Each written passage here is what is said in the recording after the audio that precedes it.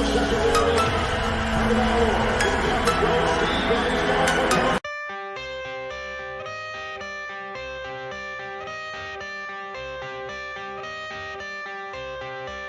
got the cash in the bag, stadium packed. Born a rock star in this life, gon' live it up on the attack. Baby, I'm bad, I just wanna get caught up in this life. I'm crazy, I'm mad, doing no cap. Only God wants you, better go live it up. Cash in the bag, stadium packed. Baby, I'm bad, baby, I'm bad. I just wanna stay bad, stay mad. Chip on my shoulder cause they treat me like an outcast. I ain't gonna take that, stay back. I'll be swinging hard till the hits come in all caps. I ain't gonna lay back, pray that someone's gonna help me. Ain't nobody like that. I ain't gonna wait, that's all fact. Give me one shot and I'll never get the throne back. I'm sick of being cautious.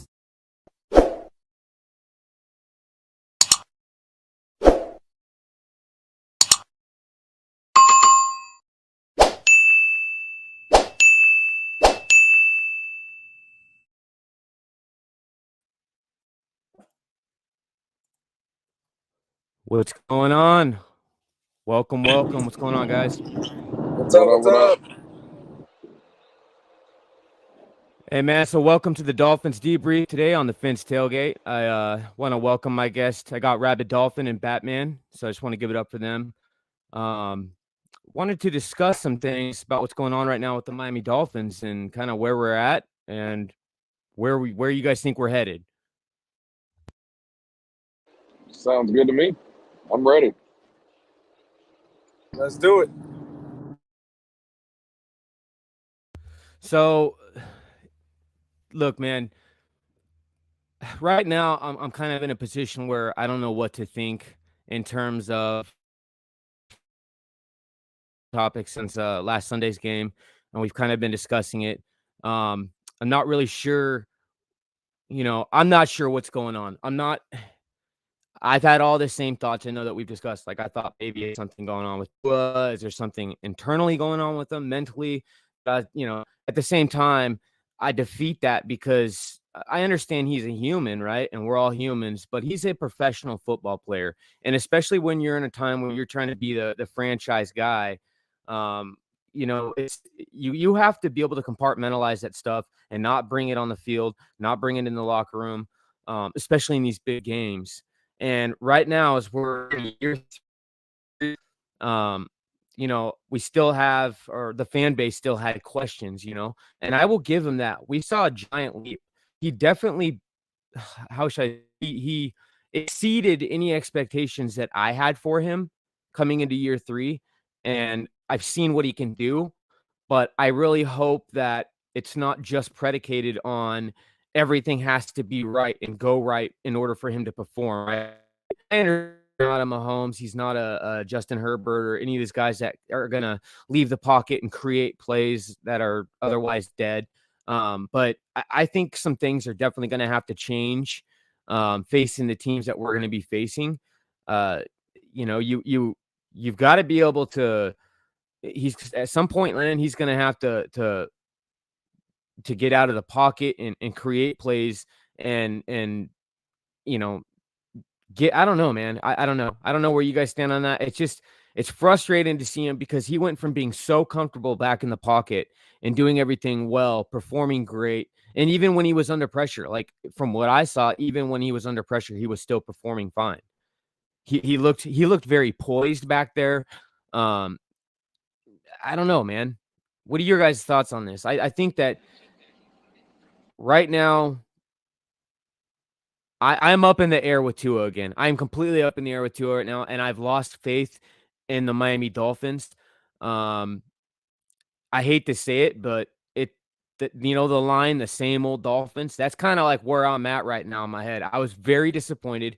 And this shit's emotional to me, kind of, man. I invest a lot of my time into this team, and I love this team, and I want this team to succeed. And man, if you've been alive, like some of us, 35 years for me and both of you guys, I'm sure have seen so many disappointing seasons that it's like, to me, it was like having it dangled in front of our face, right? And I'm not saying that we're going to lose out the rest of the season, right? I'm not saying season's over, and crying chicken little. But looking at what we have left on the schedule, and if I base it off just the last two games, or hell, if I base it off the way he's been performing since after the bye, because let's face it, yes, he beat the Texans, but he also didn't look the same in that game either.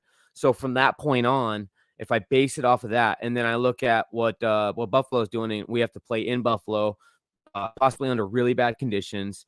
You got no run game. I mean, Jeff Wilson's going to be hurt, so we have Mostert, maybe Gaskin or Ahmed. Our receivers are hurt. You know, Jalen Waddle been playing through injury. Tyreek Hill been playing through injury. What to me looks like a high ankle sprain. Tua's even been playing through injury a little bit. Something going on with his ankle. Where do you guys see us at right now? And where do you guys stand?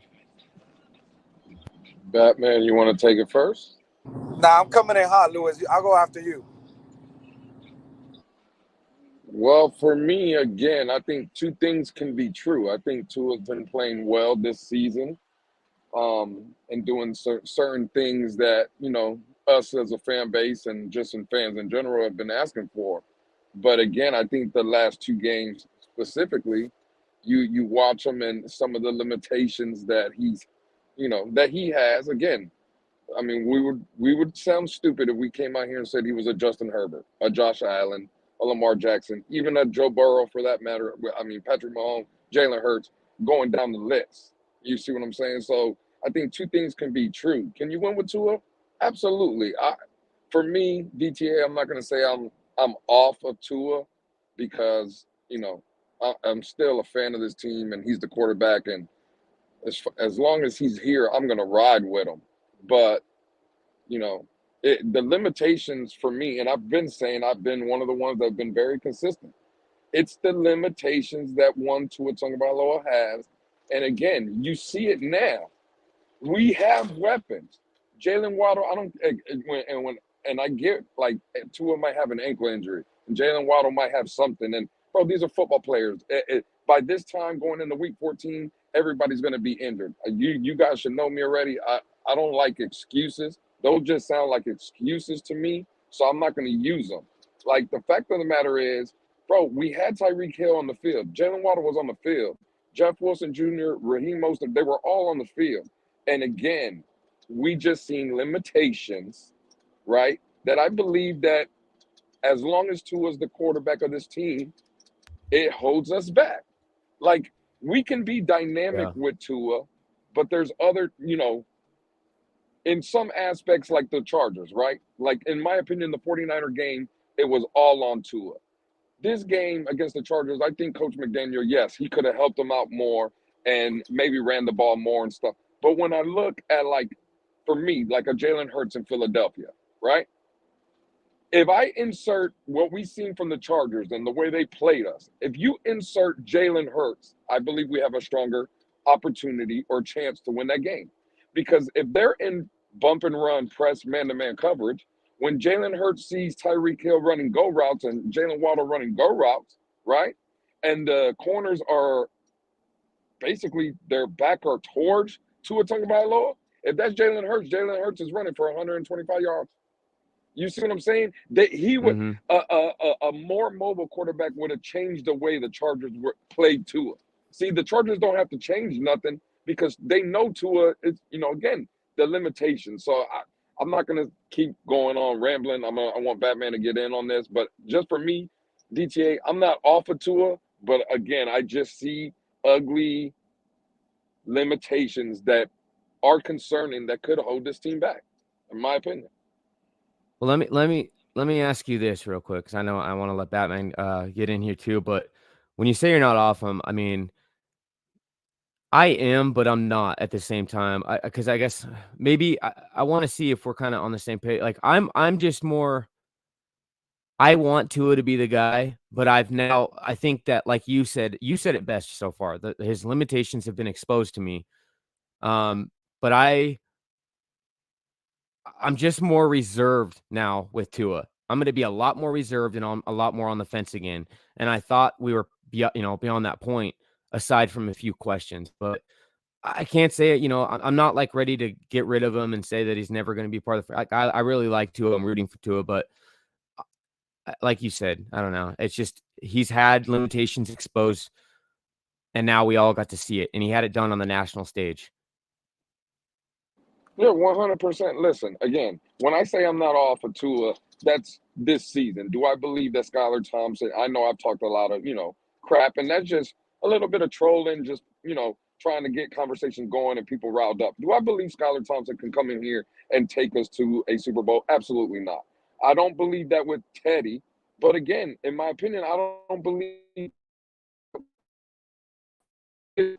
and we have a strong game, and the offensive line is playing well, and defenses are playing zone, and Tua's cooking. Yes, anything. Listen, I mean, the clock's right twice in a day, right? Or however that saying go. I'm just saying, like, long term. If you're asking me long term, if we're giving this guy 4 or 5 year contract extension, and we're going to make him one of the highest paid quarterbacks in the NFL, absolutely. See, in my opinion, absolutely not. Tua's not one of those guys. You see what I'm saying? I would feel comfortable moving forward and giving Joe Burrow a $150 million guarantee contract. I would feel comfortable doing that with, I mean, hell, even a Lamar Jackson. I would still feel comfortable doing it because it's multiple years. And I just think, Lamar, again, in this offense specifically, look at where Coach McDaniel came from. I said it already plenty of times, and everybody gets up in an uproar when I've said it, DTA. Jimmy Garoppolo is the comp to Tua Tagovailoa, in my opinion. Or Tua is Jimmy Garoppolo's comp, right? Bro, they traded us 3 first-round picks, right, to go get a more mobile, athletic, stronger arm quarterback, right? And again, when people are going to get mad that I said Jimmy Garoppolo, well, hasn't Jimmy Garoppolo taken the 49ers to a Super Bowl? Hasn't Jimmy Garoppolo taken the 49ers to 2 NFC championship games? And they still Yeah, moved off him. Why did they he's move a off winning of him? quarterback. Yeah. He's a winning quarterback, right? Just like Tua is. Yep. But the problem is the 49ers thought that to win in this league and the way, bro, if you look at the way the league is now, trust me, I used to love the NFL and watching Dan Marino and Joe Montana and those kind of quarterbacks, Warren Moon, right? Pocket guys that could kill you from the pocket. Bro, in the era that we're living in now in the NFL, that's not what we have. Look at Josh Allen. Look at Lamar Jackson. Look at Jalen Hurts. It's going to a more mobile, a quarterback that can do multiple things. And unfortunately for Tua, it's not his fault. He wasn't born with those kind of attributes, and he doesn't have those traits. And it's okay. Yeah. No one's hating on him. Again, Saturday night I'll be rooting for Tua Tagovailoa and the Miami Dolphins, but just, me and Batman always say the same lines all the time. There's levels to this. And Tua's a good quarterback, but again, I just want everybody to understand there are levels to this. So. Yeah, and I agree. You made a really good point. My point. Yeah, no, the Jimmy Garoppolo, I really like that point. That's actually a really good point. And I didn't even look at it in that light, but yeah, that makes sense, man. Batman, what are your thoughts, man? All right. I'm going to say this. Besides Patrick Mahomes, none of those fucking quarterbacks have won anything. I don't care where they take their teams. They haven't won shit. So I don't give a damn about a mobile quarterback. And Patrick Mahomes, quote unquote, ain't a mobile quarterback. Yes, he is more mobile than Tua, but ain't no damn mobile quarterback.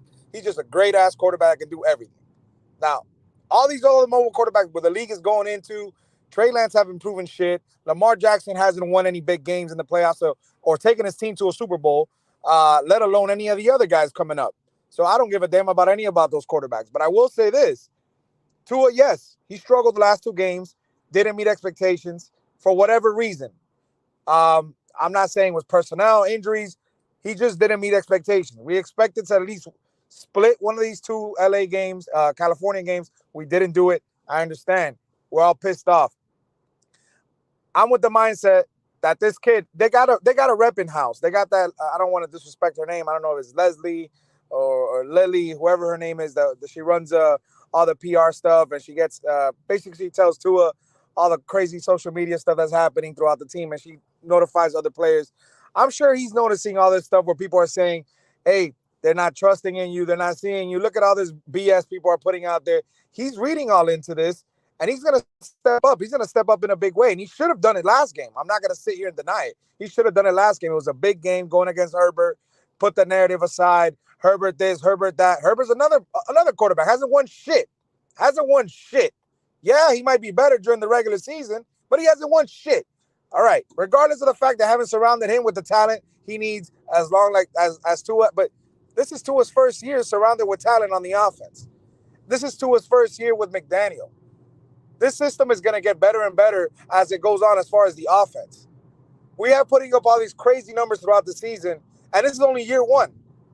It's only year one of this offense with Tua and Tyreek and Waddle and all the dynamics of it. And this is not and this is still not with a quote unquote number one running back. Jeff Wilson is a great player, but we haven't seen what we thought we were going to get from him after we traded from him.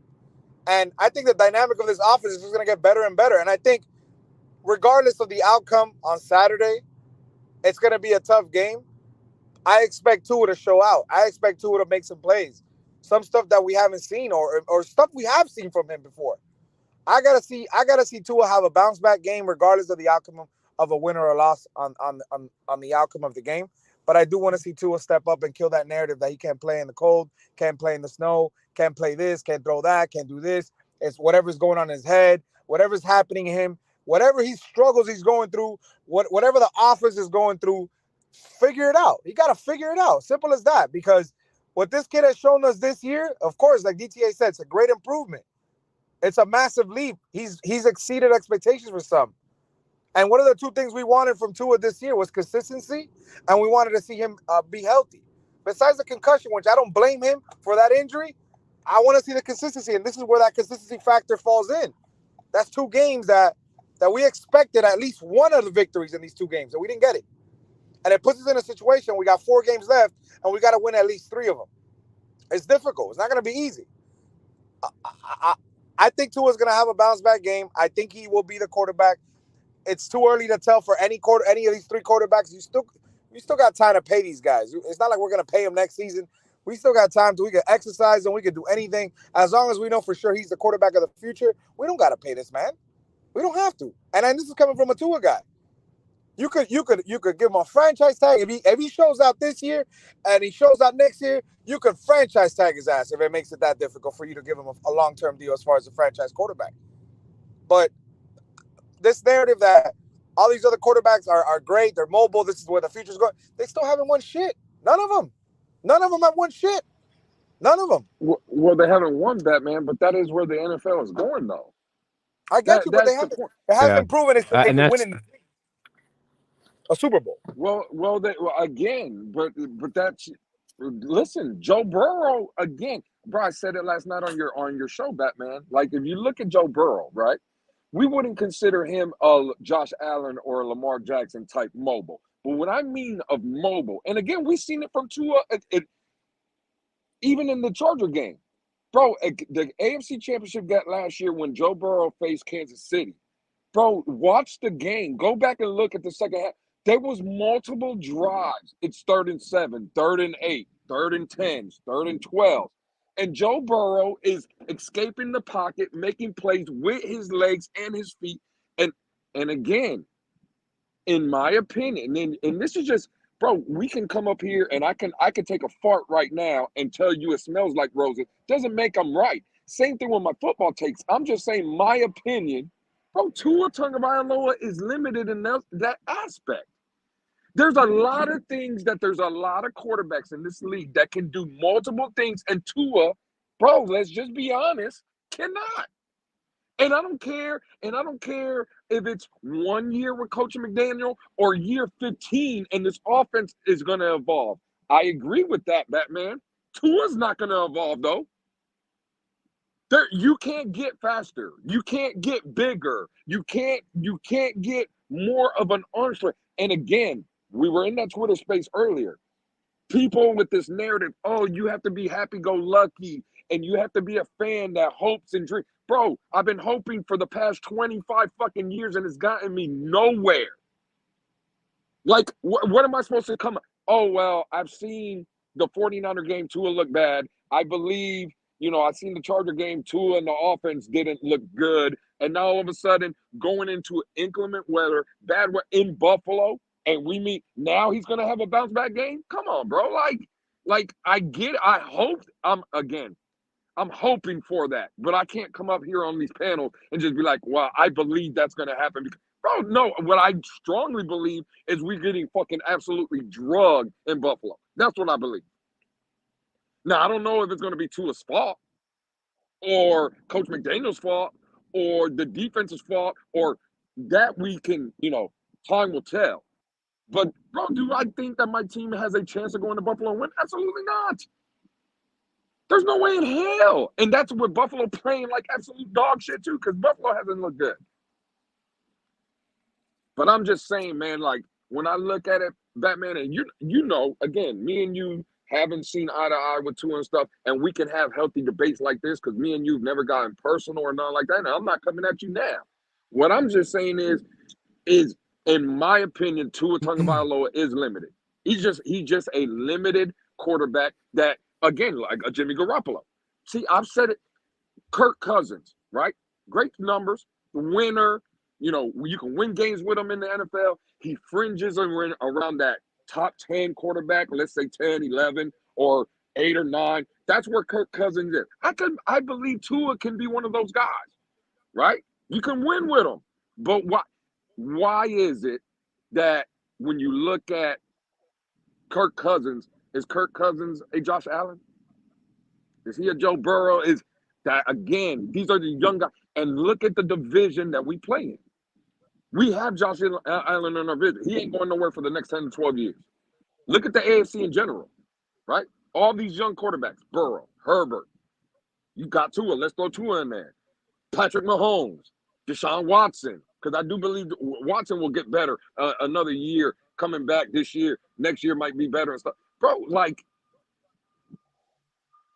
if you're asking me out of the AFC quarterbacks, who would I rather have? Tua's 4, maybe 5 on that list, if that. And these are the guys you're going to have to play for the next 10 to 12 years. They ain't going nowhere.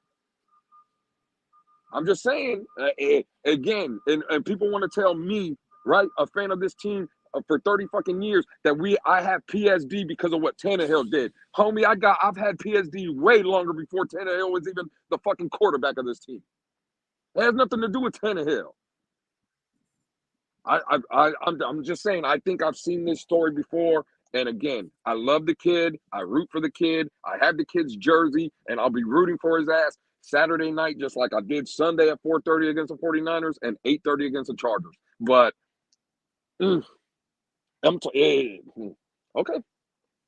to leave it alone. I'm just going to leave it alone. But y'all boys go ahead, man. I agree with you, man, but I don't know. I'm just at this point, look, I want to touch base because I was letting you cook, but I didn't want to stop you. But when I'm talking about injuries, too, for one, I want to address this comment below here, too, but I'll do that in just a second. I know that in when you talk in December football, everyone's going to be playing with injuries and stuff, but I'm saying I'm just taking what I meant earlier is I'm taking all that into consideration, and I'm factoring in everything, like who's playing injured right now, who we've lost, who we don't have, all of those things stacked on top of the fact that Tua has something going on. And I'm not saying it's internally or mentally or anything like that. That changed the way he's playing, whether that be on the field, the scheme, him, I don't know, but something changed. So if you take all the injuries and everything that's going on, it's this perfect storm. I don't see how, for one, I don't see how we're going to beat some of the teams we have left on the schedule. And two, even if we do make it to the playoffs, I'm not saying we're not going to. It's still very possible and likely. I'll even say that. I'll say it's very likely we're probably going to still be in the playoffs. But why do I care about going to the playoffs just to have another first-round exit? What does that mean to me? I don't know about you guys. I've heard people literally say on Twitter, and I'm not going to drop names, but this gentleman said that basically he's going to support the team and he would be happy just to make it to the playoffs. And he said, you know what? Even if we lost in the first round, he would still be satisfied with that. And then he went on after all that to say, even if we didn't make it to the playoffs, he would still be satisfied. and he's No. going to support, the quarterback. I'm not. How can you look at all the No. money? Look, all money that this team has dumped into. We are in win now mode, and this team went all in. We got rid of all our draft picks. We put in all this money. We acquired all these assets. You picked up guys like Bradley Chubb, Tyreek Hill. You paying all this money out to all these big superstars, supposed to be superstar players, which Bradley Chubb that's another story in my book that I want to just touch on. But you're paying all this money out. A loaded roster like this with superstar talent all over, and tell me that if you don't make it to the playoffs, you'd be satisfied. Hell, if you don't go in and make a run in the playoffs, that you could be satisfied. I'll say this. Like I've always said it from the beginning of the year. Like, if obviously you're turning over to a new coach, but the mindset, like you said, it's a win now mode team, and you have to make the playoffs, and you have to at least pull a victory or be very competitive in that playoff game. You can't be satisfied just making the playoffs. Oh, we haven't made the playoffs in the last 5 years, I think. Like, it's not just making the playoffs. It's at this point is making it and actually not getting hit in the mouth like we've been the last 2 times we made the playoffs. We have to show the NFL, hey, even if we lose, make it close, make it competitive. But I want to win a playoff game. That would be for me, that would be the standard for this season. That's what I would want. I don't know about what about you, Lewis?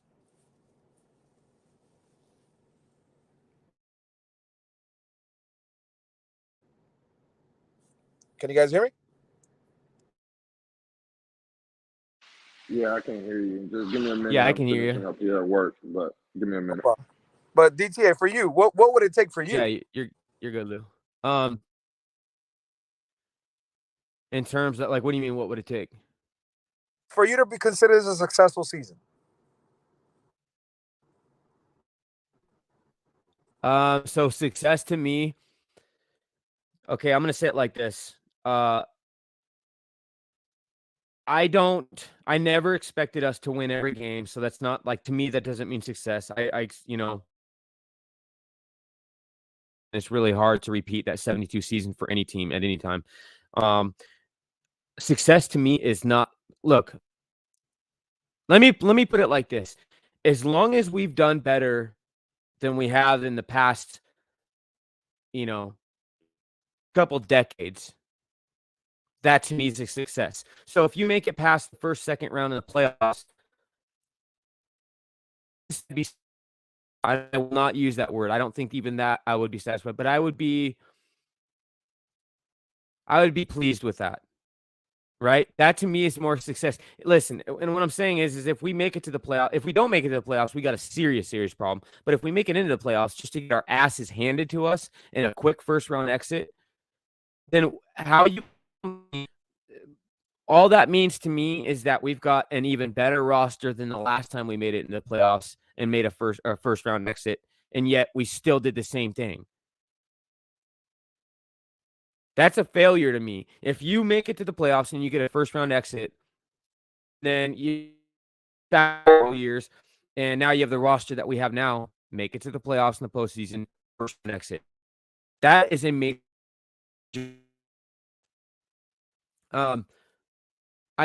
If you would ask me prior to the bye, I would have said success for me, making it to the Super Bowl.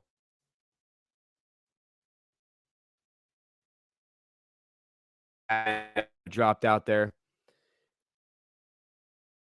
Look, I want to address this comment real quick. I think Batman probably.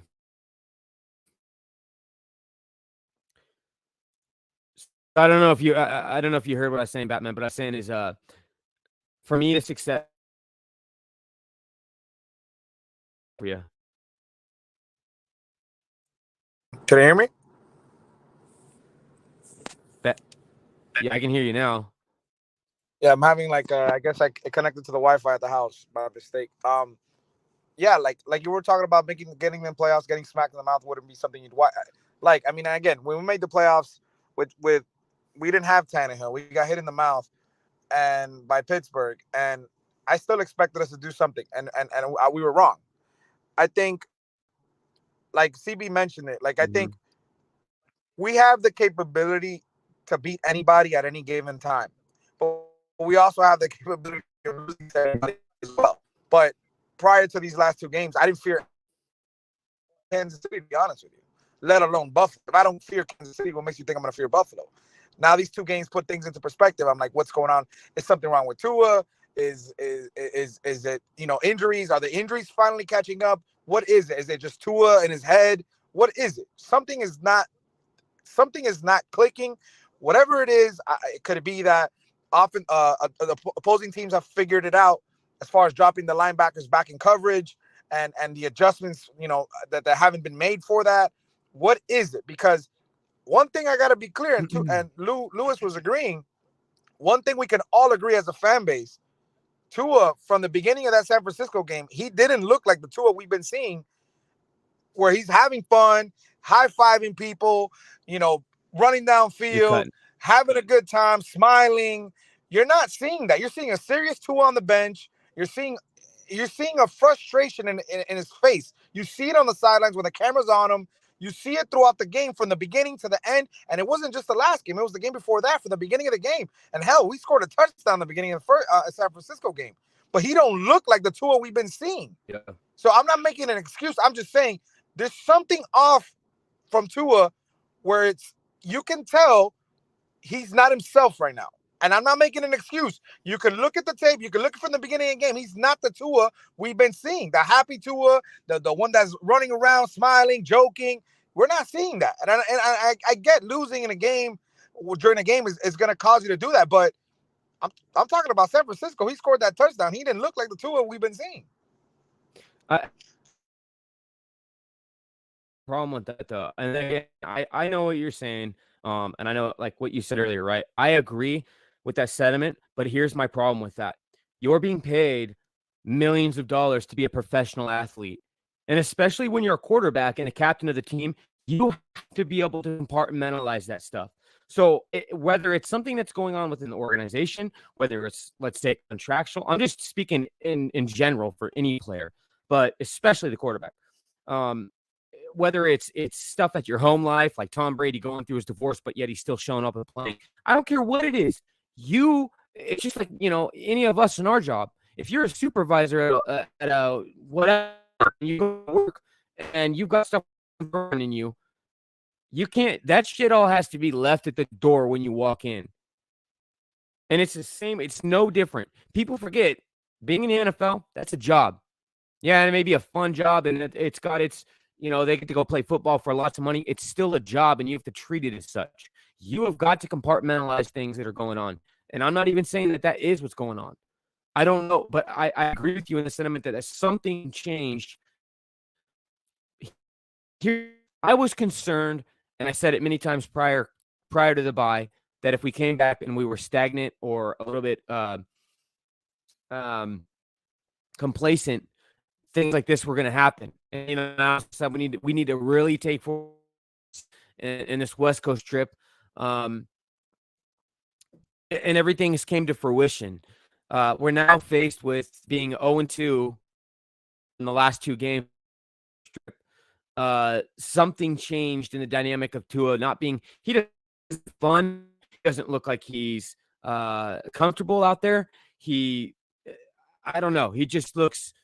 You can see the frustration. I get that because when the broadcast panned over to Tua on the sideline, you could see he was frustrated. But is that because of something externally that maybe the coaching staff or something's going on? Or is he frustrated because in general, if you're losing a game, you would be frustrated? I don't know. But another concern is you've gone on a West Coast trip and obviously it didn't pan out well. That was very hard on the team. Even more injuries now. I don't see how we're going to, we leave Los Angeles, we leave. You go back to and then you have all that travel time, got to fly all the way back up to Orchard Park to play the Bills. And it's going to be a team. This team's completely physically worn out. 2-week stretch games in the West Coast. Back up to Orchard Park. You got to play in weather. I don't see how we get this done. I just don't. And I know a lot of people, I guess, I'm saying this because I want to understand where people are coming from that are saying or acting as if we've got some great chance to beat Buffalo and it's all going to be all right. I don't know how we can say that. I would like somebody, and I'm asking genuinely because I want to understand where other people are coming from and their perspectives. Because in my eyes and what I've seen, and just by using common sense and logic, well, common sense and logic tells me we don't have a snowball's chance in hell to beat Buffalo. It's gonna be hard, man. It's gonna be hard. Like, look, I know that people are expecting to have a bounce back game. That's what we all want. That's what we all hope he's gonna do. And it's not making excuses. We got to look at the factors of what's going to happen during that game. I don't see Josh Allen being thrown all over the place this game either. And if we're gonna, and we're not saying they got a run game either. Besides Josh Allen is part of the run game that the Bills have. Cook he's been playing better as of late in the season. But if we're gonna talk about 7 inches of snow, rainy weather, it's gonna be a run game, and they're gonna throw when they can, very similar to Tennessee. And if you're gonna tell me that you're gonna compare Tannehill to Josh Allen as far as taking the passes you get over the top, if establish a run in this heavy snow, then we're in trouble because Jeff Wilson he might not play this game. And again, we're gonna be playing with Raheem Mostert and a bunch of people from the rec center because that you guys know how I feel about Gaskins, a rec center player, be out of the league very soon, and we're gonna expect these guys to have a heavy workload as far as the run game. We're in trouble. We're in trouble. We're definitely in trouble. And unless we do see a Tua throwing 300-400 yards, which I don't see it happening. I just saw everyone, some people in the comments were telling me my connection was a little shaky there. How do I sound now? Is everything sounding fine? Am I still cutting in and out, or are we good? No, right now you sound good. Yeah, okay, perfect. I was trying to fix that, but I won't. Okay, yeah, I wanted to get that fixed so everyone can hear me. So kind of what I was saying is, this is what I'm saying too, right? I agree with what you're saying, Batman, but when you go on, we have a short week, you got to go to Orchard Park. The team is worn out, okay? And this is, again, I'm only repeating my sentiment because I was shaky and I want everyone to understand where I'm coming from, okay? Our team has just been dealt a really big scoop of adversity on this West Coast trip with those 2 games. And El Capitan made this really good point earlier. Our team, after being dealt that adversity, has to go back to Miami on a short week. And then they're going to fly up to Orchard Park and all that travel time and play in inclement weather. I don't know. Like, common sense and logic tells me that we don't have a snowball's chance in hell to beat Buffalo. So I don't understand where people have this thought process that, we're going to go in there and wreck Buffalo. All things are going to be turned around. All things are going to be good. How? We couldn't pull it off against the 49ers. We couldn't do it against the Chargers. And another point, you don't think that, and this is a copycat league. I don't care what people say. If you don't think that the Bills are taking notice to what Chargers and what San Francisco did to shut us down, you're mistaken. They're going to take that into account and watch film just like everybody does. And they're going to try to implement that a little bit. Have Mike McDaniels, and I want to address everything. I want to address this comment too. Like, look, they're saying, okay, he's heard nothing about this trash defense, the linebackers, O-line, lack of coaching adjustments. We're going to address all that. This isn't just on Tua. I agree. The coaching adjustments or the lack thereof. They're turning, DTA. Sorry to cut you off, but they're turning. I said it 2 weeks ago. I said this exact scenario. Bro, this is how this fan base does. Because, again, I'm trying to be nice. These people fucking piss me off. The same thing we did with Brian Flores. The man had 2 winning seasons. I don't give a shit if he was walking around the building telling people he didn't like them and he was treating people's feelings bad. Did the players ever quit on Brian Flores? No, they did not. Not offensively, not defensively. But as soon as Tua was playing bad, the narratives, well, Flores can't coach. They got too many offensive coordinators. Nobody knows what the fuck is going on, right? This is my problem, DTA, because when we're on that 5-game winning streak beating teams that are fucking trash, right? No one had a problem with the play calling. No one had a problem that Tyreek Hill and Jalen Waddle was running down the field and going on deep routes, right? But now Tua Tagovailoa has 2 bad games, and look at the fan base. It's coaching, it's adjustment. We've seen this thing before. The problem wasn't the coaching with Brian Flores, and it's not the coaching now with Coach McDaniel. The problem is uno. It's oos. It's the oos like everybody tries to feed me. This is what the fucking problem is. So I don't give a shit. And again, my phone is broke, so I can't see what's going on in the chat, and I know I'm probably getting cursed out and stuff. And trust me when I tell you, I don't give 2 flying fucks. The fact of the matter is, Uno ain't playing well. Well, period. And that's the thing, S. Harris. DTA, I see your comments. DTA, you have. Oh, I'm sorry, DTA. Go ahead. My fault. No, go ahead, man. Go ahead. No, I was just saying. I was just saying for you when I hear you saying I don't know what. You make your my advice to you is you make your opinion on what you feel and how you feel. Don't let none of these people try to change your mind about what. Now, if you want to blame coaching or you see something, that's fine. And again, I'm not saying that McDaniel has been perfect. I'm just talking about the hypocrisy in this fan base, because when we were having that 5-game winning streak and all the NFL media and us as fans were coming out giving Tua praise and talking about MVP, no one had a problem with the fucking coaching. And the coaching, in my opinion, hasn't changed. What changed? Tua changed. Tua's now playing bad, right? So now they want to blame the coach. Well, if that's the case, when we're winning and we're beating teams and you guys don't see no running game against the Chicago Bears, and you don't see a running game against the Houston Texans, and you don't, then complain then too. That's all I'm saying. I'm telling you, DTA, they're flopping. They're gonna get McDaniel out of here because, again, you can't touch precious little Tua. If you say anything bad about Tua, it's everybody else. It's the running backs, it's the offensive line, it's the receivers, it's the coaching, it's everybody else except him. And I've seen it before. And the great people that run this channel, like El Capitan and Color and Ali, that had shows during the off season, right? They know it as well. Because those 3 guys, this whole offseason had to fight it. I agree. This whole offseason. And now what are we seeing now? After 2 games, they're already coming after Coach McDaniel. It's ridiculous, bro. It's sickening is what it is. Yeah. And I agree 100%. Yeah, I agree 100%. I don't see how, and that's what I was about to say too.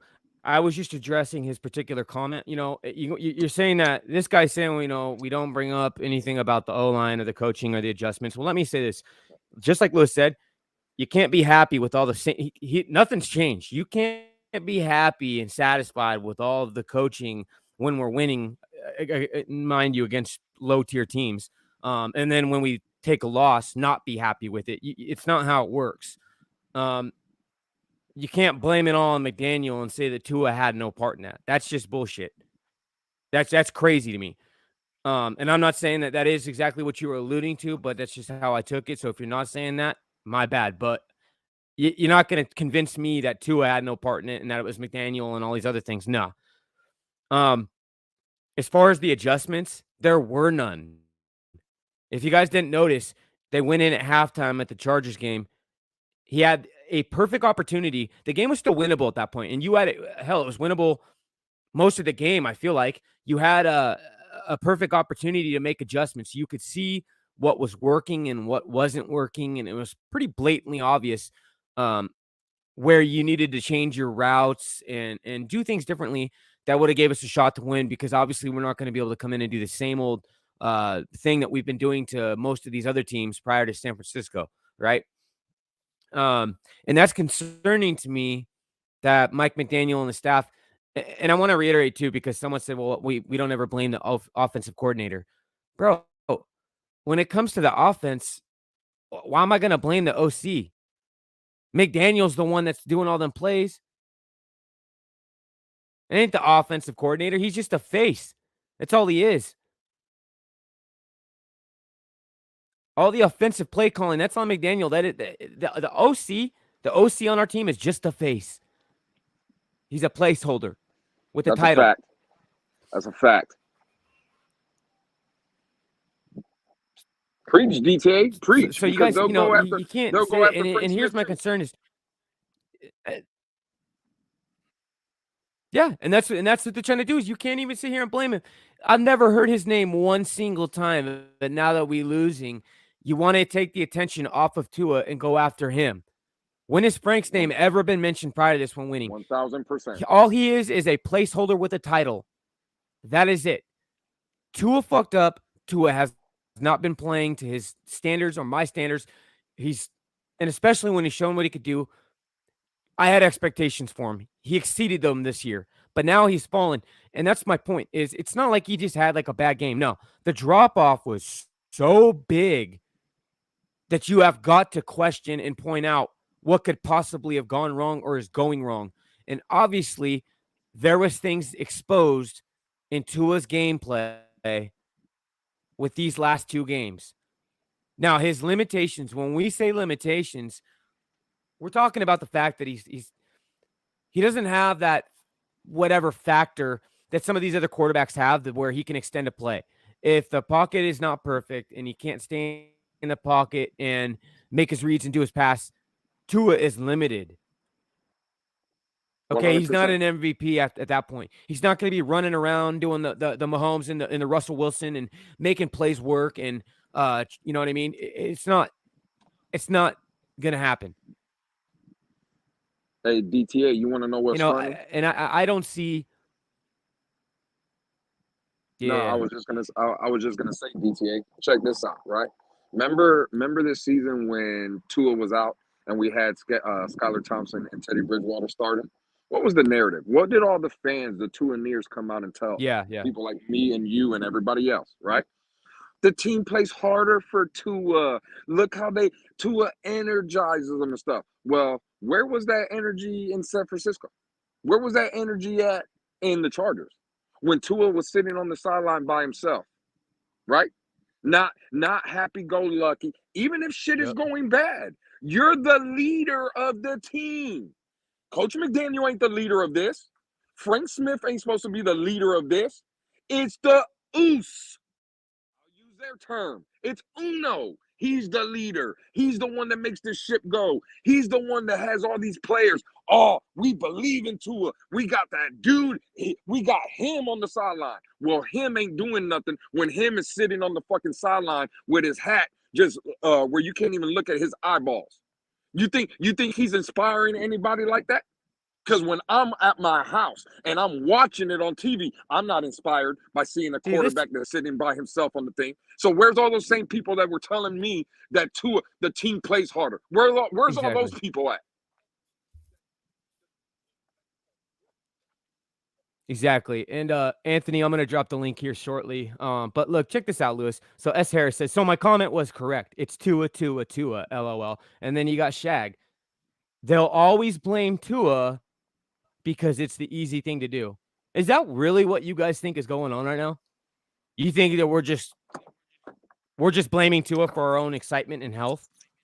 Just cuz?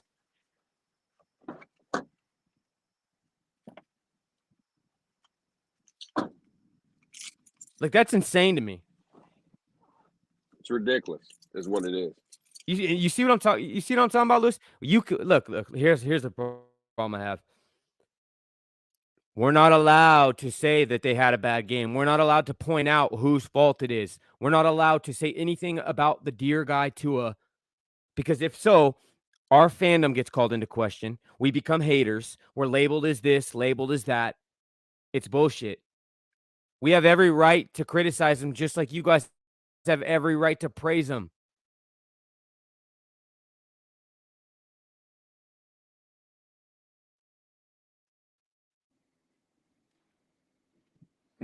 Like I said, I can't see the comment section, DTA. So, but yeah, I'm sure they're going in. I'm sure people are mad. And again, Uno can get better. He's been. Listen, if I was a real hater, I would sit here and just say, man, I haven't seen nothing from Tua. He hasn't showed me anything. The kid has answered a lot of questions. Obviously, he's gotten better. And I've been one of the biggest supporters that when people have tried to tell me about Coach McDaniel and Tyreek Hill and Terran Armstead, I say no, it's Tua. Tua put in the work. Tua's getting better. But I'm not going to get off my stance until Tua is also limited, right? These people that want the coaching, right? Again, we don't have to name people, but there's certain people that will come out and tell you, well, there's no adjustments being made because why don't we throw out routes and why don't we do other things and certain things? Well, it's funny people mention that, right? I brought it up earlier in the Twitter space. That's why, or maybe it was here, about when I was talking about Jimmy Garoppolo, right? We heard the stories coming out, the rumblings this year, the rumors coming out of San Francisco, right? They moved off of Jimmy because he was limited. He was limiting them in that offense. Yeah. Right? And he's a winning quarterback. And he's a winning quarterback. But that's what I'm saying, DTA. That you can be a winner. Kirk Cousins is a winner. But listen, Minnesota's had a great record all season, right? Minnesota's been winning games, and Kirk Cousins is putting up the numbers, right? But when you talk to our fan base about Minnesota, what do they tell you? We don't believe in Minnesota. Why not? Ain't they winning games? Ain't they 10-3? Why don't our fan base believe in the Minnesota Vikings? Oh, I'll be the voice for our fan base. It's because of Kirk Cousins. Because nobody in our fan base believes Kirk Cousins can get the job done, right? Same thing I'm saying about Tua. Tua got us to an 8-3 record. Cool. And even if we lose against Buffalo, that's fine. Let's say Tua wins the next 3. He's 11-6. He's getting us to the playoffs. Do we believe that Tua's winning the Super Bowl? Do we believe that if we have to go to an AFC Championship game, let's say in Buffalo or Kansas City, Tua's winning that game? Yeah. No. Come on, Batman. Come on. I'm being honest. I think the kid has it. I mean, you think so?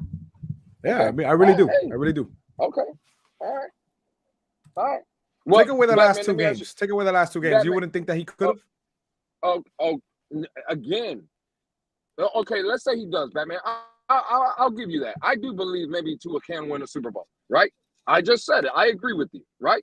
Now, could you agree with me and people of my mindset that Tua is limited compared to other quarterbacks that we see in the NFL?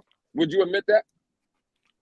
Limited as far as what? An arm? He's proving that he has arm talent, legs, just from okay. If they told you right now, Batman, you were the GM, we're giving you an NFL team, right? Are you taking Tua with your first pick? Are you picking Tua to be your quarterback? If they told you out of the 32 quarterbacks that are in this league, are you taking Tua number 1? No, I are like you taking him? Are you taking him? Are you taking him number 2?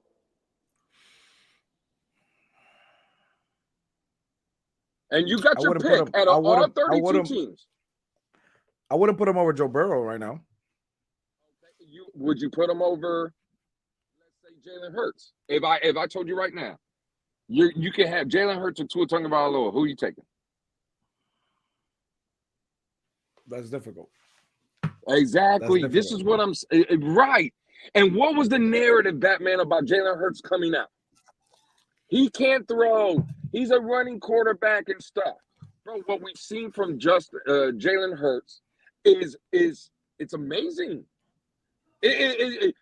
Bro, he's came into the league and changed the narrative. And again, people want to tell me, oh, well, look, they got a strong running game. He is the running game. He makes that running game. Again, I don't care about a running game. I don't care about a running game. A running game. As far as your quarterback. As far as your quarterback. But okay, a mobile quarterback would have won that game against the Chargers.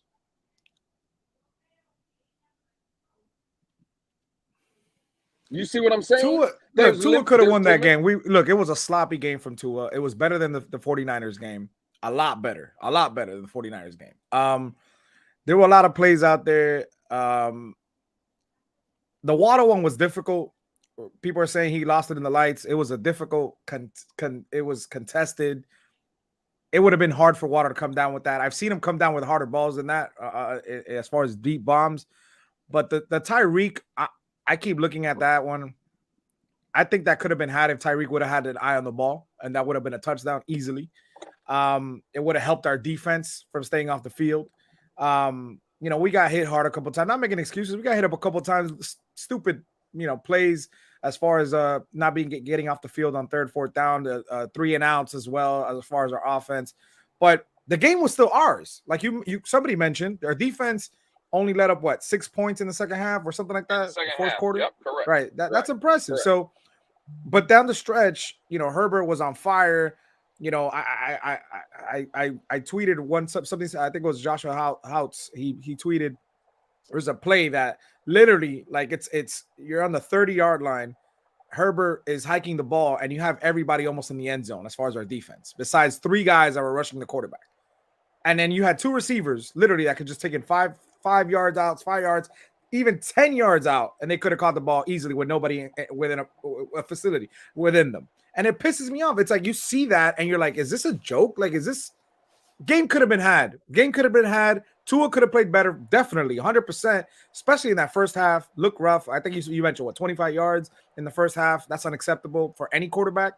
But the game could have been had. And somebody mentioned in the comment section, we're coming here and we're just talking about Tua. And I put a lot of blame on McDaniel. I put a lot of blame on McDaniel. McDaniel was on point in San Francisco. He drew up the plays. Tua wasn't making it happen. Tua threw out some plays out there. Hey, these receivers couldn't get open. They were going long all the way. Instead of running some slants, they were just running deep bombs all game. And then when they were coming back, they were covered. Their man coverage, literally that bump, it like you guys have mentioned before, that bump messed up these receivers we had. We could have played a cleaner game. Second half adjustments didn't happen. I'm not coming down on McDaniel's throat. Look, I'm just saying I put a lot of this blame too on McDaniel, at least for this last game. I do put a lot of blame. I put more blame on McDaniel than I do on Tua. How about that for the last game? Yeah, but you see, Batman, yesterday when you were on your show, right? There was a man. He came out here and he said all we were doing was going long. And I just heard you say that now. Then one of our old faithful, right? Level 2 News, shout out to Level 2 News. He sent you a clip. And they were showing you that there were throwing out routes, right? And Tua just wasn't throwing them. Is that McDaniel's fault? No. Okay, so I said, this is what I'm saying. That's what example. And mind you, we haven't seen the all 22 either. I haven't seen it. It came out today, right? I haven't seen it. I'm just saying there was a lot of plays out there, man.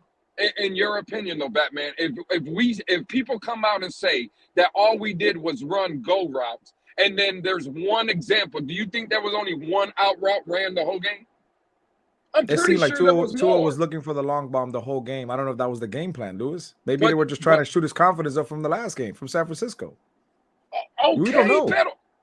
Again, Batman, but see, this is my problem. And it's not with you. It's just that's what we said about Brian Flores, right? Brian Flores told Tua where to throw. He only had one option. So now that's what we're going to do today. We're going to come out and say, that was a collection of years we had from Flores that we analyzed, that we saw that. We're seeing this from Tua with McDaniel on 2 games in a row. 2 games in a row. I understand, but what I'm saying McDaniel called a beautiful game. He called a beautiful game in San Francisco. We're not going to sit here and deny that. Just 100%. Tua wasn't making the plays happen. He wasn't making the plays happen. Tua 100%. Was making some plays this game.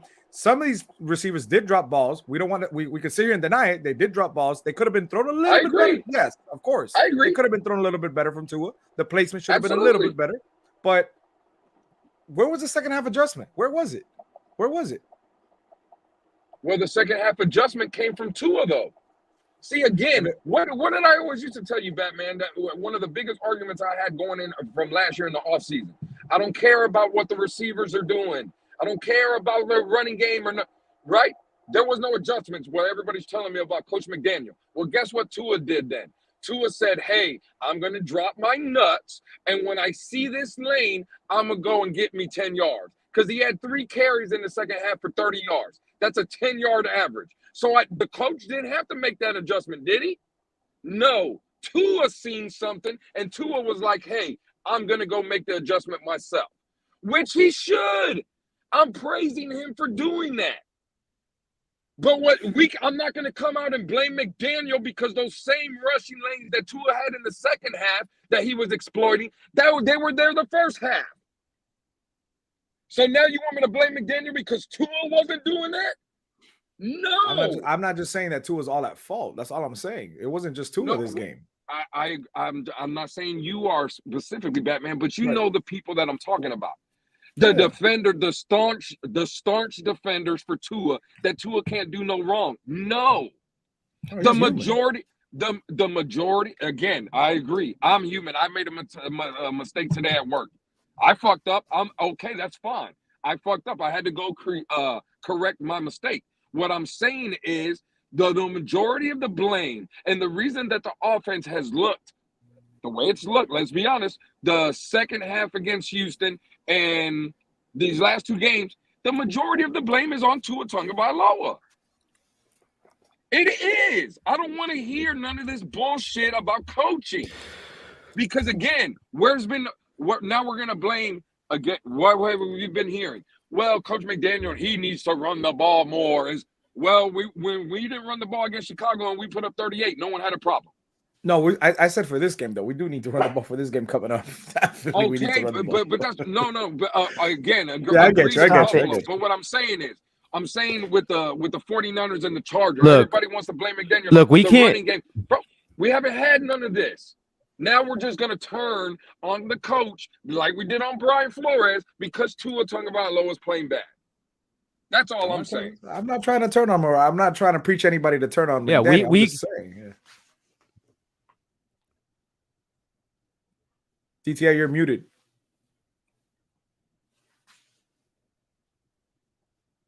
Hello, DTA, can you hear us? No, I'm unmuted. I was just waiting for you guys to stop. Oh, you're coming. Can you hear me? You're coming in and out. Yeah, the mic sounds good though. Not gonna lie, but you're coming in and out.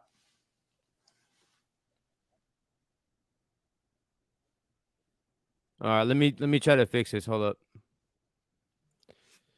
Sounds good though. Yeah, it does sound good. What I think it is, I think DTA might be a little behind us. It sounds like there's a. Can you guys hear me all right now? Yes. Yeah, bro, you're good. Yep. Yeah, it's like Bryson said. You were freezing on the video clip. We heard you in and out. But yeah, I mean, we gotta. It's gonna be a tough. Is it better now though? Can you guys hear me? Yeah, we hear you. Yeah, bro, you're loud and clear. Okay. I don't know what's going on, bro. It's because I'm on the laptop and we had from all the snow that happened. It messed up. Since now Wi-Fi has been spotty, the routers have been spotty. Just in this area from we had like 3 days of snowstorm. So, damn. But anyways, look, I just wanted to intervene and say this, man. I don't, and hopefully you guys can hear me and I'm sounding good. As far as for everybody in the chat, yes, we are going to be opening it up the panel. I'm going to be opening that up in a minute. I want to say this. I am not going to blame the defense, and I can't, because it's another thing I keep hearing. I'm not going to look. No one's going to realize because has had the defense. Did they have some bad plays and some questionable calls? Absolutely, 100%. But most of that game, the defense played good. These games, in the last few games, I would even argue that kept us in those games at times. So I keep hearing fire Boyer, the defense is the problem, blah, blah, blah. How are you going to watch the offensive performance and somehow pin that on the defense? That makes no sense.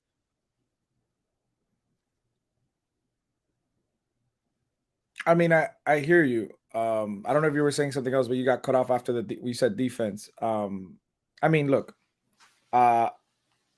again, the defense only giving up 6 points in the second half is actually pretty good.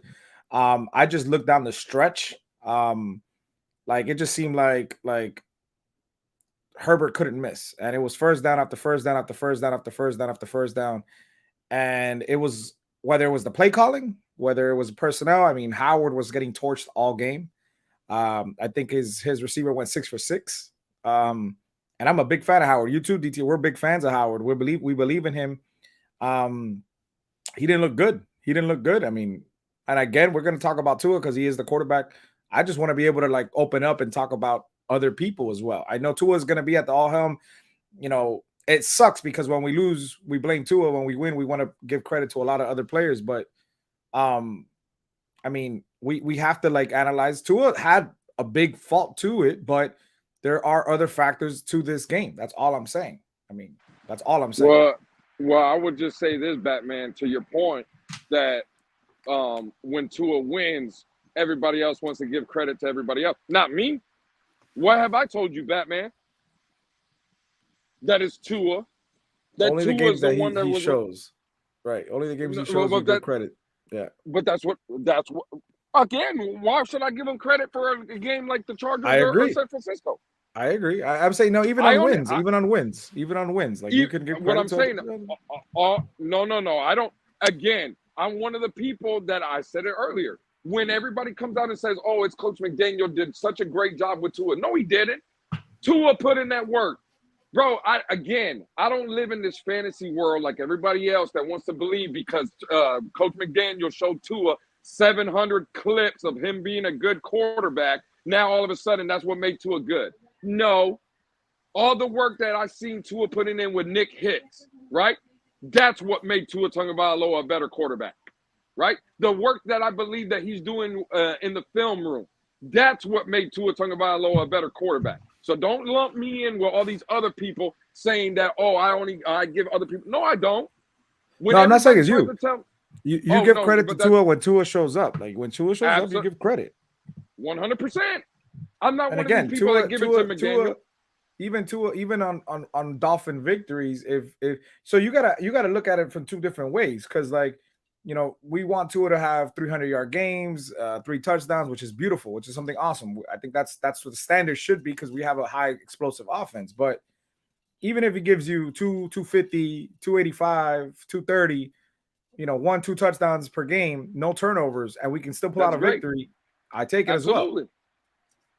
Batman, after I think it was Detroit, he threw for over 300. Chicago, he threw for over 300. It was the Cleveland Brown game where he was, I think, 26 of 31, 285, 3 touches, 0 interceptions. The next morning, I came out and said this was a better game than the last 2 where he had for more yards. So I agree with you. I don't need 300. I just need to feel Tua. Tua has to have a presence on the field. Right? That's what a leader does. That's what a franchise quarterback does. And the last 2 games specifically, that's what the ones we're talking about. Tua Tagovailoa has played like dog water. Let's just be honest. It is what it is. That's not shitting on what he's done this season. That's not he's played great. Give him credit. He's gotten better. But the facts remain. These last 2 games, bro, it's very concerning as a Dolphin fan. And again, let me just say this, because when I was at work, I heard you and DTA talking about what would be a successful season this season and making the playoffs and this and that. Bro, again, it all comes, I guess, week by week, let's say. Because it was the same argument I had with Alex Diaz when we started off 3-0. And then all of a sudden we lose 2 in a row, right? And everybody's like, oh, we're 3-2. If I would have told you before the season we would have been 3-2 after 5 games, everybody would have took that. No, wrong. I would have took that if we would have started 1-2, and now all of a sudden we're 3-2. Okay, I get it. You can't give me 3-0 and then lose 2 in a row. You can't do that. Again, let's say for the sake of argument, we go 8-6 and we lose to Buffalo this week. Are we going to say, oh, we're happy that we're 8-6? Motherfucker, no, I'm not, because we were 8-3 3 weeks ago. No. You see what I'm saying? How can I be happy when I was 8-3? If I'm 8-3 3 weeks ago and I'm looking at if I win this week, I'm 10-4. Okay, yeah, I can get with that. That's fine. Go 2-1. But nah, bro, we can't go from 8-3 to 8-6, lose 3 in a row, and then well, look, guys, we're still 8-6. Man, fuck that. Hell no. Hey, I'm gonna. Again, that's just how I am. I'm gonna reset my router real quick. I'm gonna reset my router real quick. It's gonna take me like 60 seconds, so I'm gonna pop off real quick. But you guys keep chopping it up. When I get back, I'm gonna open up the panel. So Sounds good. I'll probably fall out That'll for work. like 60 seconds, but I'm just resetting my router. So, all right, brother, you guys keep chopping it up. I'll be right back. I'll open up the panel and get some get some thoughts from everybody else. See where they're at, man. Sounds good. So Yeah, I'll be for right sure. back, guys. But yeah, like So- I definitely like, you know, I forgot who mentioned it. I don't know if it was Ralph. He was saying in the comment section that in that Texans game, how we were up 30 and Tua came out of the game and our defense just let the team come back, and you know we still haven't seen. Our defense has definitely regressed. You know, we have guys that are stepping up within the defense. Like Jalen Phillips is coming around right now. Obviously, Christian Wilkins is stepping the hell up. Christian Wilkins is balling right now. He's balling out of his mind. You got guys that are showing up. Kader Kohu, obviously, the whole season. I know how you feel about Javon Holland. I still think he's babysitting a lot of these kids. That's why he's not being able to see Javon Holland the right way. But this defense has regressed like immensely. I know that we were ranked like 2 weeks ago. We were ranked like 17th overall. I don't know if it's taken a hit since then or it's around the same, but you know, Lewis, same as part as Tua stepping up and wanting this team to not just get in the playoffs, but our defense needs to be on point. And we got personnel to show up people. We got personnel. We got Chubb that I know he's putting pressures on, but we got to see more production. I mean, this guy's going to be a $20 million guy next season. We got to see production from Chubb. I know he's helping Phillips.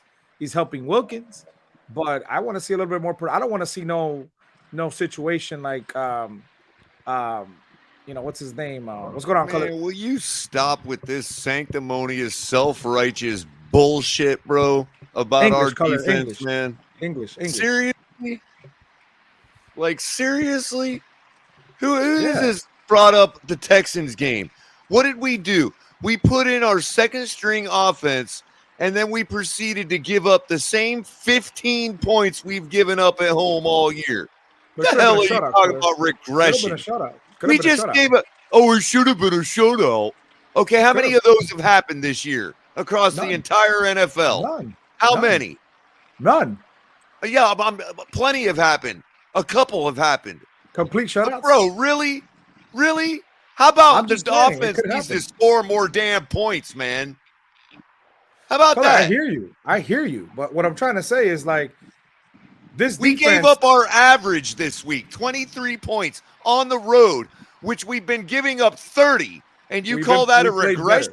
We played better, Color, on the road. Yes, congratulations. One game. Let me give it to you. Yeah, Thank you. one You got your game. flowers. That's right. We You got your better. flowers. We've been You got your decimated flowers. on injuries. One game. We Thank got you. better, and our We've been quarterback decimated got the whole worse. team. Our And our running back got hurt quarterback last got game. worse. Our running back got hurt last Our game. We've been defense decimated stepped throughout the up whole in a year. big-time situation, and our quarterback got worse.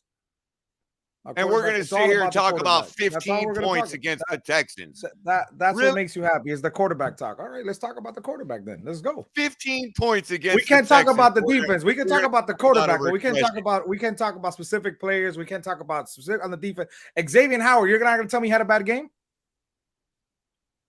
Arguably the worst player on our team last week. He had the worst game out of all of us. Are you going to deny that? Why did he have the worst game out of everybody? He's been injured, right? Did he give up six? Did he give up 6 for catches? Did he what? Did he give up 6 catches, Color, out of 6 attempts? Maybe. I don't know. And we don't expect that from complete him. sticks? No, but that's not, but why go back to Tua? That's what gets you happy. Because that's what scores us points, bro.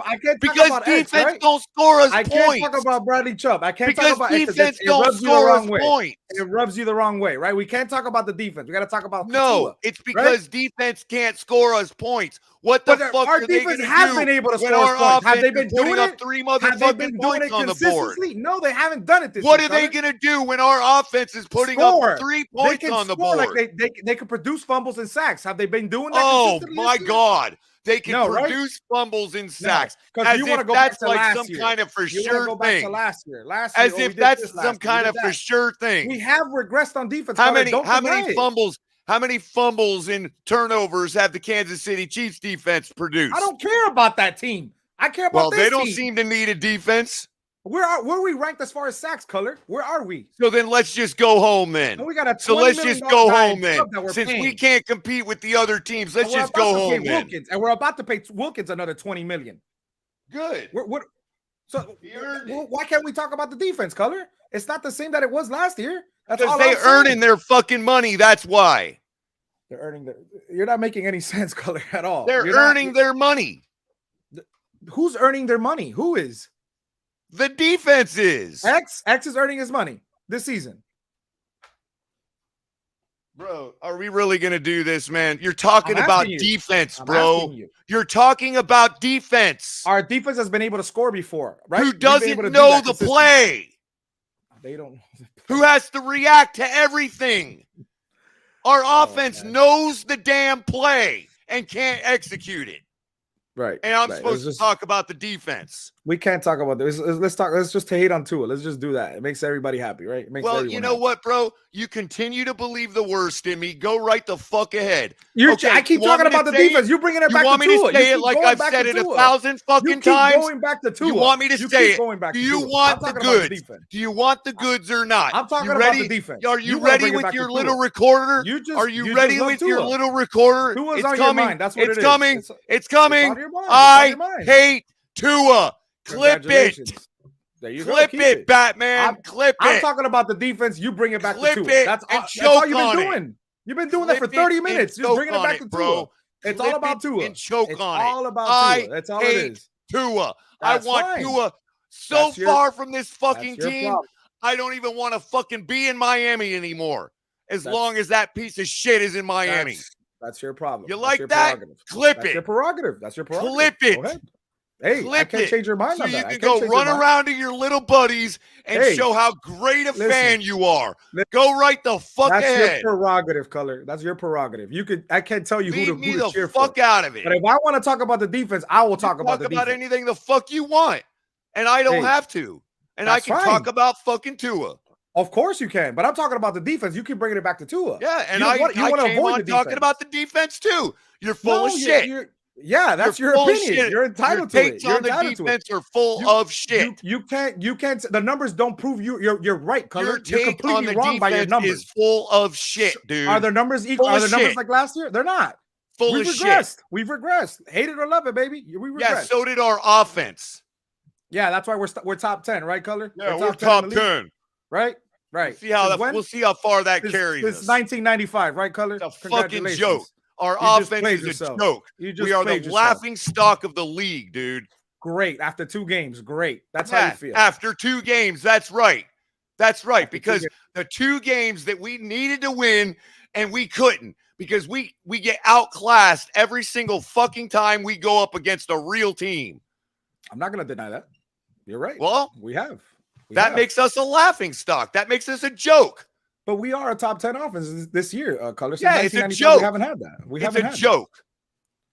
It's a gimmick. I don't think it's a gimmick, Color. I don't think it's a gimmick. Well, I don't think it's a gimmick, but definitely teams have figured us out. They have figured us out. I'm not going to deny it. The last 2 games has proven that. You know, it's all McDaniel's fault. We can't adjust, right? No, I said it's the fans' fault. You run through the coach. You run through every other coach. You run through every other player. You run through the defense, and now you're running through the fans. Because that's how you feel, Color. I mean, I'm not running through anybody. But listen, guys, I do gotta go live. It's all my fault, bro. Blame me. Who's saying that? I'm not saying that. Next week, when we get put out of the playoffs and we get put out of our misery this Saturday night, you can blame me, bro. Does that make you feel better? Why are we blaming you? I see you're putting words in people's mouths. If that's how you feel, Color, I can't change how you want to keep calling me a fucking hater. I'm gonna play the part. Not one person has called you a hater, Color. You're putting words in your own head. You said I was hating on Tua. No, I just said I was hating on Tua. Clip it. Why the Tua hate, Color? Why the Tua hate? I say, why do you keep bringing up Tua? We're talking about the defense. That's all I said. And you were go back to Tua. Dude, I said what I had to say about the defense. And the fact of it is, our defense regresses during a game after the third quarter when the offense decides they're not going to pay them off for shit. You want to talk about 15 points against the Texans. I got to go. Much love, guys. Season average at home. Our season average at home. All right, Batman. Yeah, go have fun with that. Go talk all the shit you want.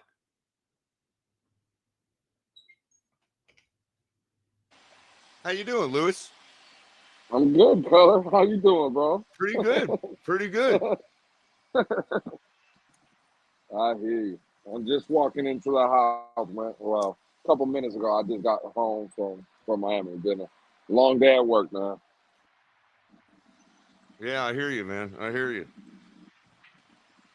You got me through the morning, though. My phone's been crapped out, but it was a good morning show, you and El Capitan, for a little bit. I was able to catch that. So it's my pleasure, man. I'm glad to have done it.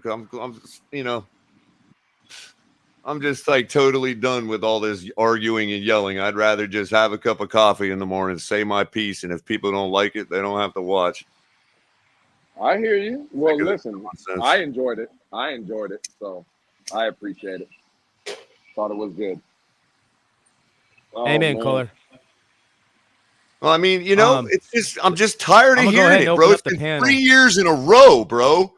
Defense. Oh, our defense sucks so bad. I'm just so sick of it, dude.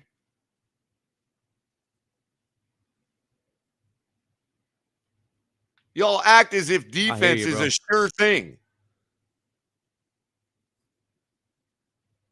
And the only reason I bring up the Chiefs is because guess what? That's our damn competition.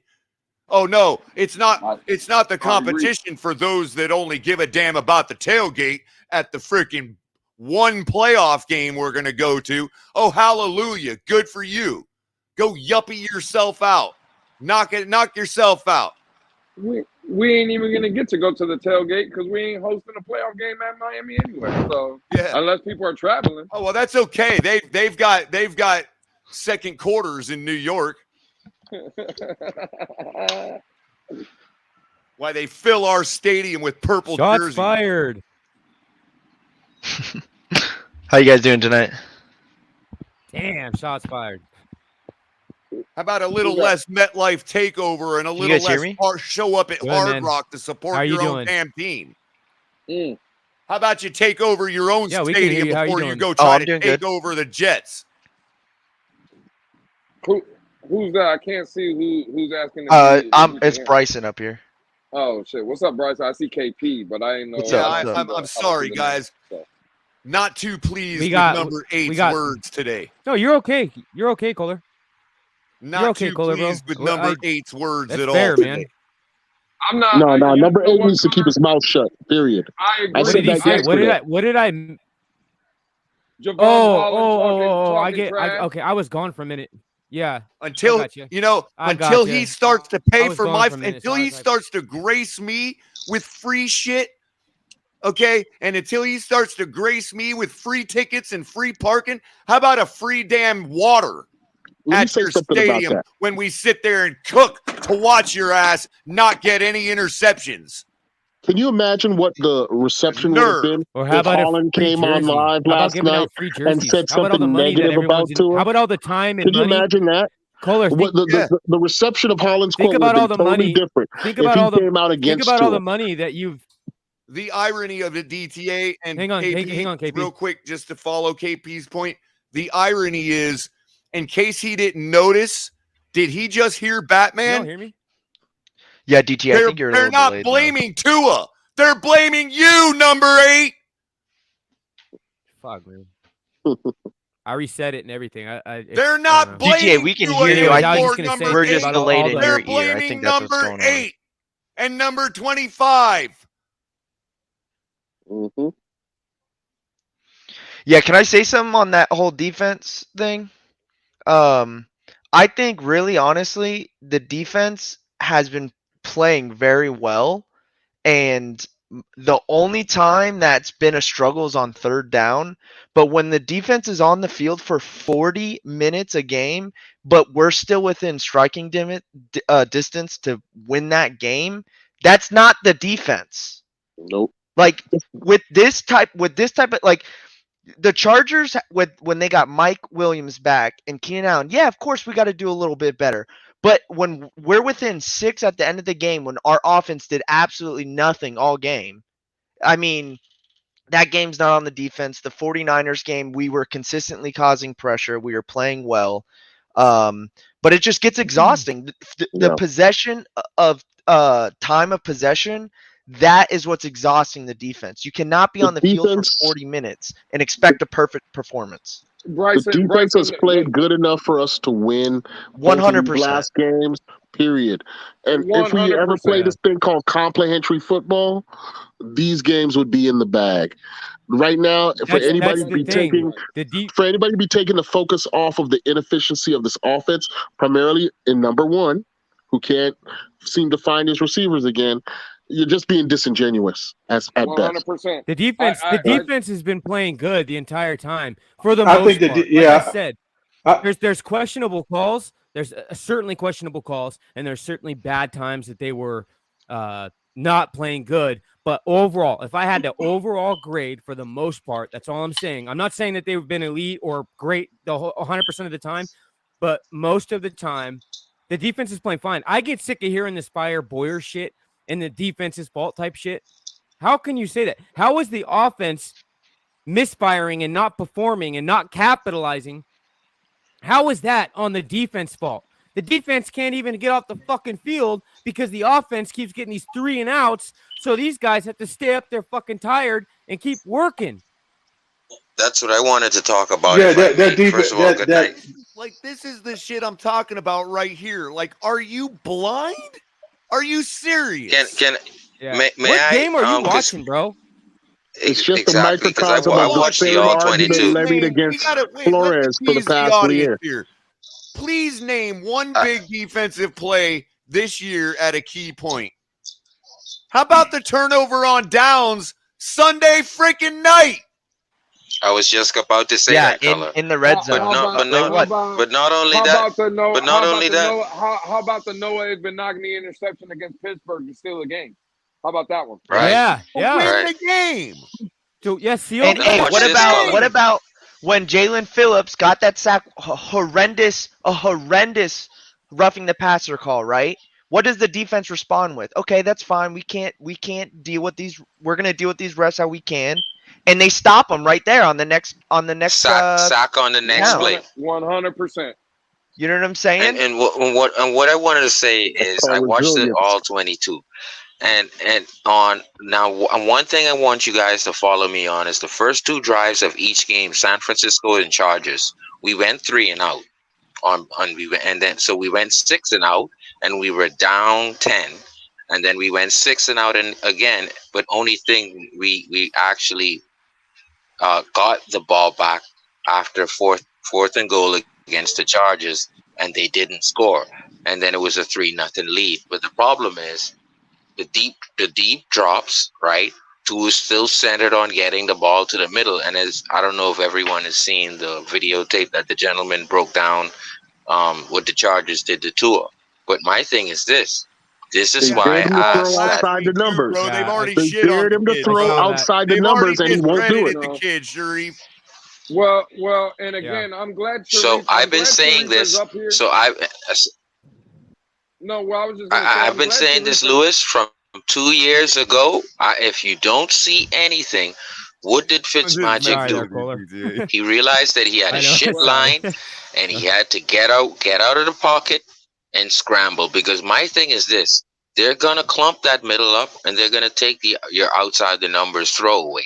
What are you gonna do? You're gonna pat the ball away and throw the ball away on 3rd and 10? No, you have to do something to extend the Dolphins season. But it's a foregone conclusion. Sharif, it's a foregone conclusion. Tua is not going to scramble like that. What we're going to do is we're going to spend all. Then we're done. That's all I'm saying.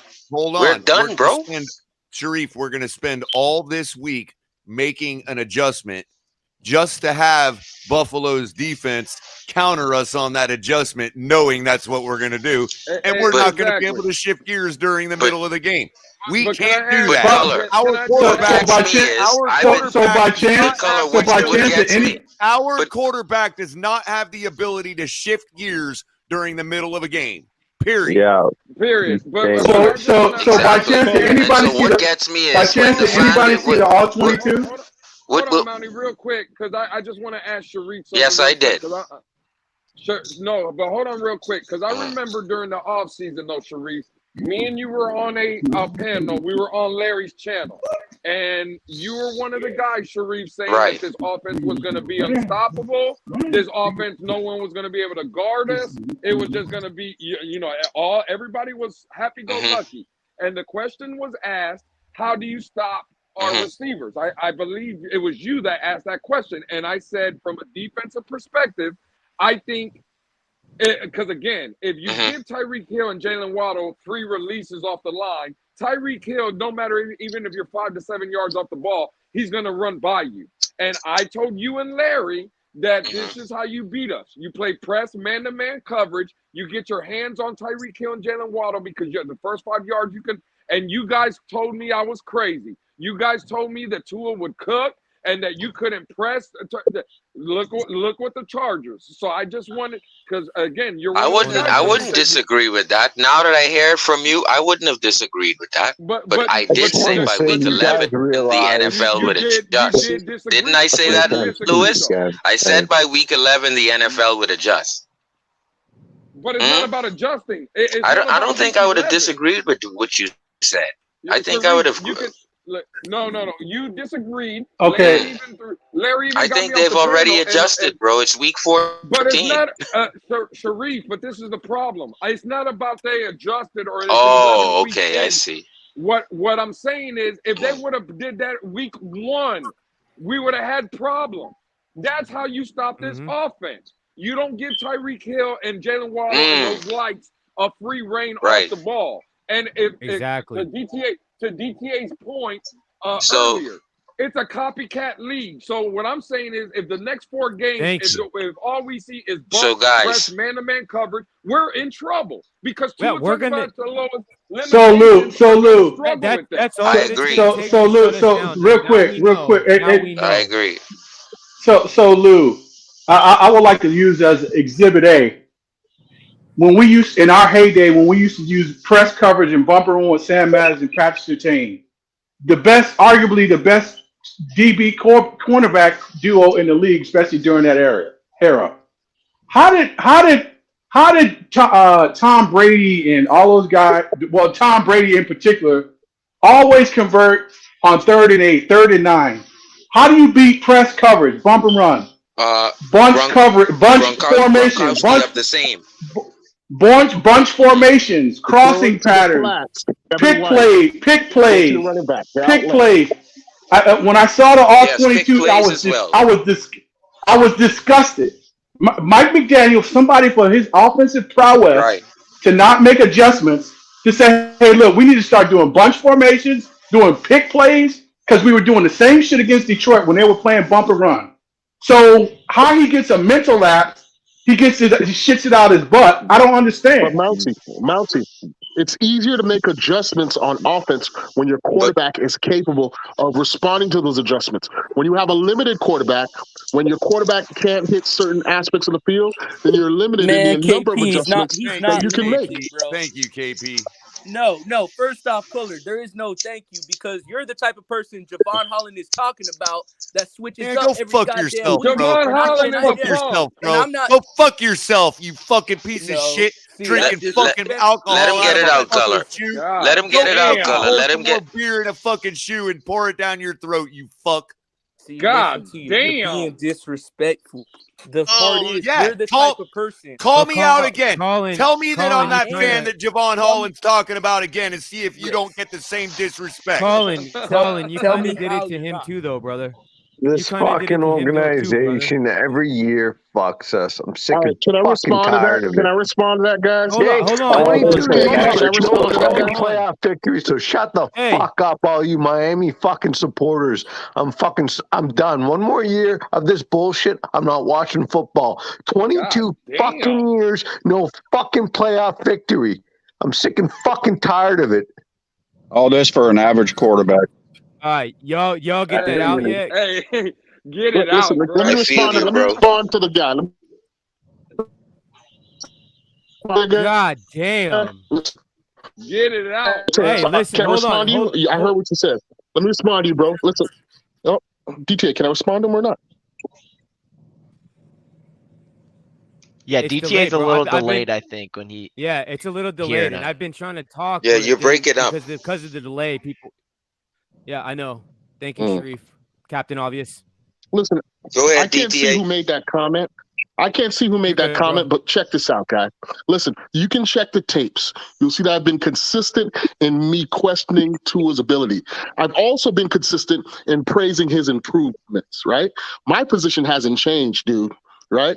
So as far as what Javon Holland is saying about I'm the epitome of the fan that's changed, I don't care about that. Consistent in my view of go ahead what and take Tua's my capable. favorite Hold on, number Sharif, off let me finish. this jersey. I've been consistent with my view of what Tua is, what I hope he can be, and what his team is relative to him, dude. Listen, and Holland himself, he needs to shut the fuck up, okay? I've been a Dolphin fan longer than Holland's been alive. You know what I'm saying? So who is he to tell me who I should be a fan of and who I shouldn't be? He needs to shut his mouth and play damn football. By the way, I like John Holland. I think he's a great football player, a great young football player. But as far as somebody commenting on Twitter, he can get it too. Fuck him, number 8. Go make an interception. Go make a goddamn tackle. No, that's all right. That's all right. We got the real number 8 coming next year. Don't worry. There'll be another person wearing his jersey number next year. That's fine with me. God damn. So my thing is this, right, guys? Watching the tape once again. Watching the tape. Limitations. We're thinking limitations. We're thinking the linebackers are dropping deep. I watched 9 third downs between San Francisco and the Chargers game, and on 9 of those third downs when the linebackers dropped deep. And I'm going back to 2020 once again when Fitzmagic knew he had a shit line, and so he dropped back and got his ass out of there and slid for 11, slid for 7, 9, whatever it is. It's now 2nd and 1. I'm not gonna audible into a run if I know my running game is gonna get stopped at the line of scrimmage when my legs myself can dictate to make the linebacker come back to the line of scrimmage. What the young man was talking about in the video, Tua could have alleviated himself. He didn't need McDaniel to make crossing routes, KP, and I understand. This goes out to all of the Tua defenders. Reason you don't need crossing routes, short out routes to adjust. What you need is to make that Mike linebacker who's dropping deep bring his ass back down, because you're gonna scramble out of the pocket and make his ass come back down. That's called I'm affecting the game myself, right? And then what ends up happening is you get your deep middles again, and then you're happy to pass the ball over the middle again. But once again, if Sharif, if you that there's some, go ahead. Go ahead. No. Well, what I'm saying is, look, I'm gonna tell you right now. And I don't know how everybody else feels. But Tua is not the most athletic. It's not the most. It's very easy to do. That's Tua is not. Tua is not the most. Tua is not the most athletic guy, and he's very prone to injuries. And then we're I don't know if I want to get because he and then he feels that he has a hair on his ass, and he wants to take on a linebacker or a DB because we know he's not above that, and he gets fucking smoked. Let's be clear, I'm not even putting ego into this. I've seen Josh Allen. Hold on, KP. I've seen Josh Allen get spin like a. Hold on, I'm gonna finish right now, KP. I've seen Josh Allen get spin like a top. I've seen John Elway get spin like a helicopter trying to get a touchdown in the playoff. We don't care about his hip. Well, all I'm saying is it's a convertible third down when it's 3rd and 3, as opposed to you throwing the ball out of bounds because it's all you can process for this play. Now we're 6 and out, 2 punts, and we're down 10. I'm saying you could make it a convertible I know what you're saying, down. but what Josh Well, Allen when we have a quarterback that has physical limitations and has look a at Cam Newton. Look at Cam Newton. I understand what you're saying, but it's not a Tua's not 6'5", 240. Then we're done as a fan base. You realize that, right? We're done. All right. We're done as a fan base if he can't do that. Listen. Well, okay, fine. We got there now, Sharif. Look, but check this out. Listen. Tua has made tangible improvements in his play, approach to the game, his mastery of the offense, all of that. Nobody can take that away from Tua, right? But it is also true that Tua has certain physical limitations on where he can and cannot throw the ball on the field. That was evident last season, and unfortunately, it's still evident here. He seems reluctant to throw the ball outside the numbers on those deep outs. I said it yesterday. I'll say it again. But beyond the physical limitations, what we're also seeing, and this has also been evident, is he also seems to have, remember that slow ticker comment, right? His ability to process on the spot and be able to deliver in key clutch moments. That skill is amplified the closer you get to the playoffs and in the playoffs. You're going to need a quarterback to make you some goddamn plays to win, right? The young man says he only looks one place where McDaniel tells him it will be open and he throws. He proves that.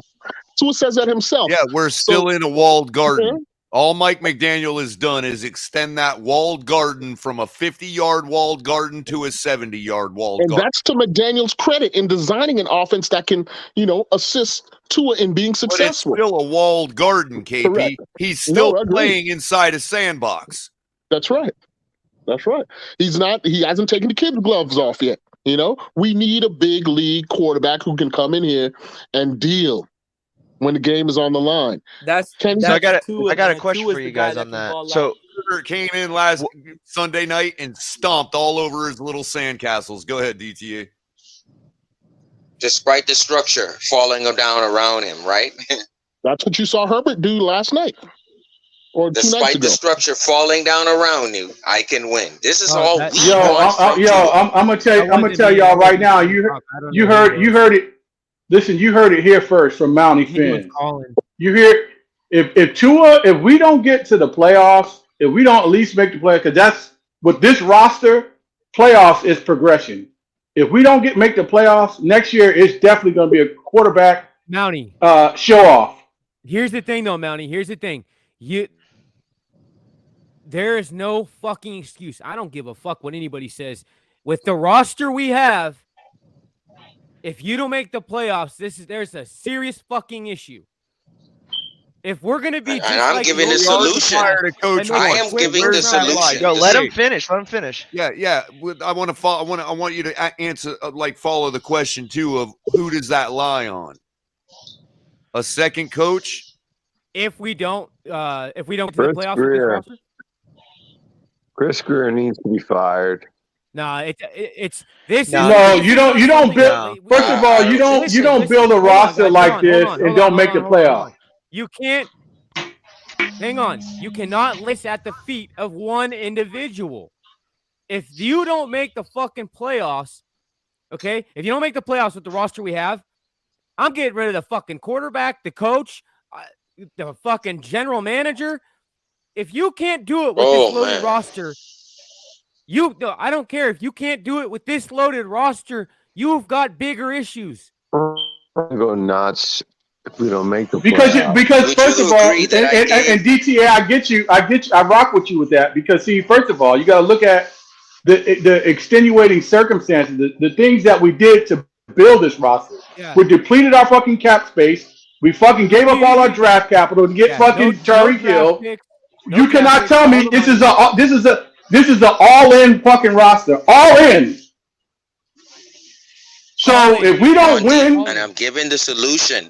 If we don't average 20 yards rushing, scrambling by Tua for the next 4 games, we're done. Because if they take away the stuff like they will Sunday coming, and you don't convert a convertible third down with your legs, I'm telling you all, we're done. Because what's going to happen is He's going to have 30 dropbacks, and they're going to try some of those things that San Fran and the Chargers done. And what are you going to have to do? Remember what Fitzmagic done. Slide, get the flag, get the penalty, whatever. Our season depends on his legs. I'm telling you, it's I'm telling you clear as a bell.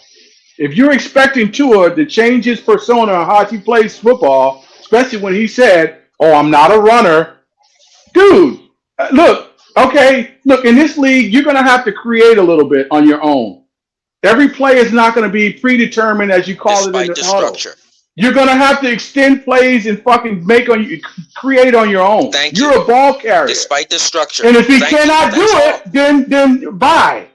Then we're done. But that's I got a question though for you guys. I don't want that. So let's say, Tua can't do it. We don't make the playoffs.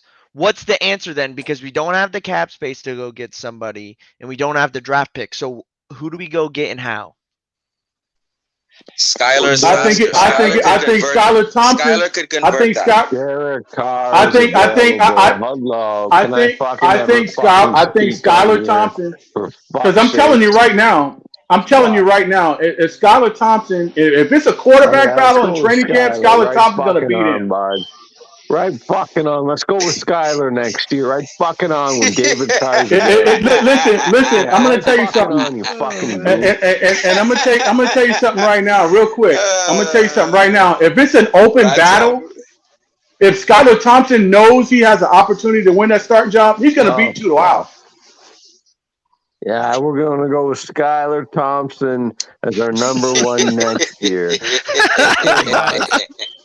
Right fucking on, bud. This is what we're left at. This is what we're left to, eh? Hold on. Real quick, guys. I just want to do the rundown real quick here, and we're coming up on almost 2 hours now to Mark. So I just want to do the rundown real quick. I see we got somebody liking over on Facebook. Saw we had somebody watching from Twitch earlier. If you guys are coming over from any of the different platforms or any of the different social medias, if you're on Twitch or watching on Twitter or any of that, Facebook, if you guys could make your way over to YouTube and give us a like and a subscribe and share the channel, it's greatly appreciated. It goes a long way. It really helps the channel improve, and we really appreciate it. So, you can continue to watch from any of your other platforms. Also, I wanted to go in here real quick. I wanted to pop this up real fast. If you guys are, so like I said, if you guys are coming over from another platform, be sure to like, subscribe, share. It helps us greatly. Be sure to watch. You got Kohler commentary. It's going to be Tuesday mornings, right, Kohler? You're going back to Tuesday mornings with that? I am coffee with color. Color commentary will either be Tuesday night or Thursday night, depending on how wordy the football game is on Thursday.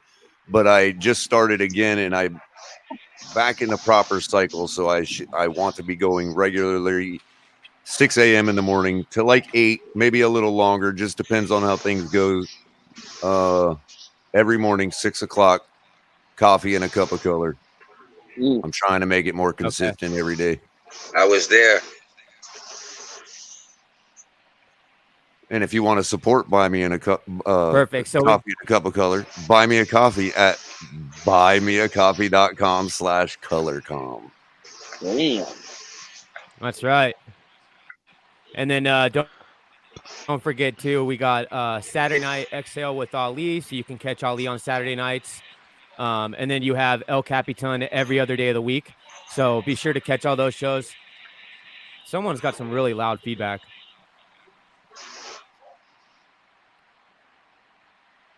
So be sure to be watching out, too, for the Dolphins Debrief. We're going to have more Dolphins Debrief and Rabid Dolphin. All right, guys, if you are looking to someone has some terrible feedback. I don't know who that is. Not me. I muted. Not me. I'm eating popcorn. God, it was like someone. It was like sound like you're driving by a highway. Anyways, where was that? Yeah. So we have the memberships in down right now, and so are the super chat. So if you guys would, like to donate to the channel, it's greatly appreciated. We do have Cash App and Venmo. You can go find it right there, the Cash App and Venmo link, just the $ Fins Tailgate, to do so. There's also a Patreon. I'll let Kohler kind of explain that a little bit more, but a Patreon is up and running for the Fins Tailgate. So if you guys are interested in becoming a Patreon member. Yep, we're going to get more exclusive content on there, but at the very least right now, it's a way that if you do want to become a member and support the channel regularly, you can do it through Patreon, which is going to be a more stable platform to have permanent memberships on, or quasi-permanent, because, obviously, the powers that be want to dictate everything, and we don't want to be dictated to. So if you guys want to, if you want to support the channel regularly through a membership, do it through Patreon. We're going to offer special benefits for that coming up pretty soon. We just got to get it all worked out and get off the YouTube nipple. So there you go. No doubt. Hit us up on Patreon. Thank you, Kohler. I appreciate that, man. Yeah, and I'm sorry too to stop in the middle. It sounded like a rushing, like a stream rushing in my ears. It was loud. So sorry, I couldn't even hear myself talk. But anyways, all right, guys, let's get back to chopping it up. I appreciate you guys. Let's return to your question, DTA. What happens if we don't make the playoffs this year? Listen, and I asked that question as a hypothetical, because almost a rhetorical question, because listen, I mean, how can you improve this roster? How can you make this offense better? That's the question, right? Outside of adding a bigger back.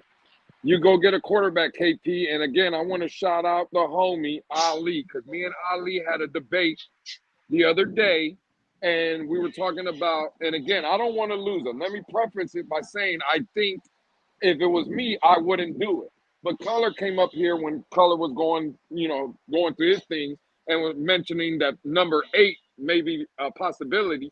And everybody wants to believe, oh, we don't have no picks to go get a Lamar Jackson. First of all, you don't have to have this first round pick. You can offer Baltimore, let's say for the sake of argument, this is why I want to shout out Ali, because Ali had told me he thinks that maybe Christian Wilkins can get you 2 first round picks. I don't think he can still get you 2, but the way Christian Wilkins has played last year and this year, and especially now in primetime games, he's one of the guys that were showing up. Bro, you could definitely offer Baltimore Christian Wilkins, maybe the first, a future first round pick. Maybe you throw a couple picks on there. But there are ways to get Lamar Jackson over here. You don't have to draft somebody. We do have. Watch this, Lewis. I'm just saying, Sharif. Watch this, Lewis. We have players that we can make moves. But you know what I'm saying? How's this sound, Lewis? How's this sound? Get Jordan Love for a 4th round pick you can give up this year. I would like to just see what Jordan Love can do at this point. He can run. He could run for some shit. He can run and make some shit happen. Right? Tua's not athletic. Tua's not athletic. Yeah, but he's just another project. Get Jordan Love's just another project. But the thing is, I know he can throw all over the field. He can throw all over the field. He's just another project, though. I'm done with projects. But he can throw for 20 years, all over. If Tua is the quarterback again next season, how do we reshuffle? I guess he didn't like his new name, DTA. Yeah, listen, I'm gonna be honest with you. Jordan Love is cheaper. Can I say something real quick? I'm just being real. Jordan Love is cheaper. That's all I was saying. I have always supported Tua, and I've always come up here and defended him. And these last 2 weeks have really frustrated me. I don't know what the answer is. I'm not going to say I know what the answer is. Obviously, Tua is the quarterback right now. I don't think they're going to bench him or anything. But I want to see how the rest of this season goes. We have to make the playoffs. But if it were to be that Tua's not the guy this next offseason, I don't really want to get too deep into it, but if we're going to get into it, I don't want another project. I want a true veteran that can do something. And I just think that Greer has showed his cards that he went all in. That Chubb trade, he is showing you I'm going all in for Tua, right? Well, that's why I asked the question. The GM wants him. And I just think it's going to be really hard to go get someone like Lamar. And also, I think Lamar's getting paid. He's going to get paid. But if he's not, it's going to be really hard without picks because there's other teams that have picks that can go get him. That's why KP presented a good question. Right, and I want the two of really to respond to that. What do you do? What can you do if you decide to go with Tua again next year? At this point? We have no draft picks. Nothing you can do. We have no draft picks. Little cap nothing space. you can do. What do you do? What do you do? Because we are stuck. He went all in, and now we are stuck in this position. We have to look at Jordan Love. We got to ride it out. Or we can look at the kid from North Carolina. Hell no. And I mean, like KP the bright side, Twitter's going to be a quiet place for another 4 years. Exactly. I can tell you right now. Would any of you been okay? Let me ask you a question. Let me ask you guys a question. Would you guys been okay with the 3 for 14 in the first half if McDaniel would have put Skylar in the second half? Would you been okay with that? No. 3 for 14, 25 yards. Put Skylar in third quarter and on. No. Okay, fine. No. Okay, bro, because he was having. Eventually, Sharif, and I get where your point is, Sharif, and I'm not saying that you're wrong in what you're thinking, but I said it before the season. Barring any injury, we need to find out whether if he's playing at an MVP level or whether he's struggling. Tua Tagovailoa at the expense of a 20-year wait for us. Okay, that's fine. We're just going to wait 21 years. Wow. We don't have to wait. This year. I'm talking about this year specifically. What do you recommend we do? What do you recommend we do? I recommend you start looking at Jordan. You start looking at Jordan Love. You start looking at Hollow. Bro, we're going for the playoffs. We're not right now. We're playing for the offseason. We're not playing for the postseason. We're not playing for next season. No, but right now we're playing for the postseason. Hold on. Did you just hear what Bryson? Did you hear what Bryson said? We do not need any type of project. We are in win now. We are in win now, all in mode. 100%. We don't have the luxury to wait. So if it's not going to be Tua, it's got to be someone that can come in and win. We cannot have projects. Lamar Jackson. You think, boy, you can't afford him. And listen, you can't afford him. Responding to the Javon Holland criticism and what these two-and-airs are saying about flip-flopping fans. Listen, they need to go and check the record. At the height of Tua's performances this season, it was guys like me and Lewis who were saying, you guys need to pump the goddamn brakes. We have not won anything yet. We have not won a playoff game yet. Tua has not won a Pro Bowl yet. We haven't won a Super Bowl. I know you guys are counting fictional Super Bowls. We need to see this thing happen before you guys are prematurely crowning this guy. It was guys like us who were telling you when you were at the height of your influence to chill the F out and let the season play out. And speaking for myself, I said, listen, as a guy who's been watching this team since 1985, this team has been in these positions before and has had those December breakdowns, those December malaise. We need to take it one game at a time. Now, if that makes me a flip-flopper, I'm a goddamn flip-flopper. What year was it when we were like 6-1 or we were 6-0 and like we lost or something like that? 96. And at the end I think it was 2000. At the end of that week, we were 6-1 and they were 1-6. Yeah. Mm-hmm. Yeah. Yeah, I think it was 96. KP. We had Irving Fryer. And we barely made the playoffs that year. KP, it was so bad that 2 weeks ago, before going into the 49er game, we had the two-and-ears in this fan base telling people like me and you, and Color for that matter, that Tua should change his number from 1 to 13. Yeah. Those were the conversations we were having 2 weeks ago. Yeah. They were counting hypothetical Super Bowls. All I'm saying is, they were counting Super Bowls. If you guys want to make the playoffs, I don't care what you think about his athleticism. We're going to need 20 yards rushing a game. You want to know what upsets me? The thing that upsets. Oh no, I was just going to say to piggyback. He had 28 yards against the Chargers. You know what upsets me is all the fucking comparisons to Dan Marino. Stop that shit. Yeah, exactly. And I love how did you notice last week, Lewis? Did you notice how they were all acting coy about the question? Do you think it's okay to start asking this question? Right. No, it's not okay. It's never okay. It was retired for a reason. You don't unretire a number. Especially Dan Marino, man. Like, that's the greatest number in NFL. I told him straight up that was he's the greatest blasphemy. talent in the blasphemy. greatest arm in the NFL history. We've had greatest arm. three Yeah, the next thing numbers. we're We've going had to hear is we're going to three hear Russell Wilson numbers, being given and the four number 7 in players Denver. have their number retired. That's it. Three It was numbers. pure blasphemy. And I also added it was totally I will say, disrespectful. It's totally disrespectful to long-standing Dolphins fans who are trying to tell you to caution, limit your hype. Okay, hype is cool. Yeah, but it's okay to be excited. It's okay to be excited. It's just not okay to go overboard. Yeah, bro. That's all I've been trying to say. I get your point. But think of it like this. Let's say you were excited because you finally saved up enough money and your wife's letting you go buy a freaking brand new TV, right? You're excited, right? Do you go to Walmart and jumping down and clap your hands like a little school child on Christmas? No.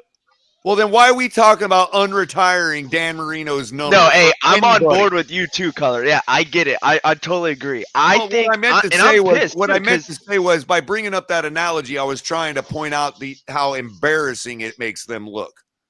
For sure. And it's the extreme, and this last 2 weeks, season's not over, but it's not looking good.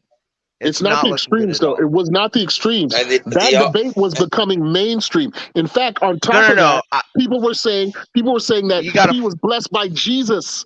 He was Jesus. Yeah, but KP, you got to follow different people then, man, because I've always been a Tua believer, and I've never said anything like that. I can only speak for myself, though. Talking about the God-given blessedness of this quarterback and of the people around him who are similarly God-blessed.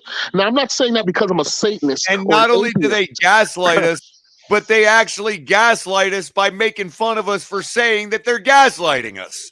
Tua's the first quarterback to pay the bills without the skills.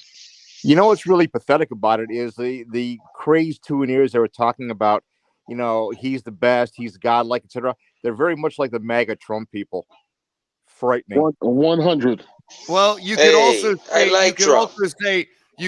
say they're like the people burning that buildings down in the streets too. Well, they're like the far wing right or the far left and the far right. They don't function. They're both well, that's what I've been saying. People may not like. That's exactly what I've been saying.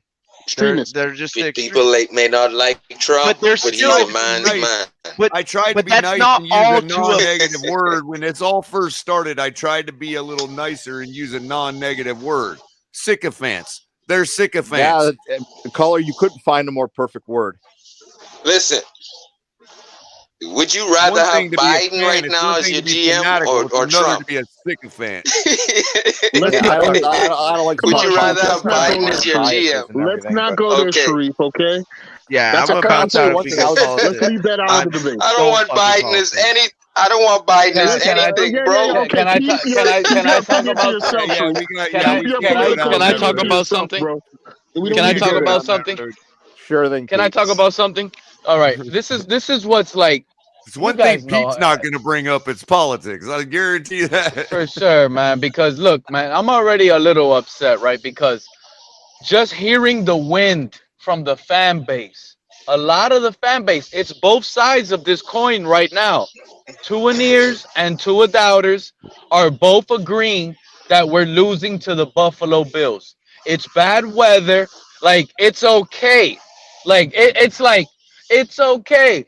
The reason we're going to lose is because it's bad weather. But guess what? We got Packers next week at home. But don't worry. We'll lose to the Bills. We'll be back. We'll bounce back. Pete, I didn't listen to the whole thing. Am I correct in hearing that Javon Holland mentioned that the weather was a little chilly for Tua Sunday? No, I don't think he said anything about the weather. No. I did write in the chat any given Sunday. Yeah, he did, Color. Any They given just Sunday. didn't catch that I have part. not written off our He did. our chance to win. It's unlikely, but I have not written off our chance to win. You could go check the chat. I wrote about an hour ago. Any given Sunday applies in any given NFL game. Guys, I got to share. I got to The share. problem with that We need to ask. is any given Sunday will never apply on Saturday night. That's just due to the Let me tell you something, Color. You get the principle. No. But look, y'all want to talk playoffs, right? So we're supposed to lose to the Bills. We lost to the Bills. But playoffs are almost out the door by then, right? Almost out the door. We're not completely out once we lose to the Bills. Other teams are gonna win. Guess what's really miserable? When we get home to the Packers, if we up to what point do we keep holding on to Tua if he can't change our offense? Look at the Saints. Do we honestly think around with Andy Dalton and Taysom Hill? Why can't all I want to get to the point is this is all I want to get to the point. Look, if we know we're really defeated versus the Bills, right?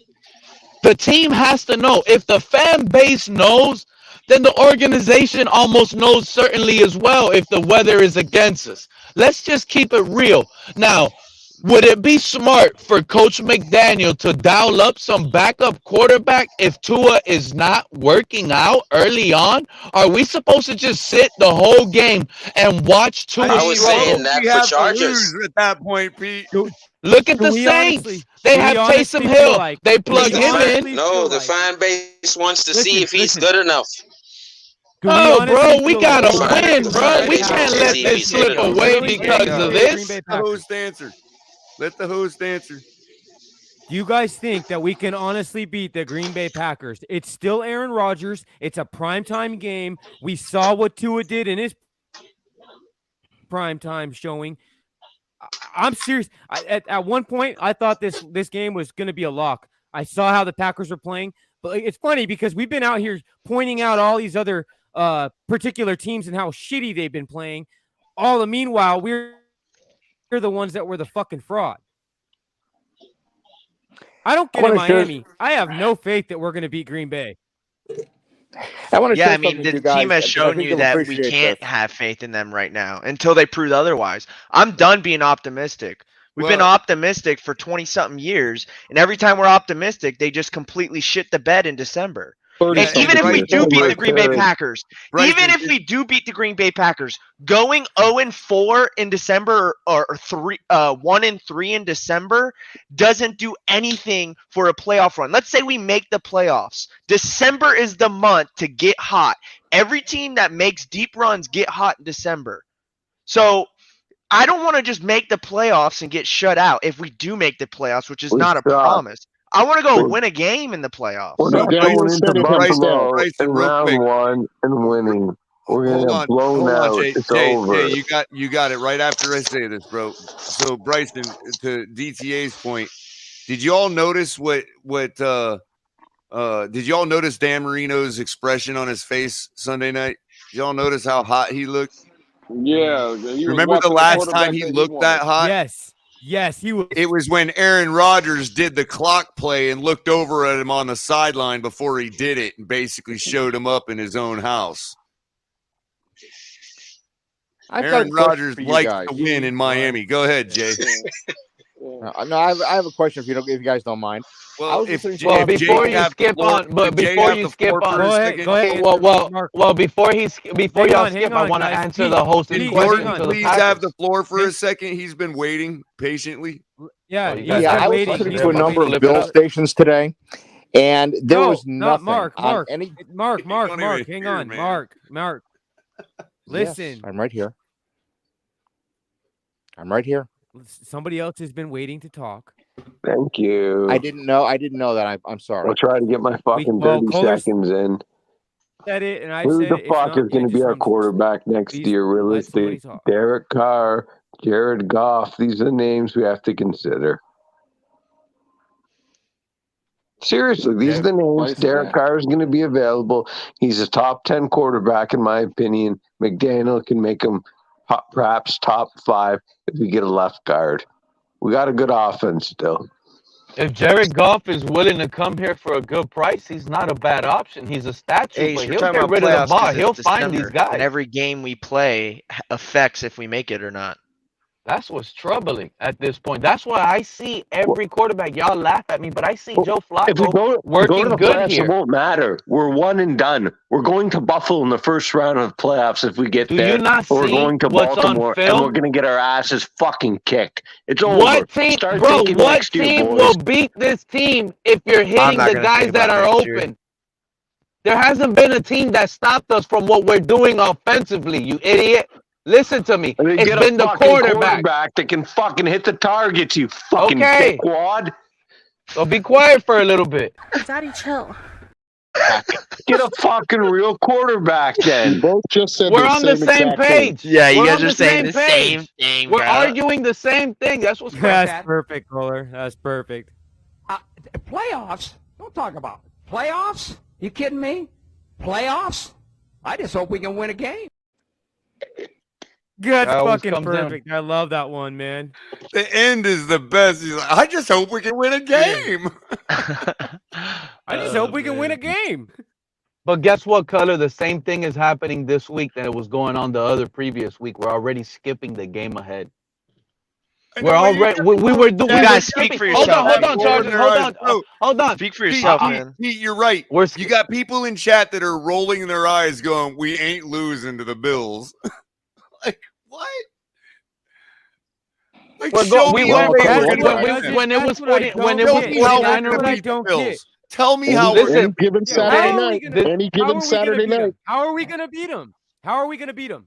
I have an idea how. But they want to keep saying we're going to. I have an idea how. I have an idea how we can beat them. It's going to be mostly defensively, but it's going to take our elite players offensively to come out and perform.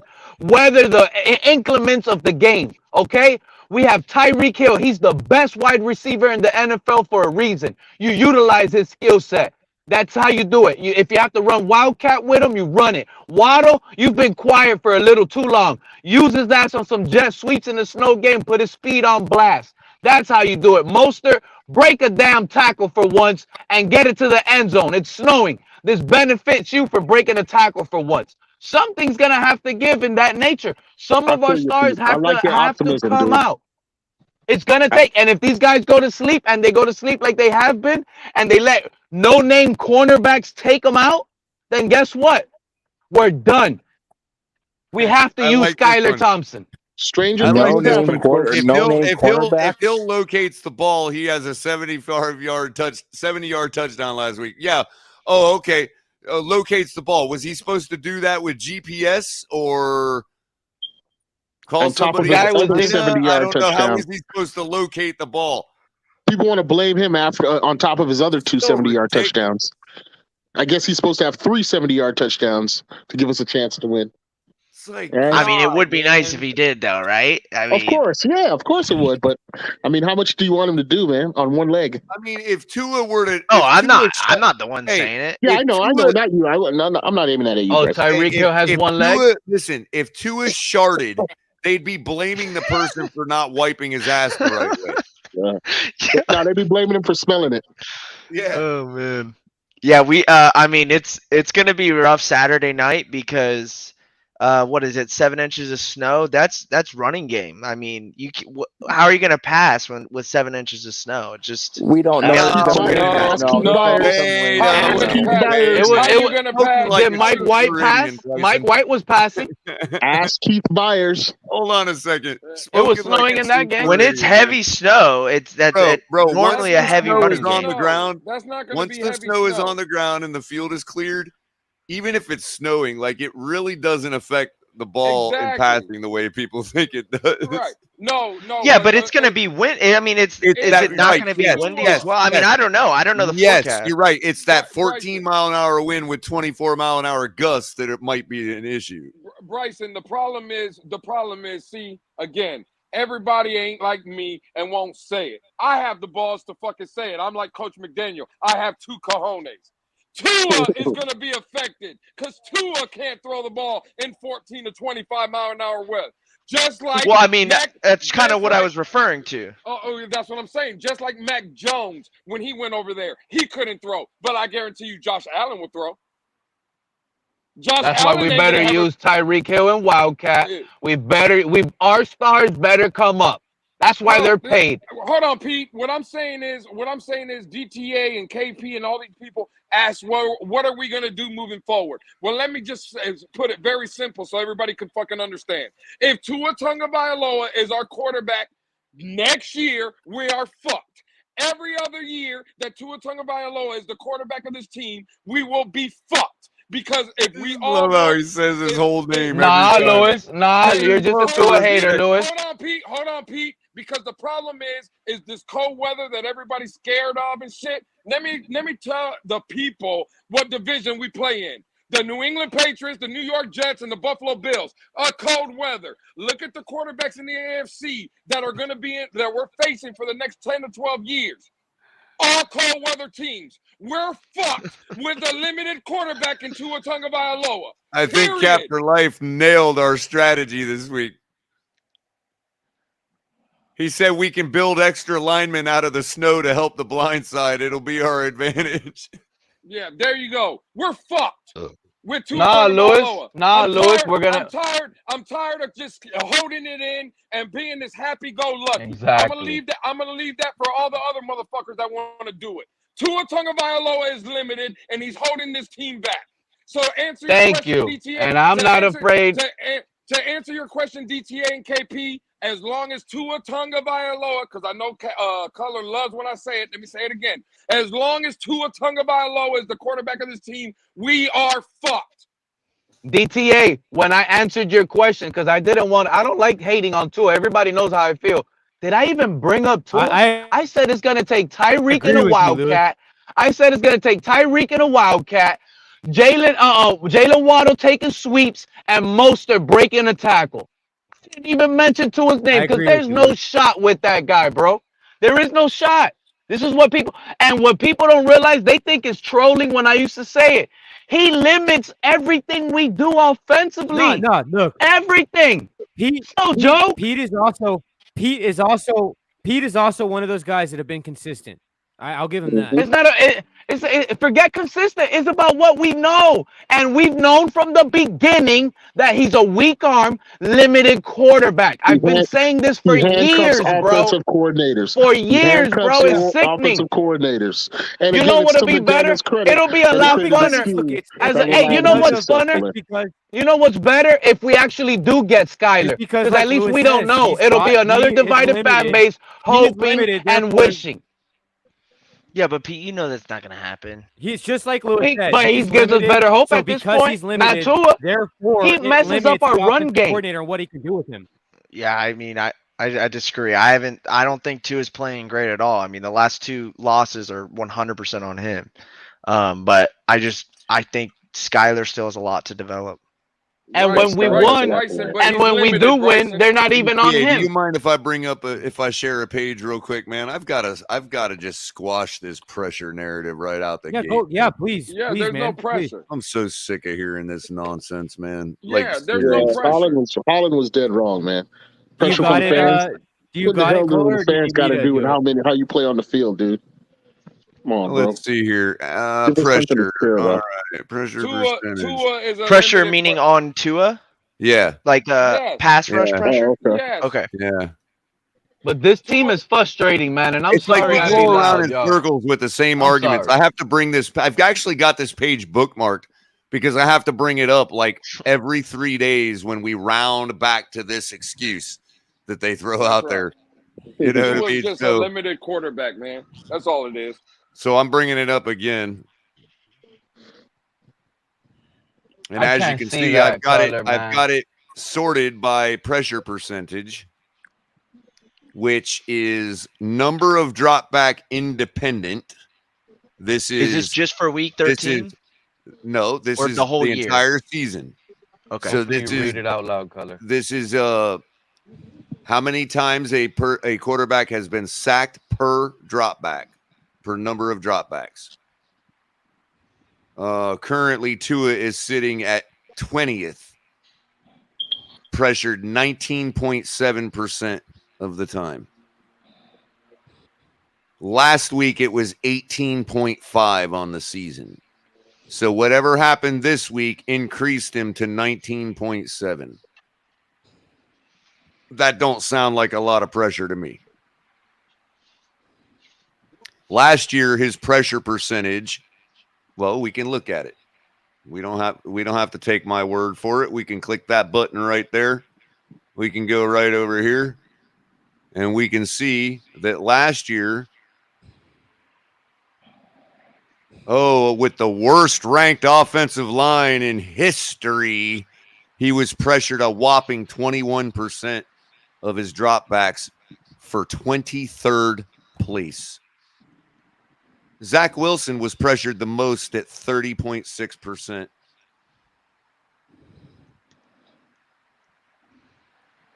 Wow, last year he was pressured much less than Josh Allen. Josh Allen was pressured 25% of the time. And could I see the 20 color? Could you bring up the 20 number again, please? Look at how much Herbert was pressured last game. Real quick, please. Color, do you think Tua creates some of that pressure on his own? Well, I don't know, but from what we've seen, yes, bro. He be rolling out quick when that pocket is still clean, Color.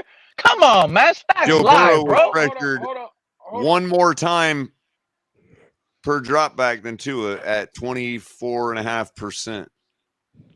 Hey, not only real quick, just real quick, because I'm a hop off out of here.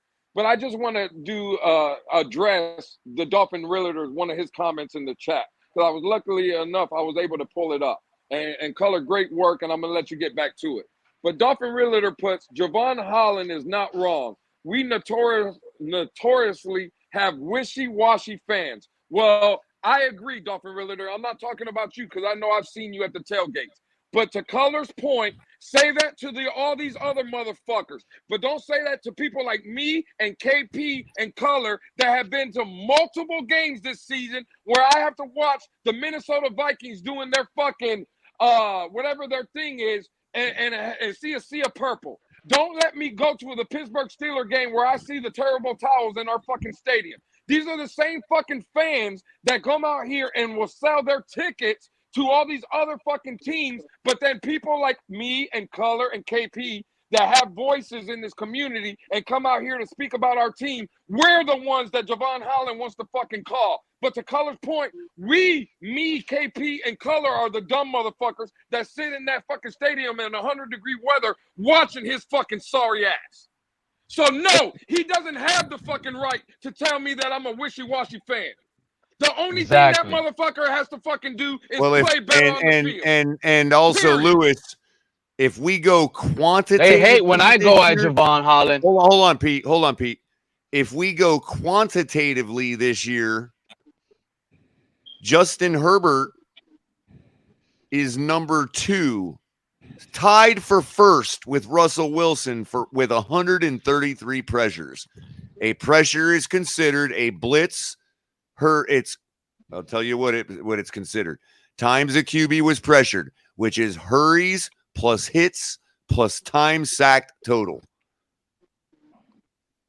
Justin Herbert is leading the league right now with 133 pressures in 13 they've had a lot games. of injuries on that line. And he's had broken ribs himself. And that's what I was just about to say, Carapy. Tua is 24th with 73 pressures. 2 less games. Tua sat out multiple weeks with a hairline on his ribs.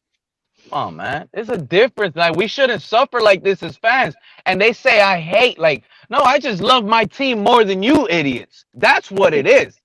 That's really what it is. I want my team to win more than all of you idiots that go against me, because everything I've said has been laughed at only by the Tua. So just because there's a difference of opinion means you you care about the team more? Just because there's a difference of opinion? Well, here's another argument. Because while Here's another interesting I care about that. Hold on. Here's another interesting to one. that. He's not the one originating that argument. Hold on. Justin Herbert's been blitzed the second most times in the league this year at 142. Tua's been blitzed 29th in the league at 71 times. He's been blitzed half as much as Justin Herbert this year. So when I sit here and I scream at this fan base that I'm picky and I'm wishy-washy on all of Tua's clean pocket throws, Color, does that stat not show that I'm right, bro? They're not blitzing this guy. I'm telling y'all week after week while y'all screaming at me, and I'm talking about Tua and ears, but he had 80% pass completion. I don't care about that. He was clean in the pocket. Waddle could have jumped. He didn't have to jump. He could have kept running and scored on that pass. What happened to all those conversations I was having? When I was sitting here telling y'all he's making Waddle fly in the sky and we got a flying penguin because of Tua. It's trolling. It's trolling, right? But that's the freaking truth. Bad ball placement, no accuracy, in a clean pocket. That's what I was critiquing week after week after week, even when we were winning. Yep.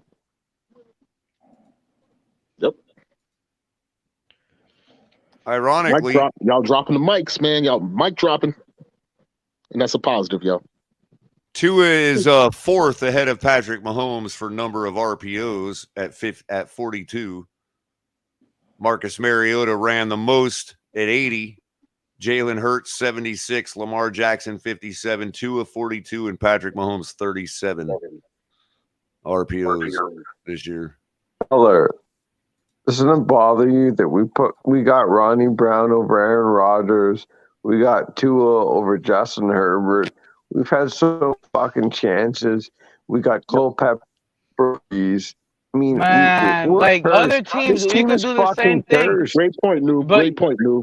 Yeah, I mean, we suffered enough. We suffered enough through that, but I don't care about all of that back then, bro. Like, it's right now. Like, you can sit here and say the Chiefs screwed up. They selected CEH in the first round before they selected Jonathan Taylor. It's affecting us now. Aaron Rodgers still plays. But we know we would this. have had a Super Bowl or two if we got Aaron Rodgers or Breeze. Man, 22 years. It's going to be 23 years, no playoff victories. We're not even going to get in the playoffs. And you know what's crazy? I've thought about that as well. Don't you think I've never thought about that? And I've always said, what is Aaron Rodgers' problem? Oh, he's a little prick. That's what they say. He's a little prick. Where's the problem? Oh, in the organization of the Packers. Oh, why? Because that stubborn GM or whatever they got going on. You see, over here, Aaron Rodgers in Miami. Think about how much the Tuaneers love Tua. Imagine all the love Aaron Rodgers would have been getting in Miami. You think he would have had to be a prick? This guy would have got whatever he wanted in Miami all through the years. You want this? You get that. You want Tyreek Hill? You get that. We would have treated Aaron Rodgers different than what the organization of the Packers treated Aaron Rodgers. And that's the difference I believe we would have gotten multiple Super Bowls under Rodgers. This organization has a problem telling the truth. When it comes to football, it's the ultimate meritocracy. The play on the field is supposed to dictate what happens in the organization. And for too long, this organization believe in its lies, persists with them for far too damn long. It's a curse on our organization. Until we get that right, we ain't going nowhere, man. Yeah, we're get rid of Chris Greer. He's been there 100%. Since 2000. The guy has been an architect of garbage, and you guys 100%. Won't come to that realization. He's had really no control until the last 5 years. Joke. He's had no control. I'm telling you guys, there's only two things that happened with me being blocked by the Dolphins on their website. It was either Greer's son because he's on social media, that's good, or it was probably Big O. It was one of those two. That's good. That got me blocked by our own show, our own team's website. Unreal. And Greer, all because I said he screwed up the 2020 draft. Think about it. Yeah, but according to Javon Holland, you don't have the right to be mad, Pete. Remember Charles Harris dropped it? What Javon, hey, Carrie P, what Javon Holland doesn't know is when he's gone, we're still Dolphin fans. Dolphins realtor, I'm sorry. It's not a notion. It's a number. It's a percentage.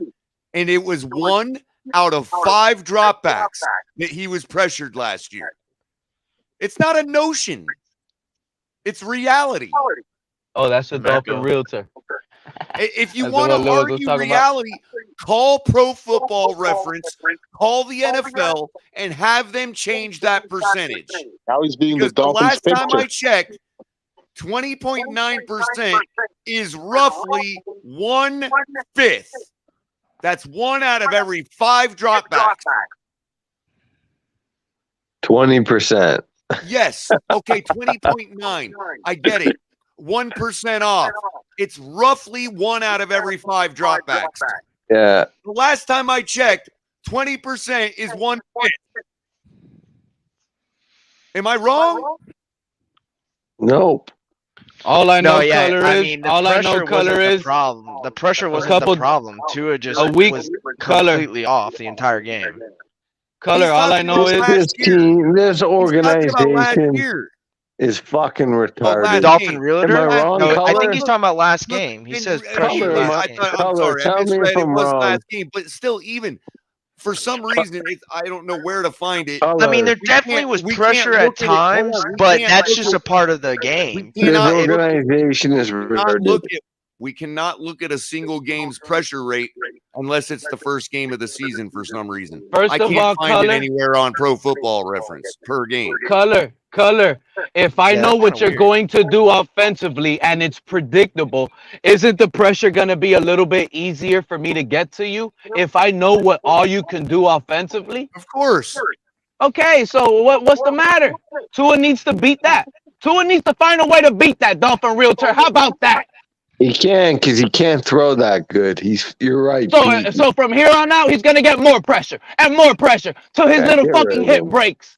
How about that? I'm done with him. This is the NFL. It's a copy and paste league. Can he beat the single man coverage, single high, like I was screaming at Irvin up here before the season started? When I was screaming at all these guys, telling they ass, when we jam these little midgets on the line, what is Tua gonna do on the offense?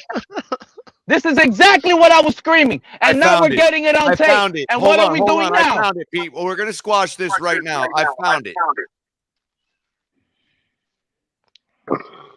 Are you able to pull it up? I found him. Repeat. I found it. Color, can you pull it up on the big screen? I am right now. Thanks. Let's look at the. Oh, I don't want to give away the goods just yet. Hold on a second. So versus New England, he was pressured 41% of the time, and I actually gave credit to him at that time.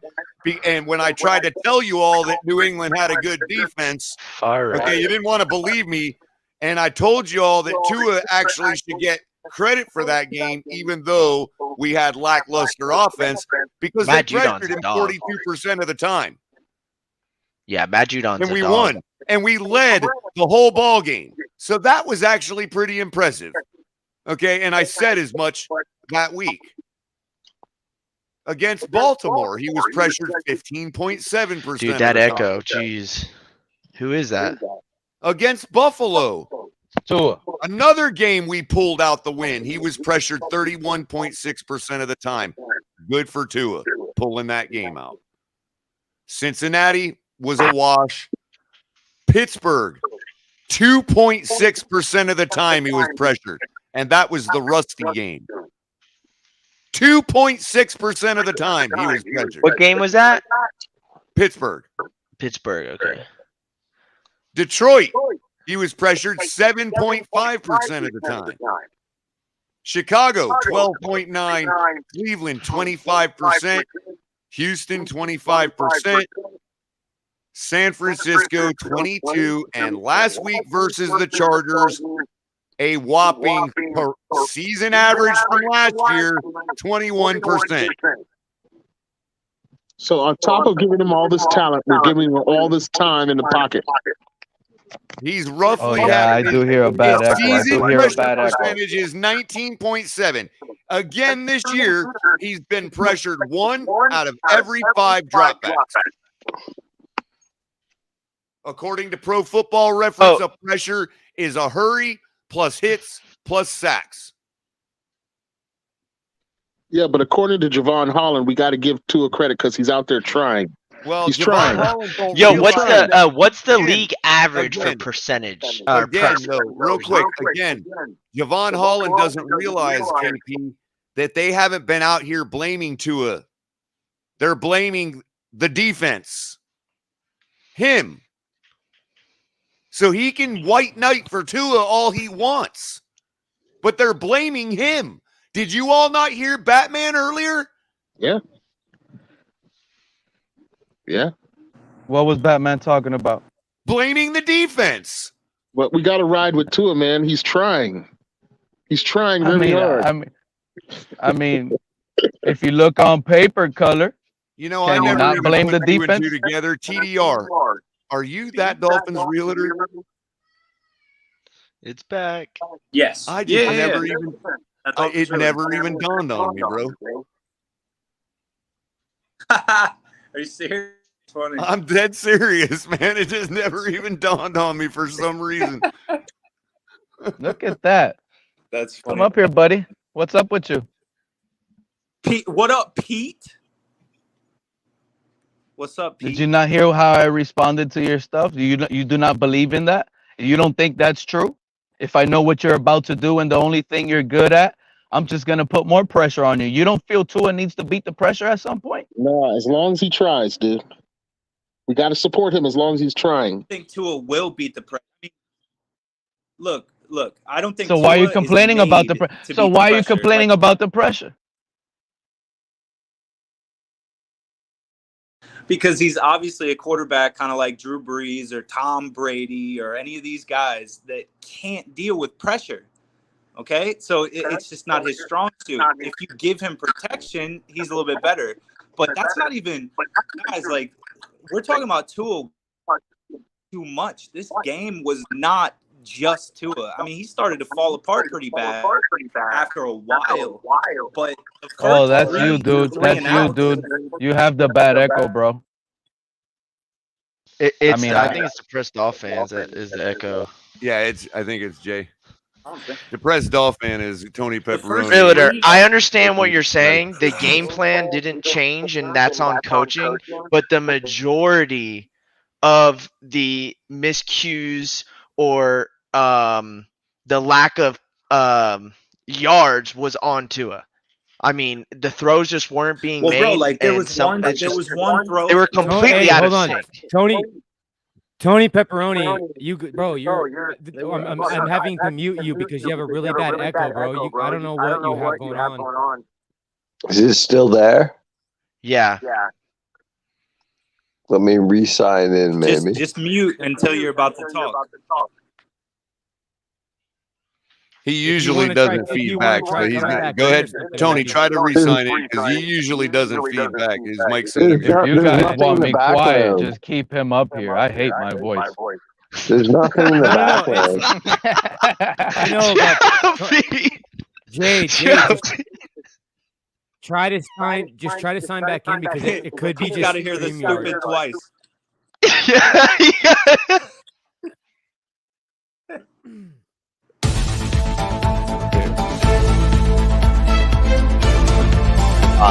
Breaking news. Pete has confirmed he literally hates his own voice. And with that, Pete joins 75% of all Dolphin fans. You're now with the majority, Pete. I mean, how are we not more pissed off about You sound Josh good now, Jay. decisions on third down? Because that didn't lose us a game. I mean, the third down defense, I said it earlier, the third down defense is awful, but the defense as a whole did enough to win that game. But do you think our defense as a whole will be playing as bad as it has been if certain drives will just be more sustainable? It's not that teams offensively want to chew the clock and take Tua because they're scared of him and take him out of the game. They're not trying to keep Tua on the bench. That's not what's going on in Miami. Tua's just not getting first down, sustaining drives, and keeping other offenses off the field. That's what's happening here. And Christian Wilkins, this guy's leading the NFL in tackles. How is this possible? Because when we do move the ball, it's a lucky play. We took it for 70 yards. Finally, it worked. Take away that lucky touchdown from last week. And this fan base hates when I say take away. They hate it. But come on. Are we ever going to get another touchdown like that from Tyreek Hill on a weird fumble? I don't count that crap. So what did our offense really do last week? That's a question we should be talking about. One touchdown. That's even all. worse. It gets even worse when I think about it like that now. Mm-hmm. I haven't even thought about it like that until I got up here with you guys right now. Think about it. And listen, it's been said, I don't think it's a problem of us not making adjustments. Again, it's because there are other options there to be had on these plays that are being called. It's just our quarterback is not attuned, for whatever the reason, to go into those other options. But KP, we continued to call plays for deep shots when they weren't working. But listen, that's only because we're focused on the guys who are running the streaks or the deep posts or the corner routes. What I'm saying is not everyone is running deep posts and corner routes on every play. For sure, but our playmakers need to stop. Our playmakers, we need to be playing more short routes if the long intermediate routes are not working. I'm sure you will see on those plays where we're taking those deep shots, there are also receivers in combination running intermediate routes, also running. I know, but I'm talking about Tyreek Hill and Waddle. I get that you got Gesicki out there and you got backs out there and all this stuff, but and Tua's got to go to him. He's got to go to those for other sure. routes. I agree. Have you guys seen the All 22? No. Okay. I haven't watched it. So there's two things that are happening consistently. One, McDaniel continues to try and get it over the middle, and they got the middle locked. And two, but why are you blaming McDaniel if the quarterback is the one that makes the decision? I mean, I'm going to throw routes. If they're covering the middle, okay, I'm going to throw a few routes that way to make sure I know you're covering that. But there's other options. You got to figure this out as a quarterback. This is why I tell people he's a one read. He's blind. Partially, you're right, Pete, but here's the other factor. Every freaking time we had somebody open, it was a freaking penalty that they didn't call. It was just about every time. So if you look at the all 22, it's going to drive you fucking insane. And a holding call that you can, and that's about right. But yeah, but we got to play our game. The refs are going to be the referees. We can't game plan against that. I mean, the offense has to do better. That's how it is. The quarterback has to play better. I'm a Tua supporter. I've always been a Tua supporter. And the last 2 weeks have been awful. And it shows me no optimism that he's going to be better in the next coming weeks. I hope he is. I hope I'm wrong. And I'm going to support him until he's not on this roster. Yeah, no. I'm rooting for him to do better too. I'm a Dolphin fan. I want us to win. I want us to go to playoffs, right? But I think we do ourselves a disservice by just pushing this all on McDaniel's play calling. The quarterback's got to be able to discern, and if not, make an audible, change the play, talk about it on the sidelines with the receivers, change the depth of their routes. KP, what is he gonna?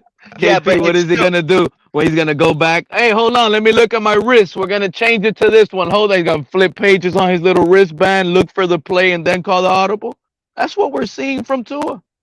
In the huddle. Not every play is a go route mixed with a cross over the middle. Like a lot of it was they were trying purposely to make motion and get people off guard so that they could go over the middle, but they had their safeties dropped really. We've been doing motion all year. But KP, can you admit McDaniel needs to do better? Yeah, of course. I mean, listen, I agree. I'm not trying to make him the scapegoat here. I've said multiple times Tua has been a problem the last 2 weeks. Yeah, I'm not trying to say it's all on Tua either, right? I'm on record from week 3 saying that McDaniel needs to throttle down this offense at certain points and be more strategic. I've taken heat for saying we need to run the ball more from way back when it wasn't popular to say that, when we were winning with the high flying offense. So trust me, I'm not the guy who's not saying that McDaniel does not have to make adjustments. He does. But all I'm saying is that at some point that we got to look at our quarterback's ability to be the general of this offense on the field and make the right decisions with the ball. There are guys in the flats. There are other options that he can take even on those plays that I don't think he's taking. I think he's attuned his mind to focusing in on, hitting that part of the field. And I think what I'm trying to get at. Okay, I'm being a little coy here. But he's had good games this season. You know what? Our quarterback does let's have not just that. act like. Yeah, you know what? I think our quarterback does have a problem processing information real time. Let me just say that. Okay, KP, and I agree with that. Exactly what you just said right now at the end, that the Tua. And this is why I give all passes to McDaniel. I really like McDaniel. To me, McDaniel already proved that he could be a coach, bro. I like that guy. He impressed me, right? And we can never forget that Kyle Shanahan with Jimmy Garoppolo struggled to be the best he can be because he was being held behind by a limited quarterback. There's probably so much more McDaniel can do as a head coach if we really had a better quarterback. So I kind of, that's why I shade away from trying to critique our guy, bro. Our head coach, I like that guy. It's hard to dog him, but it's gonna be hard to trust him if he doesn't make a move suddenly. If we're losing out of this playoff race because of all Tua, I need this guy to go to Skyler. I need him to go to Teddy to make that new move. Remember, because if he really is awesome, but if he's really awesome, yes, exactly. But if he, that's what I'm saying. If that is a problem, because if he's awesome sunk in and it derails out now, KP, and we miss out on playoffs, Tua's gonna have to go, buddy. And the guy sunk in with that is gonna be McDaniel. He's gonna go too, and that's gonna suck because now I like McDaniel. The same way I didn't like Flores, and then Flores made his stripes and I liked him. I was upset, I'm still upset. Now I'm liking McDaniel. It's like, as a fan, we're always gonna find a way to like our guy at the end. And then it's gonna come down crumbling because of one guy, bro, Tua. But P, I got a question though. So you bring up you want to see Skyler in, but this year, have you seen Skyler be productive when he's in the game? Don't even start with that, man. I'm just asking. I'm asking a question. The circumstances were, bro. I like what he did. The circumstances were for both of our. No, I'm just asking. I don't. I can't ask a question, Color. You can ask it, but I'm saying that it's an irrelevant question because you know that it's disingenuous. Yeah, it would be. I just want to know what the circumstances were for both those quarterbacks. I totally understand, but can he not answer the question? He can. Without me getting roasted up here? Well, I'm not. Hey, bro, you're asking a question that is literally roasting. I'm not roasting anything. I just want to open a dialect about Skyler. Let's play the tape through. You're purposely. I think Skyler's talented. I just think he needs to develop. I think he's talented. He's got raw talent. Wait, so Pete, you think that we're going to throw Skyler in late in the year on a playoff run? You think that he's going to be better than Tua? Man, if Tua doesn't beat this coverage that we're seeing now, that's shutting it out, we can't sync out. We have to make a switch. That's the only way. We need a quarterback that's going to actually Pete, force and work with with this the offense. Only thing that worries me about that is that when Skyler has been in, I understand the circumstances around it.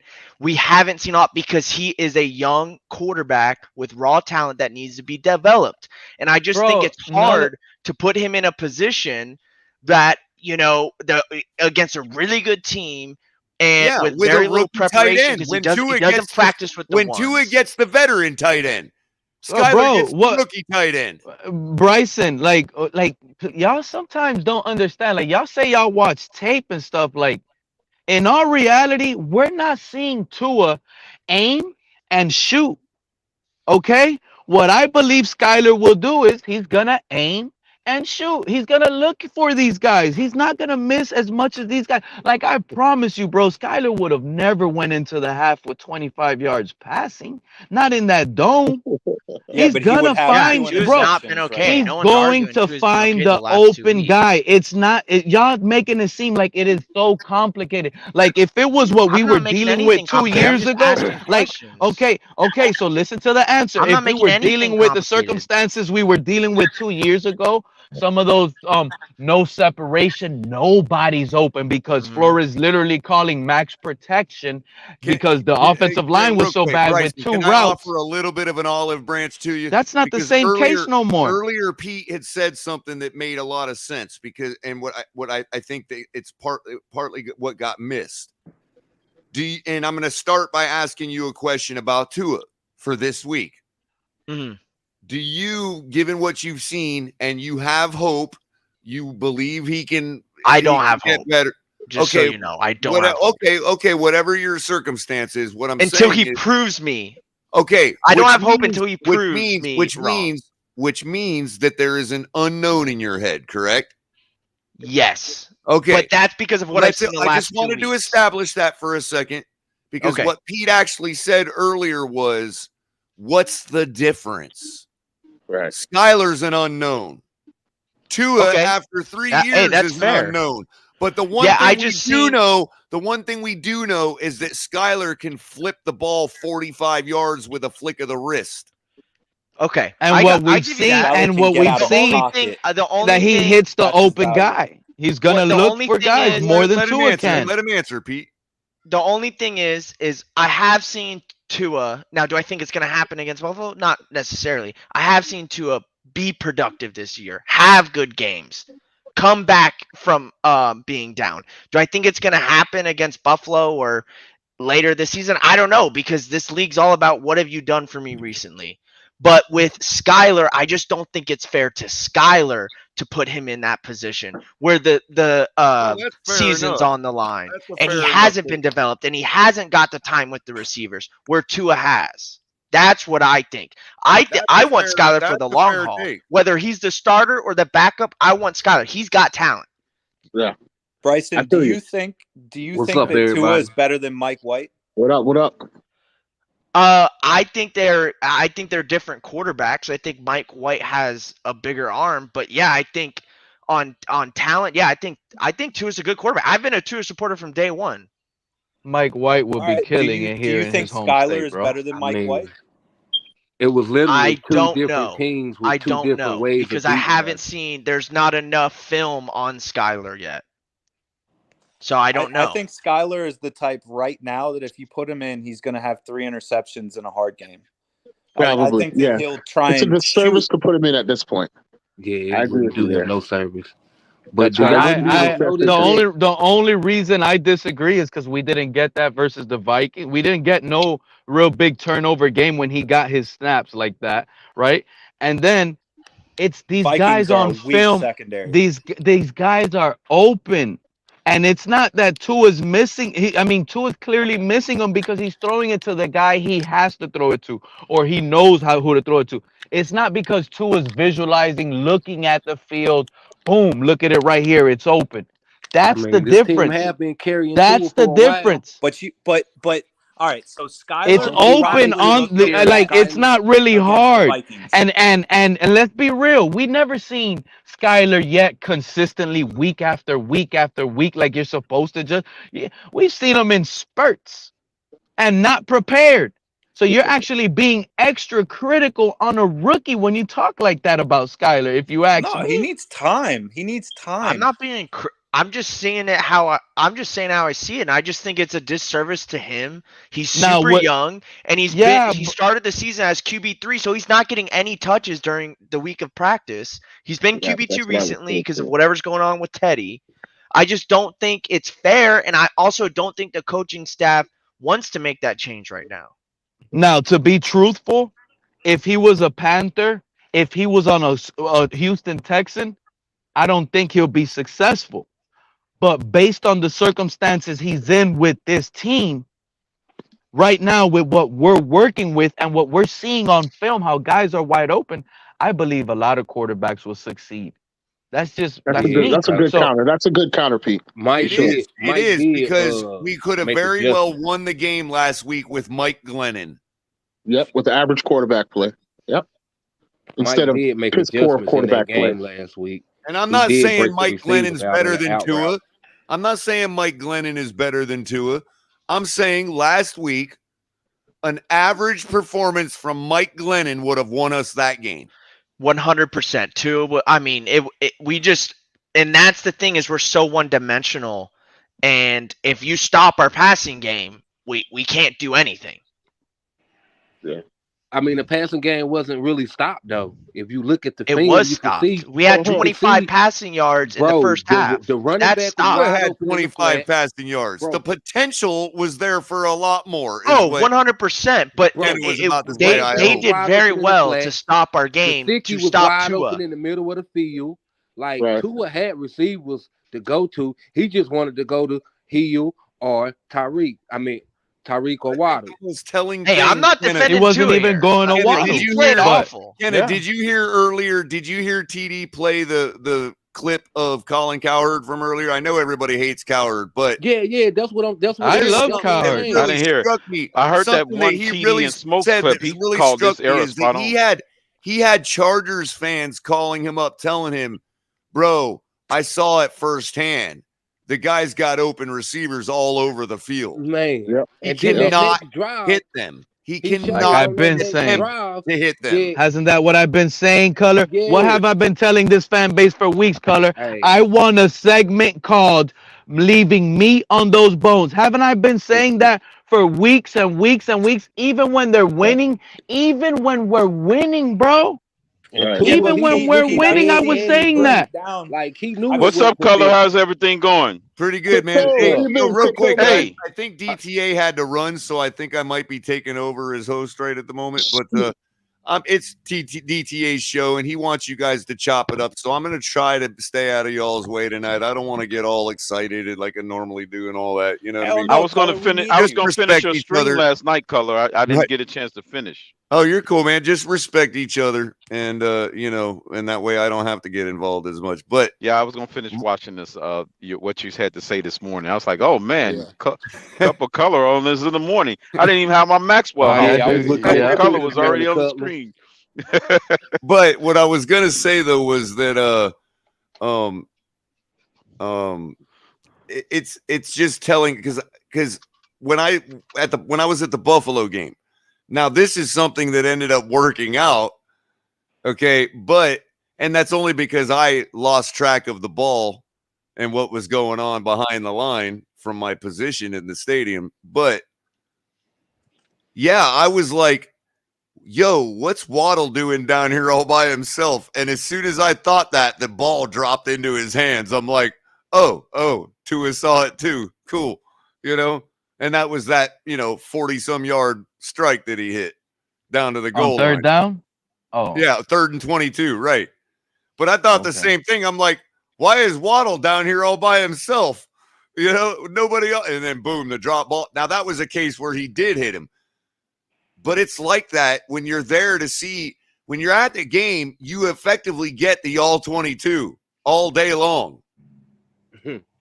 You pretty much have it right in your face. Right, you can almost sit there and you could even you can so start to call plays because you're like, look, that you can start to recognize the hot guy, the hot read yourself. I got a question for you, Cutler. So if it's like the all 22 when you go into the games, and you've been to a couple of games this year, how did you fall for the foolery with Tua? You know what, Kenna? I'm glad. That's the same thing I say. I've said that. See, and this is my answer. I know you asked Color. I know you asked Color. I know he asked you. But it's the fandom. Though, because this is the part where I get it from both sides. I never fell for anything. Okay. I made it clear that I don't believe that I'm not a man of faith, that he has the ability. This is what he needs to fix. And look, we were winning. I still respect NFL teams. I'm not one of those ones that are like, oh, it's the Lions and Tigers and Bears and all that. We still did what we needed to do against those teams, and that's still something to say for Tua because we weren't doing it last year. You know what I mean? I guess name the game we put 30-some points on a crap team last year. You know what I mean? Yeah, you've been consistent in what you've been saying. The Lions are pretty hot right now. But as far as I said, Cincinnati was the one that could capture my faith. He got hurt. We got postponed on that. Then comes along. We don't see another game like that. until I thought the Browns, but everybody didn't respect the Browns. I thought they were a tougher opponent than we gave them credit for. But put them aside. It didn't come again until San Francisco. And he looked exactly like he did against Tennessee last year. And you know what people not and then it was like, okay, first time since Tennessee last year. Okay, I get it. We got to roll San Diego, or we got to roll the Chargers. They got the 26th ranked defense. We've been rolling teams like this all year. And then he goes out and performs the way he did. I'm at the point so it's now he's where it's not like, performing. I have you agree no he faith has whatsoever performed. that He's just not doing I what never it matters. thought we were going to win in Buffalo if he was an MVP candidate. Hey, Color. Now it's like all hope is lost on Buffalo, even if we're not going to get that chance again until the playoffs to see a big game against a big team in a big spotlight. You know what I mean? Yep. And now at the same time, if something was different and it just didn't show the past couple weeks, and he comes out and we do something that I didn't even think any team could do, which is go on the road for 2 games out west, travel all the way across country for a 3rd road game in the terrible conditions of Buffalo. No team can win in that situation. None. On an early game to boot. You do know it's 2 different teams that just presented 2 different ways of beating us. Yeah. That's Sure. But that's my point, Kenna. We do what we all think is impossible, and we win. And let's say Tua has a real solid game like he's been having all year.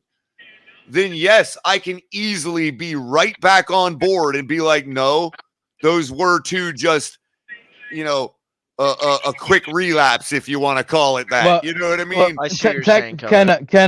Technically, what are you saying? The 49ers and Chargers did 2 different things? Yeah, but hold on. Let me finish the thought real quick. If you're asking me to put my money on it, I will never bet on Tua again until he shows the 49ers and Chargers played 2 different fronts. They played maybe a little different, but at the end of the day, it goes back to, in reality, how to stop Tua. Just jam the receivers. Both teams, all they did, a little different looks because of the front, different schemes. But in reality, all they did was just jam the receivers. I'm gonna probably any scheme could stop that. 3-4, 4-3, a heavy nickel team, whatever. They also had their DBs play inside because they knew Tua was going for the middle the whole time. One single high safety for protection. But most of the time they following Reek in the motion. They didn't follow this time. Okay. They just I just want to say I gotta take off, guys. I gotta take off, but I just want to say thank you to everybody for rocking with me today on the Dolphins Debrief. Kohler's gonna keep things going for a bit, so you guys are welcome to hang out and keep it going. DTA, you have a good night, man. And be safe, bro. All right, you too, guys. Have a good night, man. Gotta go pick up my pops. Hey, thanks, guys.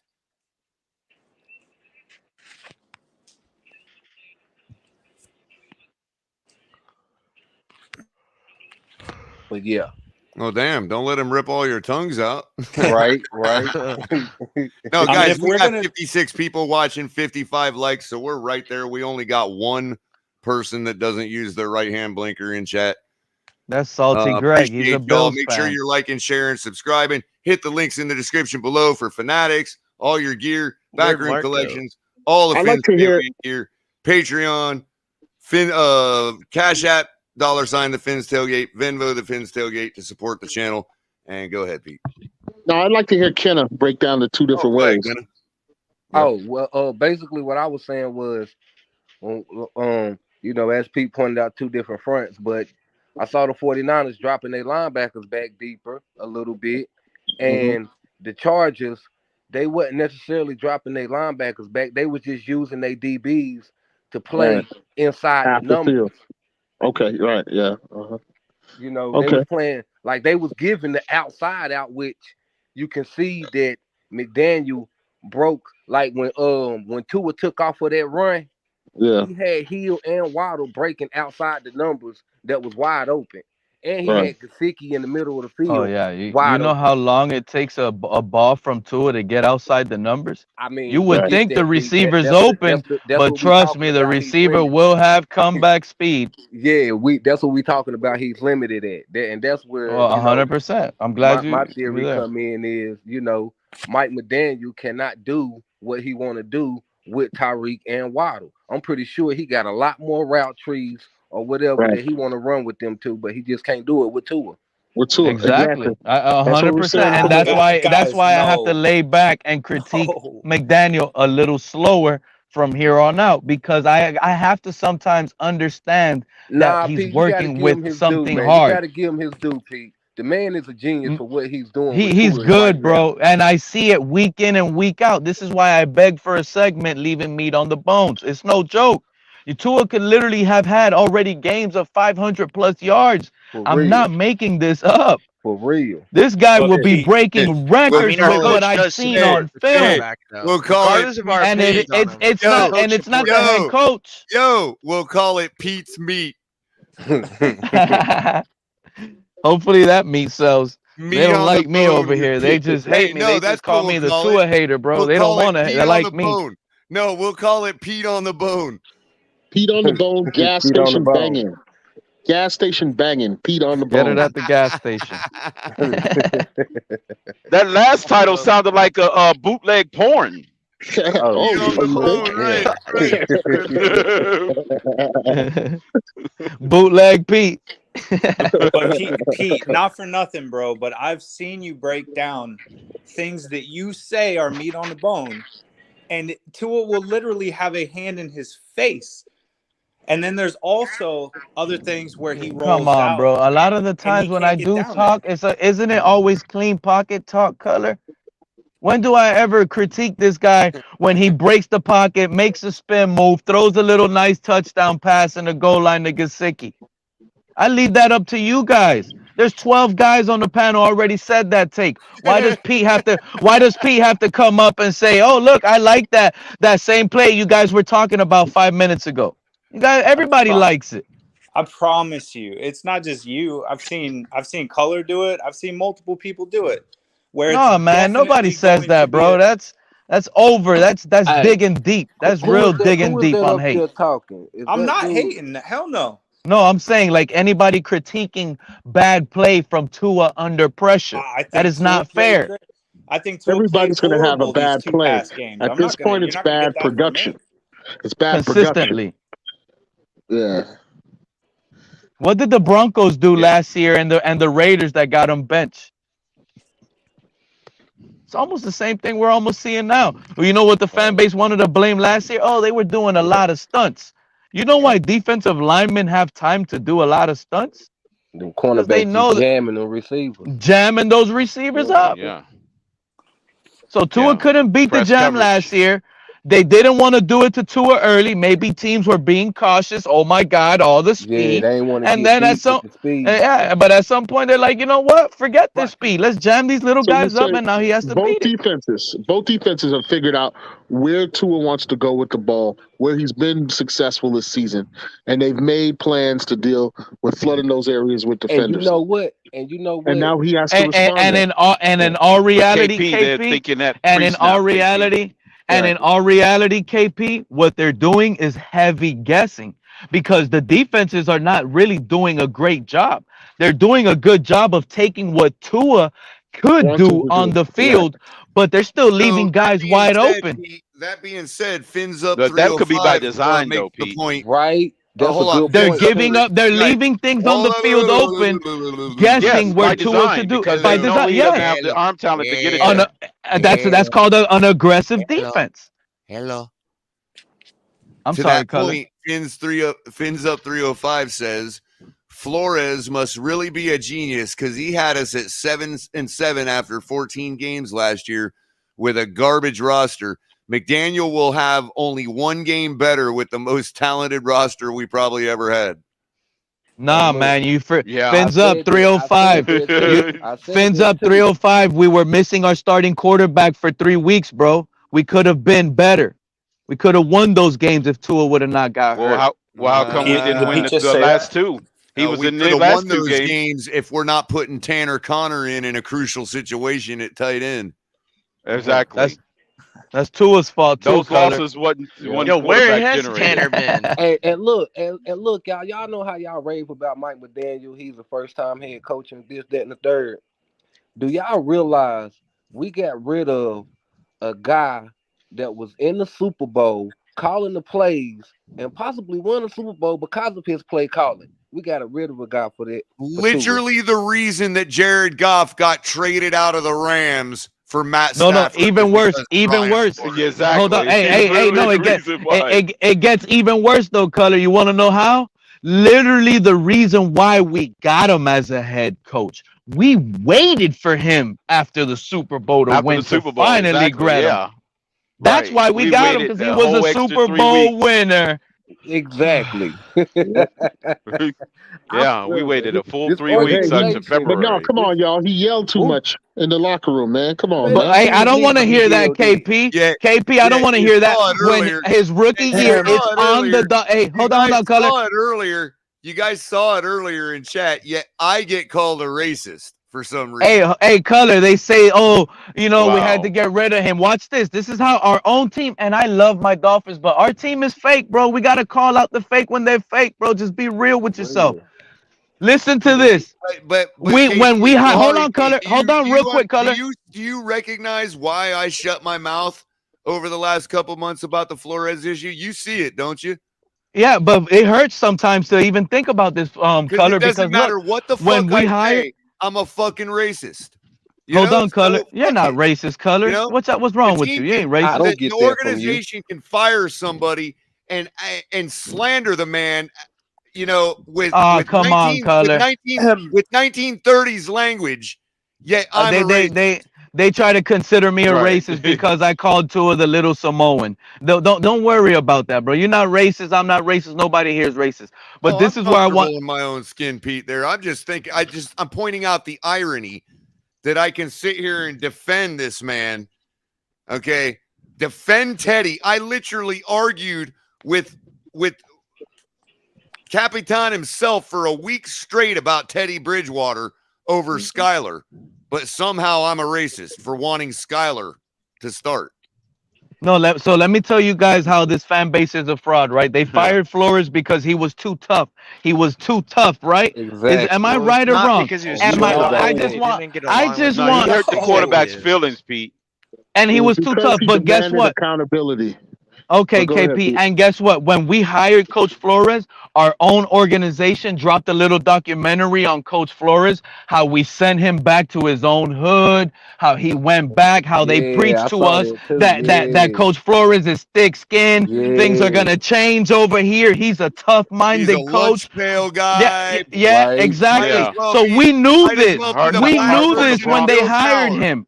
We knew this. This is one of the characteristics we actually loved about Flores when they hired him. Yeah. So why did they use that? So why did they use that against him when they fired him? That's the fraudulent activity about our own organization that I hate, bro. And this fan base. Oh, Pete, you're a fan. You can't say that, Pete. You're a Dolphins fan. That's what fraudulent organizations do, bro. They commit fraud. And I'm supposed to be fully bought into this. Who in this and I'm supposed to be fully bought into this when they're giving him everything. Come on, bro. Listen, who is handling this Javon Holland issue? Seriously, I hate to keep harkening back on it, but that's a violation of the protocol of the team right there. For him to come on and say something about the fans. Exactly. Yeah. Why is he worried about the freaking fans? Exactly. Worry about your play. We begged them. I was a fan before the man was born. We have to beg them to take our $300 for a damn seat in a parking space. We have to beg them to sell us a $5 water. Okay. See, I think I've been saying this heat for like 3 years now. And this man wants to come out here and talk about how we fan. Seriously? No, and you know what the issue? Hey, check this out. Check this out real quick. This, like I said, you know what? Flores topic he's hurts, letting his own hype get to his head. Like I asked before, can the real number 8 please stand up? Please stand up. But you know what the issue is? Under Flores, everything was accountability. just like we're pointing out, these last 2 games, we lost these games because of Tua. These are accountability issues that Tua had to deal with. That was hardship for him in the locker room under Flores. Yeah, Think he know about he what I would just have. said. Think Flores about just what ripped I him a just new said. asshole right Flores now. was ripping up his ass, a new asshole, like Kenna just said, because he's not throwing it to wide open guys. He's one reading this shit, and he can't take that critique, bro. He can't take it. Yeah. Think But bro, about that. that's not why Flores got fired. He got Okay, fired believe because he what you want to couldn't believe, Man, hire that's TDR. exactly You're why he in the got building. fired, yo. he couldn't You're in hire the believe building. that, You anyone, believe though. bro. whatever the hell you I want to can agree believe. with that. Bro, He it don't couldn't matter hire what you anybody. believe. It only matters what Ross, What do the you mean he owner, couldn't hire said nobody? out of This his was the mouth. only head coach. Hey, TDR said he couldn't hire nobody, but yet he was the only head coach in the NFL with 2 We're not offensive going to argue coordinators. this over and over again. If you guys want to argue about why he got fired, take it to another show, because the owner of the damn team told us why he was fired. If you want to act like it was double speak or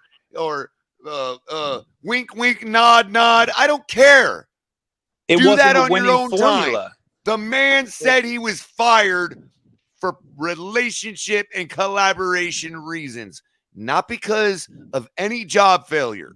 Can I just say something about Brian Flores real quick? He actually used Mike Gesicki, unlike our head coach. I just want to point that out. Yeah, he also used Durham Smythe. How many catches does Durham Smythe have this year? Oh, He and also that's a beat good San top. Francisco Yeah, and the probably like Chargers. 1 or 2. We also beat And San guess, Francisco and the Chargers with Yeah, Brian we Flores. beat San Francisco and the Yep. Chargers, the same 2 and teams we we never got lost to destroyed the by. Jets. And we never lost to the And Jets. We we beat don't San lose Fran to with Jimmy. irrelevant quarterbacks neither. We don't lose to third stringers. We saw what we did to Ian Book under Brian Flores. We couldn't do that beat to San Brock Fran Purdy. with Jimmy. Hey, but talking about the tight ends, right? And that was the Yo, Buffalo don't guy that brought disrespect that up. Purdy like that, though, bro. Come on. He's not Listen, irrelevant. in Did a you see what he bad did to weather, the Bucks? this is a Did you matter see of what he fact. did I to the didn't even. Bucks? Hey, I I'm didn't not even get saying to. that what we did was okay, but Brock Purdy, you got to put some respect on his name for what he's done. I mean, I ain't taking nothing Yeah, away but that from was the kid. I'm a just great saying we defensive beat them with game plan Jimmy. would have shut him down. Why Yeah, should Flores I would mean, have you don't blitzed the have crap to. out of that I'm rookie. just saying. I think you should. But he was Brock- drafted. Christian McCaffrey. No, but We'll he see was how it goes. drafted Mr. Irrelevant, and our He was. quarterback was drafted 5th overall. Why should we have to give Brock Purdy any love for his But you don't fluke have to. I performance, just which think it must be a fluke because he was drafted in the 7th round. And what makes it worse, Color, he can't. He basically played that full game. You see, Tua Neers will be giving the 49ers win to Tua if it was Jimmy, because Jimmy Garoppolo got that win. But in reality, we all know who got that win, Brock Purdy. But on paper, Jimmy got it because he got the start. That guy only played one Exactly. drive. got that win. He only. But Exactly. look. On But listen. paper, But hold Jimmy on, got Color. the win. But hold on. If But hold on, Purdy's Color. the real deal, But hold on. if Brock real Purdy's quick. the real deal, then we need to sign him yesterday. Well, he must be the I real know. deal. I just think what he's done. I'm just saying what he's done is pretty respectable. He make them against all a layup. us and But against somehow our own the He 7th ran the round system quarterback within the can't do that. confines. Somehow Yeah. our own 7th round quarterback could not ever do that. Well, he came in the game unprepared, not look. prepared with the ones, Pete, and he you're beat Tua, misunderstanding bro. what I'm Been saying, carrying Pete. Tua. You're misunderstanding what I'm saying. Yeah. The team has been carrying Tua. I For think some they could probably reason, Color get our saying Tyler, too. 7th round Our 7th quarterback round didn't get the opportunity. immediately is known to not be able to do that because he's a 7th round quarterback. Now, after 2 games, we all believe in Mr. Irrelevant. Well, I'm just trying to give him respect for the play he's put on the field. It's because he beat us. That's why the Dolphin fan base wants to praise I'd him up rather and make him believe feel in better. the guy No, it's wearing not the just the Dolphins beat. jersey. Yeah, that's We lost true. 100% to Tua. I'm not trying to deflect. They want to here. pry that guy No, up. I'm He's not a trying to goat. deflect He's here. a goat only because it makes No, us I look never better. say he was a goat. I just think it's respectable what he's done. He's literally Mr. Irrelevant, and he embarrassed us, and he embarrassed the That's Buccaneers. where you're wrong. Tua embarrassed Tua us. embarrassed us. I'm sorry, Tua embarrassed us. You're right. I wasn't wrong on that. Yeah, it wasn't I like was he about was to lighting say. up the scoreboard. Yeah. But I still think it's respectable what he's doing. That's all I'm saying. I'm not trying to put him on a scale against Tua. He's or managing the anything game like that. and under the I mean, he confines of making a what layup Shanahan right now. has him does. No, Well, I yeah, get but that's what you're- always been his Bryson, offense. I'm not That's always knocking been you Kyle for your Shanahan's take on offense. Purdy. What I'm pointing out is the irony that we can't have the same possible take on our own 7th round guy. Right.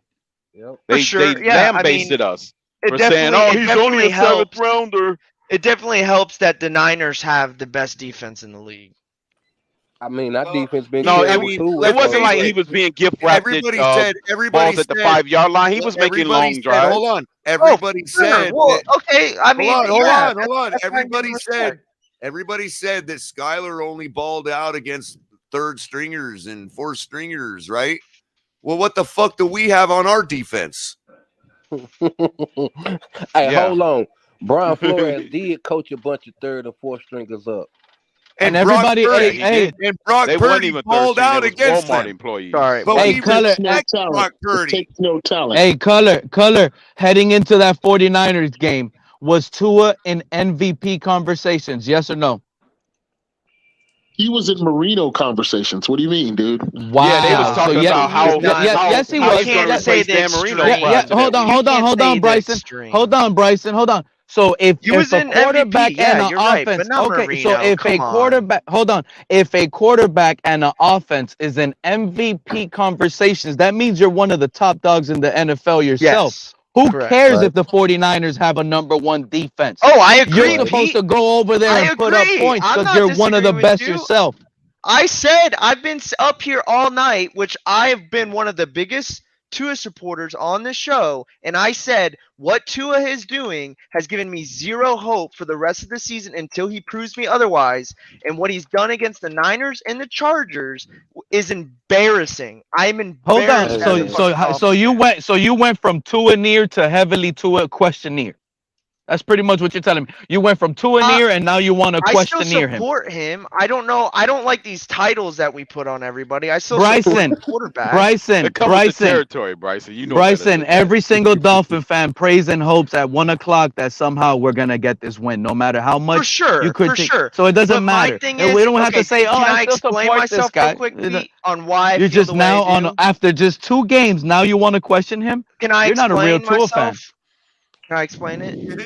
So I've always been. After 2 games, you want to question Tua now? You're not a real Tua fan. So can I just explain myself so we don't like just rationalize or put thoughts in my own head? Go ahead, Bryson.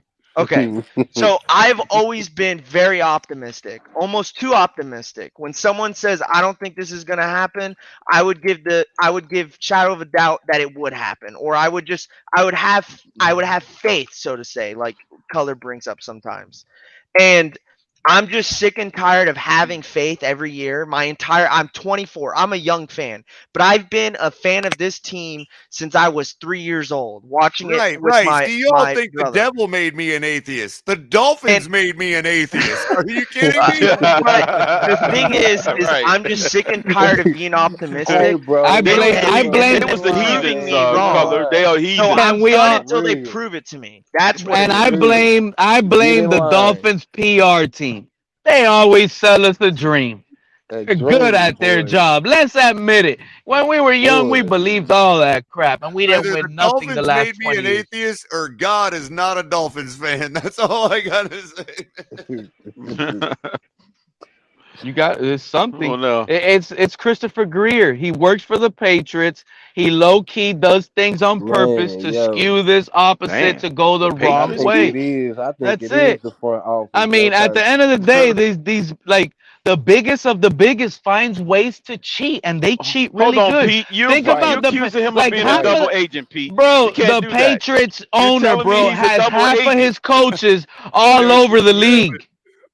All over the league, like scattering and rattering, bro. I don't care, bro. There's something in there. God made Tom Brady. He hates us. Yeah. What? And he stuck it to us by putting, and then he stuck it to us by putting Tom Brady in Florida and letting Tampa Bay get a Super Bowl. Man, we're not even Tampa fans, but we got a Super Bowl in Florida in their own home. Right, in their own. While we had Mahomes, we had the pandemic so that the Buccaneers and Brady would be the first ones to ever play a bowl in their own home. What you guys don't know is in 2017, one of my best friends All off season, all he kept talking about was the Dolphins should the Dolphins should draft Patrick Mahomes. The Dolphins should trade up and get Mahomes. I was like, bro, who the heck is this Mahomes guy you're talking about? Everybody's talking about Mitchell Trubisky. I want Deshaun Watson. Why do you keep talking about Mahomes? He's like, bro, it's our time to get Mahomes. We need to find a way to get Mahomes, trade up to get Mahomes. And all this time, this guy was sticking Mahomes in my head. So I dialed up and looked, and I just was looking around. I'm like, hey, Mahomes is nice. Texas A&M, whatever, blah, blah, blah. But I didn't fall for it like that because I was sunk in. Like, I can't believe we're not going for a quarterback. I can't believe we can trade up. Players are going to slip out. Watson, look at this, and we have options, and everything was like we wanted a quarterback. Get a quarterback. Yeah, that was the year for us to get a quarterback, and we didn't. Right? Nope. And my boy that year was screaming Mahomes for the Dolphins. And the way it turned out, I can't believe it, bro. Like, think about what we missed. The Chiefs had Alex Smith. We could have traded up and did something.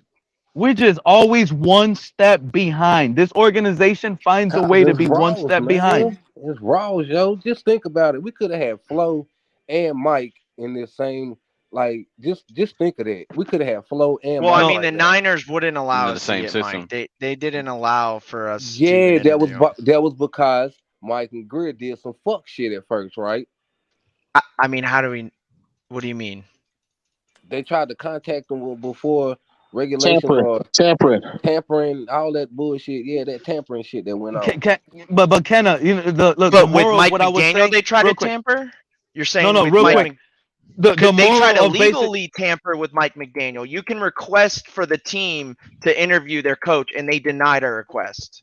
I'm sorry, Bryson, because I had to read my text message, and I got caught off guard with that. But the moral of that point that I wanted to bring about with that whole, what my boy was talking about with Mahomes, the moral to that point is, me personally, this is my opinion, deep down inside, I honestly feel Greer probably didn't even think 1 second to even look at Mahomes or any quarterback that year. That's what I feel. It wasn't the year for Greer to. What pick did we draft that year? I don't remember. Because he was still selling the Tannehill bullshit. The Tannehill dream.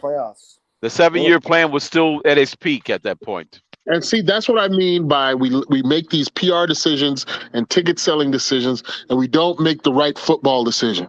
We always defer to some BS selling plan on Tannehill. Oh, we got to, give him another year, get him this coach. You got an army of fans that only care about MetLife takeover. Right, yeah. Right. Bunch of sickle fans. Say that too. But check this out. For real, the fans need to but check this out. Message to the front office, yo. Like you know how this used to wear paper bags over their head because they was embarrassed and shit.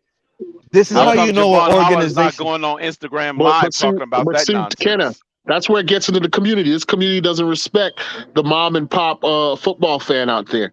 They're trying to sell to the big guys who fly in town on their private jets and get the big boxes and stuff like that.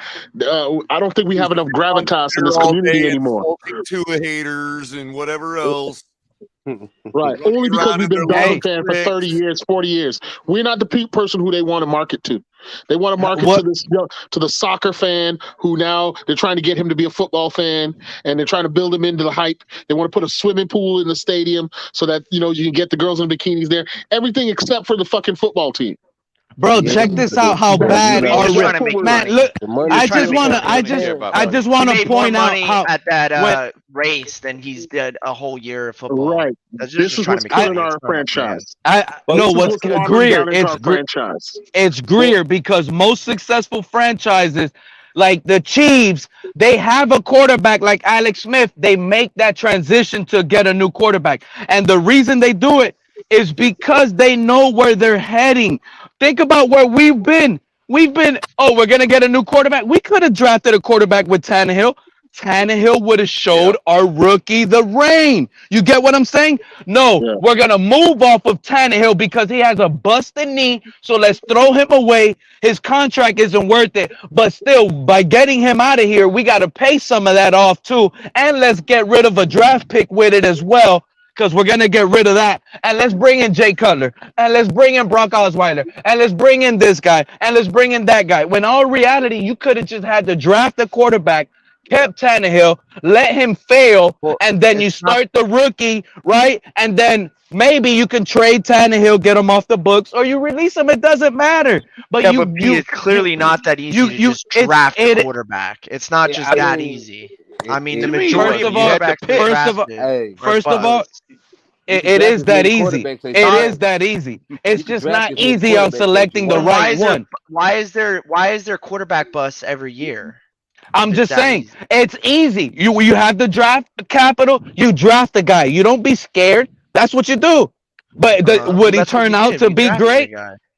Not every year. We started getting free agents left and right trying to build this bridge quarterback. I see you're in the past. I see what you're saying. But I'm just saying it's not just so easy and just to draft great organizations find sustainability at the position within draft. They find it. They don't every year when they're looking for it, they scatter around and pay Jay Cutler, pay Brock Osweiler. Let's trade for Josh Rosen. Let's draft Tua. Let's draft this guy. They don't be doing that. It's y'all act like it's been 20 years. It's only been Tannehill's been gone only for like 5 years. Think about all the quarterbacks we've gone through since Tannehill's been gone. Real shit. Yeah. That's bad general management at the most crucial position. You're not drafting it well. We just lost to Mr. Irrelevant. I mean, he was drafted. Head coaches with us too. That's the same way with head coaches. He was drafted. The 49ers were ready to move off of Jimmy Garoppolo. They drafted their guy, sat him for a year. They didn't just let him and throw him in the fire. No, we can work with this guy. I mean, we had Fitzpatrick. When have we ever had Fitzpatrick, another bridge quarterback? That guy played for 26 quarterbacks. No, I know, but I'm just saying, it's like what you're saying that you want them to do, they did try to do. It just didn't work how you wanted it to work. It's working. I think it's kind of working. Oh, yeah, they got Fitzpatrick, and when they got Fitzpatrick, they wanted Fitzpatrick to teach. Well, I mean, it was pretty Rosen. clear. It was pretty clear That's we what were they trying wanted. to tank. I mean, we did lose a first rounder. We got Fitzpatrick and Josh Rosen that offseason. So, yeah, we got Fitzpatrick. You know, we got our rookie quarterback basically and Josh Rosen teach him. How come they cut Rosen so quick and didn't let him develop? If that's like you said, that was the plan. Fitzpatrick, he was there to teach Rosen. That was, but if you want to, because we used the second, because that's real. We used a second round draft pick. That was pretty much our rookie quarterback that year. So that Fitzpatrick was taught to teach him. What was I that just noticed something, guys. In 2020, Vegas had our over under at 6 games. Right? In 2020? In 2021, they increased that to 9 games. So we exceeded. We fired our coach, hired an offensive genius, quote unquote, got more protection for Tua, got better weapons for Tua. Yet Vegas saw a regression coming to 8.5 games this year was our over-under. Can you explain that? I think it's because, and I don't agree with it, but I think it's because they saw it as a rookie head coach installing a brand new offense, and typically that doesn't have absolutely no faith in the quarterback for the Miami Dolphins. It's the regime change. Yeah, that could have been it. I mean, we'll never know what it truly is, but if you're to ask the question, my personal answer would be they think it's a brand new team with a brand new head coach, which is not easily installed in this league. It normally takes years or months to be able to be installed. These guys are smart. They're professional players, professional athletes. The only game on our schedule. It don't take eons to learn an offense. The only game left on our schedule. I mean, come on. Listen to me, fellas. Listen to me, fellas. They were better last year with less tools, and I mean, they had Teddy Bridgewater last year, and who was the other guy that when Teddy was out? Better tools. Teddy, remember that list I brought up earlier? Teddy. No, they had better weapons this year. I'm saying they had better weapons this year. Last year, Teddy Bridgewater was pressured 4th most in the league. No, I'm talking about weapons though. I'm just saying like Jerry Trey, Judy we wasn't had I'm here Pickens last last including year. the year. Armstead Well, Jerry pickup. Judy was there last All year. right, so I'm this is a including good the He was hurt Armstead last pickup, year. the Connor Williams pickup. You know what I mean? Like, I'm not just saying weapons alone. I said protection for Tua, weapons, a better coach for offense, yet they have us winning less games by a half than they did last year under Flores. And What you know I'm what's wondering is, I understand the new head coach aspect of it, but we all agree, even as even us taking our homer hats off at the beginning of the year, we all agreed that if maybe we didn't, I don't know. It's something that I posited quite a bit, was that get an equal performance out of Tua as you got last year, whether you think it was good or whether you think it was bad. Just get an equal performance of what you got out of Tua last year.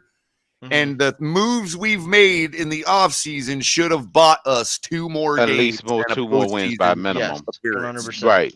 Alone. We all agreed on that. Without any improvement from Tua. But Color, going back to what you just said, you said I told y'all, Color, limitations are the problem. I had us max 6. Right, but And Pete, what sucks? but Pete, this is why. This is to answer you when you quite a bit challenged me on why I was able to get on the train. First of all, it's because when the season starts, I only make my predictions based on the idea that we're going to execute. What's the point otherwise? Because if we don't execute, we lose to everybody we play. That's Well, then you could football. do that. You could do that every week, and then Right, we could that's win called every football. game. That's called football. So why am I going to make takes based on us not executing? The take is we lose. There's nothing more to say. No, well, you So can I still make have my a take. based on the idea that we're going to execute. Okay. And when we don't execute, it bothers the shit out of me. I make my takes Right, 'cause based it's on the almost a limitations guaranteed of what our loss. quarterbacks can do. And I get sometimes that, I but just we get have heavily what we have. surprised that they actually win. I get that, but I get it. every player in the entire league has limitations except for, well, until this year, except for Tom Brady. Okay? What I'm saying is we can get around limitations. We could have still won more games this year with the same performance out of Tua. Yeah, it's about execution. Totally agree. That's why I was able to get on board and say, nah, we're a legit team. Forget Tua. Color. Yeah, the upgrades alone Apparently, would have we're not bought that you team. more Apparently, wins. we still do need elevation from our quarterback, and we're simply not getting it. But Color, back to the Vegas Damn it, prediction. Pete. Was it? We're not. But back to the Vegas prediction. Like they have us at 8-5, basically giving themselves room for 9 or 8. They're right. No matter what, they're right. And what sucks now is that's exactly what I see us finishing. And the only team I could imagine us winning out of these 4 with Tua is possibly the Jets only. That's the only game I can possibly see us winning with Tua is the Jets game. And that one, I have a hard time finding Tua winning that game because of how Salah knows McDaniel. How, like, let's just, like, we're not making why the not the playoffs. Patriots? We're not Why don't making you the pick the playoffs, Patriots? bro. Just All right, because, with all the just self-hate because and all the the football bullshit. gods are cynical, I have a feeling we're going to win this week. Me too. But why not the Patriots, Pete? I'm just curious. We're not beating the Patriots. Bill But Belichick why do you is. think that? I'm just curious. I mean, they're just an overall. They play Bro, they've better got- football. Bro, They Bryson, play better what was football. the They number have one better excuse? options. Hold on, real quick, Bryson. I got this, Pete. What was the number one excuse, or something that we were warned to be mindful of going into San Francisco, and then is part of the reason why we got shut down on offense? I'm not sure. San Francisco has the number one defense in the league. Oh shit. Oh, okay.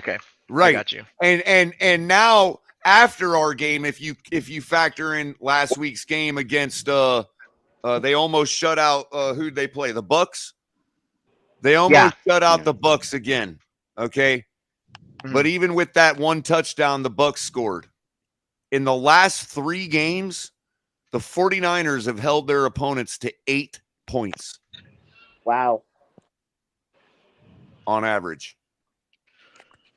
Yeah. I just think I see what you're saying. I just think that Tua, he hasn't lost the Patriots. That's just my thing. So if he's going to turn it, hold on, let me finish. They almost had 2 shutouts in 3 weeks. Damn, they're good. One against Tom Brady. And they effectively shut him out because the Niners are insane. Brady got a touchdown in junk time. They effectively shut down Tom Brady, shut out Tom Brady. Okay. Yeah, he looked awful. They did call it. They did call a BS flag where Mike Williams scored early on. Now that I've said all that, I said all that to lay some groundwork. Okay, so a foundation to back up what Pete's concern about the Patriots. I just spoke about the number 1 defense in the league. At least the last time I checked, it's probably changed. New England has the number 2 defense in the league. And did you guys see how New England was hitting last night? But Color, did you guys see that Patriots game yesterday? How they were hitting? Can I respond? In the first game of the season, in the 99-degree weather of Miami, I don't know if y'all realize this or not. I've said it before, but not everybody hears everything. The New England game that day was hotter than it was for Buffalo.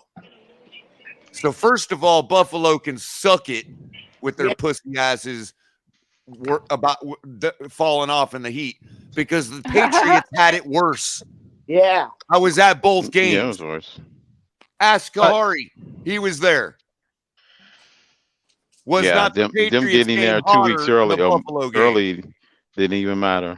Yet the New England Patriots held our offense to 13 points and pressured Tua 41% of the time. He dropped back.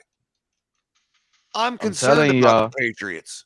I'm telling y'all, Skyler's gonna save us. Can I respond though, real quick? Sure. And plus, they're a division team. Okay. They always play My tough. only thing is, and listen, I'm concerned about everybody on our schedule. I'm not saying I'm not concerned. All right, look, I don't mean to cut you. It's I don't mean to cut you off, bro. But real quick, I'm about to get up out of here. All right, you have a good one, man. Thanks, Ken. Have a good one. Hey, have a good night. Kenna. So my only thing is that on our schedule, and this is just my personal opinion, so I'm just going to speak for myself. Out of everybody, I am least concerned out of the Patriots just because our track record is we've always done really well against the Patriots and Tua is undefeated. Now, does that mean that that's going to stand? No, not at all. But when we're looking at the whole totality of the schedule, I am least concerned with the Patriots than to me, I agree with It's you, all but about to me, they've gotten progressively playing better when you play 'em every at the single time. game they've played since Mac Jones got there. They have progressively gotten better. And they had made the playoffs last year. We didn't. We can shit on them all they want. We can say one and done all we want about them. They made it. Yeah, they made it. We did. We swept them though. We got that on them. Yeah, that's and true. New England teams tend to get better throughout the season. They're usually playing their best ball at the end of the season versus the for sure. But they haven't beaten Tua. That's the only thing. They haven't beaten Tua. I didn't want to be so blatant about it as NFL is lit, who says Flores is 90% of that track record. What I was going to say was exactly the difference going into Foxborough this year is we don't have a head coach that is not used to losing. It is not used to losing there. Oh my God, no! Like Bryson, literally, when we were playing the Patriots the last couple years in Foxborough, I was looking at those games like I don't feel like I normally do. You know why? And it was stupid. It's a homer reason, but I thought to myself, here's a man as our head coach, Brian Flores, who has very rarely in 15 years, if ever, walked out of that stadium a loser on Sunday afternoon. What was going to be any different today? Which obviously I was thinking in the moment, the first time we played them with Flores up there. Mhm. I thought, what is any different today than the last 15 years? This guy's going to walk out of this stadium a winner. And he did. Yeah, he We didn't don't have have Tua that guy when he went in anymore. there at 4-11, and he had a bunch of Walmart employees. Yeah, too. we don't have Tua that was guy not on the that's used roster to- when we beat that's used them. to walking out of that stadium a winner. So it's not all for about just the 15 quarterback years. beating the Patriots. The head coach had a lot to do with it when he went in there with a bunch Oh yeah, of I'm not Walmart taking anything employees in from. Gillette. I'm not taking And I know anything it's a away Gillette from Flores. Stadium. I'm just real saying. I subjective just was take, right? asking the question Bryson, of I'm aware why are that you more I'm worried aware about the my Patriots? take That's is all. highly I just subjective. wanted to I know. get it. You know what I mean? Yeah. And I'm not saying which way or the other. I just genuinely was curious. That's really it. Sure. Yeah, and I don't think that Brian Flores, I don't think that him being a winner in Foxborough his whole career had anything to do with us winning in Foxborough. I'm just saying that, you know what I mean? I got you. We're going in their house in the winter. What week do we play them? Week. Second to last of the season. New Year's Eve. New Year's Eve. Yeah, that weekend. New Year's We're weekend. all butthurt New Year's over Eve. having to go play Buffalo in the cold snow and all that. How do they think New England's going to be any different? Yeah, and it's going to be even deeper into the winter. It's going to be later date. So yeah, it might be actually more. And New England I'm is more wetter. worried about Buffalo New England because is of the wetter, how bro. the last two games have gone, Well, there's and the gonna be fact even that more it's pressure on in us to win. snow. Yeah, it'll be more pressure in the New England if is we a drop wet any of the cold next like 2 games. Tennessee, bro. I mean, it's not cold up here. Yeah, The way Boston is things are not shaking out, freaking we're gonna have to not win the pleasant last in 2 games. January. Bro, Boston. No, but Buffalo is one of the worst Bryson, places in the country when it just comes to the winter. coincidentally, Bryson, have you ever been to Boston? Yeah, I have. Yes, I have. So It's been a did while. you notice did you notice that it smelled just like South Florida except it was cold? No, I honestly, I was young, so I didn't notice the no, smell I did color not when I notice went that. there. You could smell the ocean. You know what I mean? I Like could, it was. I could like, smell. whoa, this smells like home, except it's really cold. I could still Austin smell the Harbor? tea in the harbor though. Austin Harbor. You I should could have heard smell our that. taxi driver, man, when we left Hook Slide Kelly's in Lowell, Massachusetts, man. This guy was like, yeah. So like Massachusetts has like 100,000 residents and like a population of like 100,000. I love those accents. New York, Yeah, when has they a all New York population- accent too, I just New love, York bro. has a population of like 1.2 million. So yeah, and like, hey, remember that Family Guy episode, All Rights Reserved? Brothers geeking up here, bro. Hey, remember They got that a Family Guy restaurant there episode called when Kelly's? Bostonians are listen. rude, man. Remember the Family Guy episode where Joe arrested Brian for DUI, and he's like, "Are any of you guys okay to drive?" And Peter scoots over to the driver's seat, and you hear all the cans slushing, and he's like, "Yeah, we're okay." Yo, that was just like this taxi cab. You could hear the beer cans in the trunk like sloshing around as he's driving, man. You know you're in Boston where there's an Irish chain fast food restaurant, Kelly's. On every block there's a Kelly's. And right, exactly. Barely anywhere to park. Not to be confused with Hook Slide Kelly's raw bar up in Lowell, Massachusetts. Fine people over there at Hook Slide Kelly's. You could Hey, definitely can you get guys drunk hear me in one now? of those Irish bars. What's up, Alex? How you doing, man? We got Alex coming back what's going on, in. man? Realtor come back in. Alex Greg in the back building. in. Damian Oh, Deason's no, I been here got forever. a I don't battle. think I heard him yet, But, so we might want to give him the floor. We got Slim the Tua hater up here. Damian Dees. Where's Slim? Where's that Slim Tua hater at? Hey, did you guys see what Javon Collins said today? Oh, Yeah, yes. yeah, That was yesterday. I just want to comment about that real quick. Hey, real quick, I wanted to ask Alex about that. Real quick. He sounded just like you, Alex. Blaming the Hey, real fans. quick. Let me ask Alex is one about guy this that'll get my situation with blood LeBron. pressure going. Alex, what do you think is more important, bro? The fans being questioned when you're possibly about to go on a 3-game losing streak, or at the same time question the players that played for us and left the Dolphins after 3 or 4 years, used us for money, and go to win elsewhere. What's Exactly. the difference, my man? Who's ride or die? The fans. Well, we haven't actually got Alex's take on what Javon said yet, so give him a chance. Go ahead, Alex. We may be surprised. Maybe Alex disagrees with him. Go ahead, Alex. I mean, you can't. Then again, I understand where he's coming from. I really do. But then again, I also understand the other fans' point of view where they're frustrated for the last 20 years. Well, did he So not? it's a combination of both. Real quick, Alex, because I didn't watch it. I saw what it was going to be about, and I didn't even want to on Twitter. I didn't want to get sick to my stomach, so I didn't bother watching it. But let me ask you: is it true? Is it correct to say that he white knighted for Tua, basically saying we all don't know how it is, and everybody can have a bad game and whatever else, right? No, he just basically said, that pretty much, the fans are quick to switch up, and it's ridiculous how the fans. The players are quick to switch too, up. bro. They can switch up in 2 years if they wanted to. They don't stick around here. They request for trades. The players request for trades. They don't take team-friendly deals. They rather go elsewhere. Hold on, I got to clear this up. Who is he referring to switching up? Probably TD. Anybody that critiques Tua. He was talking about Tua because that's what the video was about. Oh, talking Anybody about Tua, color.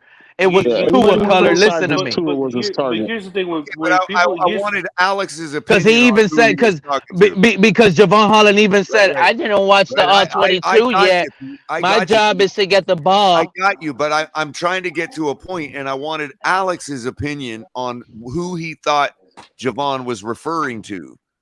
He better know. He brought it up. I thought, he was referring. He sees everything on Twitter. Okay, but who is he? Who's critiquing? Is he referring to critiquing? I think he's referring. The team or critiquing of Tua?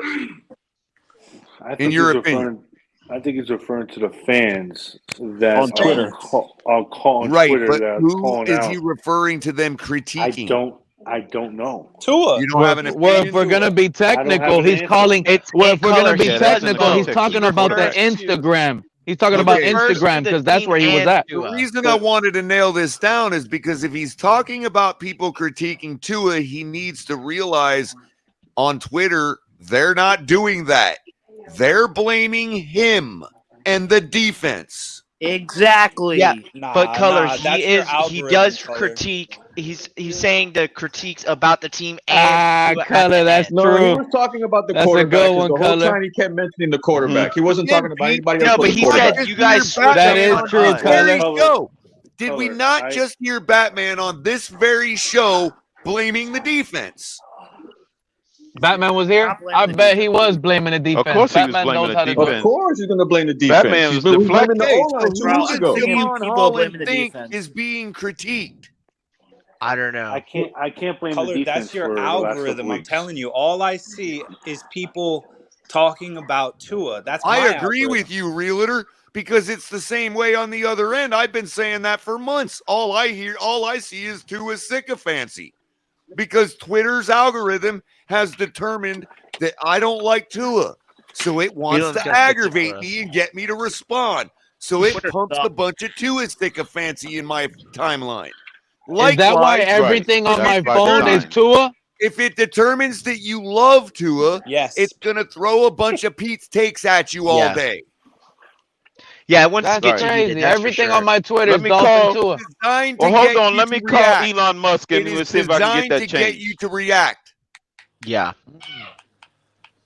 He won't They're ban driving me Don't to worry, it don't worry, crazy. color. I This got is Elon Musk on insanity, speed dial, color. color. I'm going to Get get us, that changed. help us out, Crypto, please, bro. The problem I'm going to get that changed. I Okay, can thanks, recognize Crypto. that. I can tell people that adults can recognize that, and they can get away from it if they choose to. The problem I have is it really seems to me that our front office is making decisions based on Twitter's consensus. That's my problem. If that's the case, hope Chris not. Perry needs to get off Twitter. But you know what has a big following? He's an is Instagram Bleacher sensation Report. now. And people are really critical of Tua on Bleacher Report. And all Javon Holland is seeing is people shouting, chanting, MVP, and then he has 2 bad games, and then Whose fault is that? Yeah, but That's Twitter, not the he fans' sees fault. Bleacher he Report. acts But as that if we goes with the all were territory. shouting. Wait a minute. Maybe. See, if he would get Just off saying. of his high castle and come down to Hold the on. small guys every once in a while, maybe if he would grace us with a presence on our show, he would know. Yeah, people have been consistent. That No, I nobody totally is- agree. That's that why we I'm so squash frustrated that it's MVP like bullshit. they just rationalize the entire fan base and say, "Oh, you guys were all on him, and now you're all off of him." But it's everybody just got to speak for Right, it's themselves not. and stop just Everybody. titleizing Trying to talk the entire people fan off base. the MVP ledge for weeks, and I've been trying to do it in a very nice way by saying, "Look, guys, it's only his first year where he's performing. The MVP race is a very political thing. He has no chance of getting it, even if he didn't have these bad games." For sure, yeah, and I mean, also like the fact that Patrick's doing what Nah, he's Color, doing I too. disagree with that, bro. If that guy does not leave those meat on these bones this year, there's no way they're stopping that guy from There's winning no MVP. way they would have given it to Tua over Patrick Mahomes, bro. Bro, Or he will Jalen have. Hurts. Or This guy Jalen will Hurts. have more touchdowns and more. If we dig deep into this, Color, Bro, if we half truly the- dig deep, Pete, he will have you gotta more realize yards something, and Pete. more touchdowns. You got to I know what I'm realize telling something, you. Pete. But Who I do you know we're think gonna they sit took? here have to say All the you same gotta thing look for at is the Mahomes. average I get it. yards. I'm not gonna. I'm pretty sure. Mahomes has left meat on the bones I have too. a question Not as for you, much as Pete. Tua, but Pete, you I can have say a the question same. I mean, Go that's ahead. every Go ahead, Color. Go quarterback ahead, to Color. ever for you, live, Pete. man. Go ahead, It's Color. I'm like, listening. They can't be Who perfect. do you think comprises the body of voters for the MVP award? It's the The media. Matrix. It's a vote. It's a vote from a little. 50% of that voting body is made up of people that have been shit on by two and ears for the last 6 months. Exactly. Yeah, it's the You think they majority gonna of it cast is them their media. vote? Right. Right. The two of them And is shit on who's that same media everybody's that has the favorite? vote. I'm not saying Colin That, Cowherd hey, has that's a vote. my. I'm saying it's people like Colin Cowherd who Yes. have votes. And Patrick Yeah. Mahomes is the golden child of the Sports NFL. writers. Patrick Mahomes Colin is the Cowherd's golden just child a of the hater. NFL. Colin Cowherd's just a hater. Right. That's just tough to He's just a overcome. hater. Colin Cowherd's just a Maybe hater. And he's is. also He has a balling. vote, That's all bro, he is. for the MVP. But here's what I'm saying, Color. Right, If but you're Tua, proving Color's point. if So if Tua, those guys embody haters, that mean he ain't stand a chance to I begin mean, it'd with be by fine, definition. Alex, if you were the one voting. We know he'd be a shoe-in. exactly. Color, When you're you talking have- about you people obviously- that vote hold on, for hold him, on, hold on. when you talk about the people that are Hold on, voting Color. are the ones that these two and ears are out here saying are trash and are clowns and whatever else.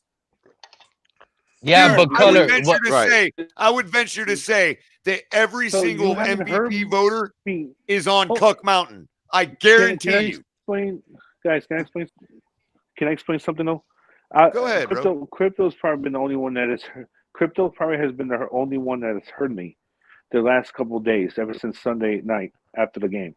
I have sat here and I have said I cannot defend Tua's play the last 2 weeks. Okay, I have said he has played like dog shit the last 2 weeks. Okay, he's played like complete dog shit the last 2 weeks. Okay, the defense has kept for the Do you past not hear 2 yourself games, continuing okay? to repeat the last Josh 2 played- weeks as if that has to be a caveat?